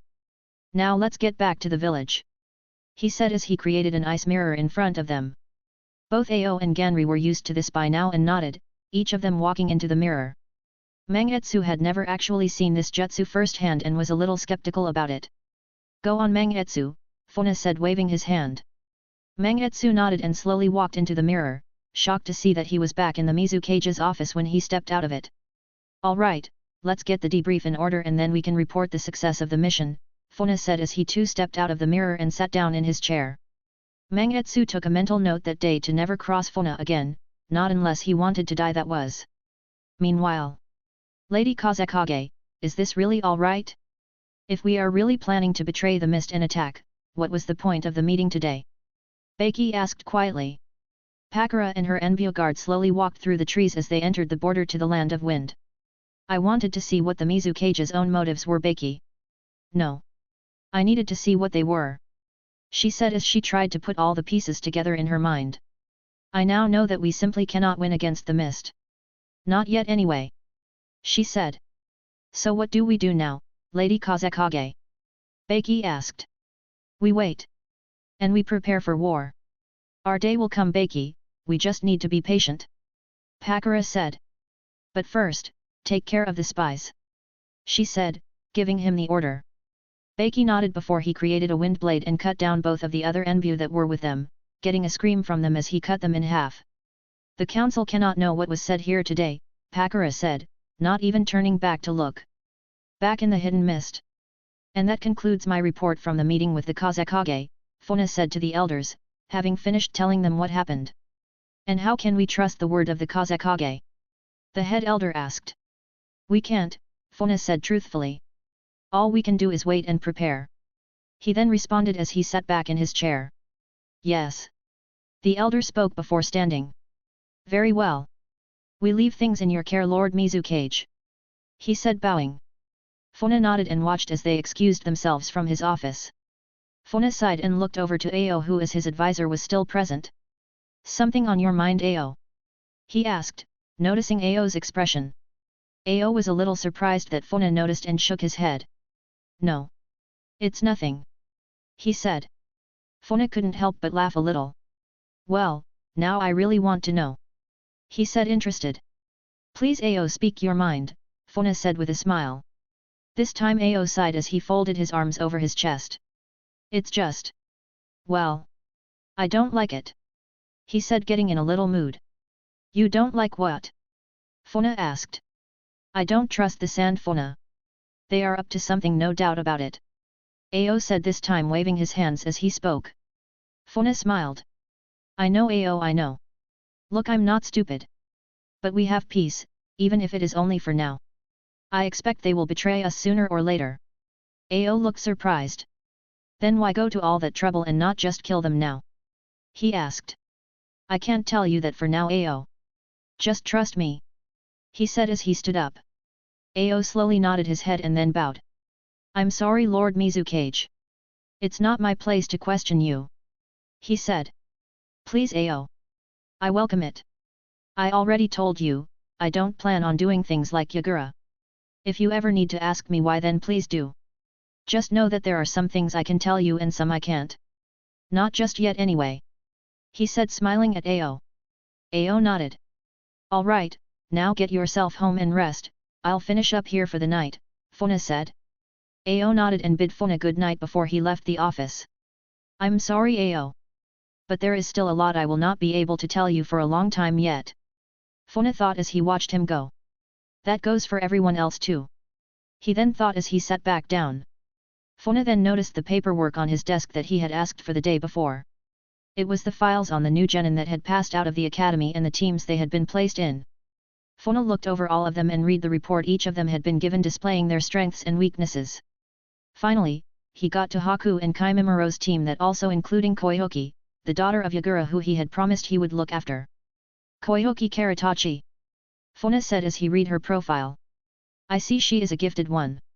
10 years old, she clearly takes after her father, he thought as he carried on reading the report.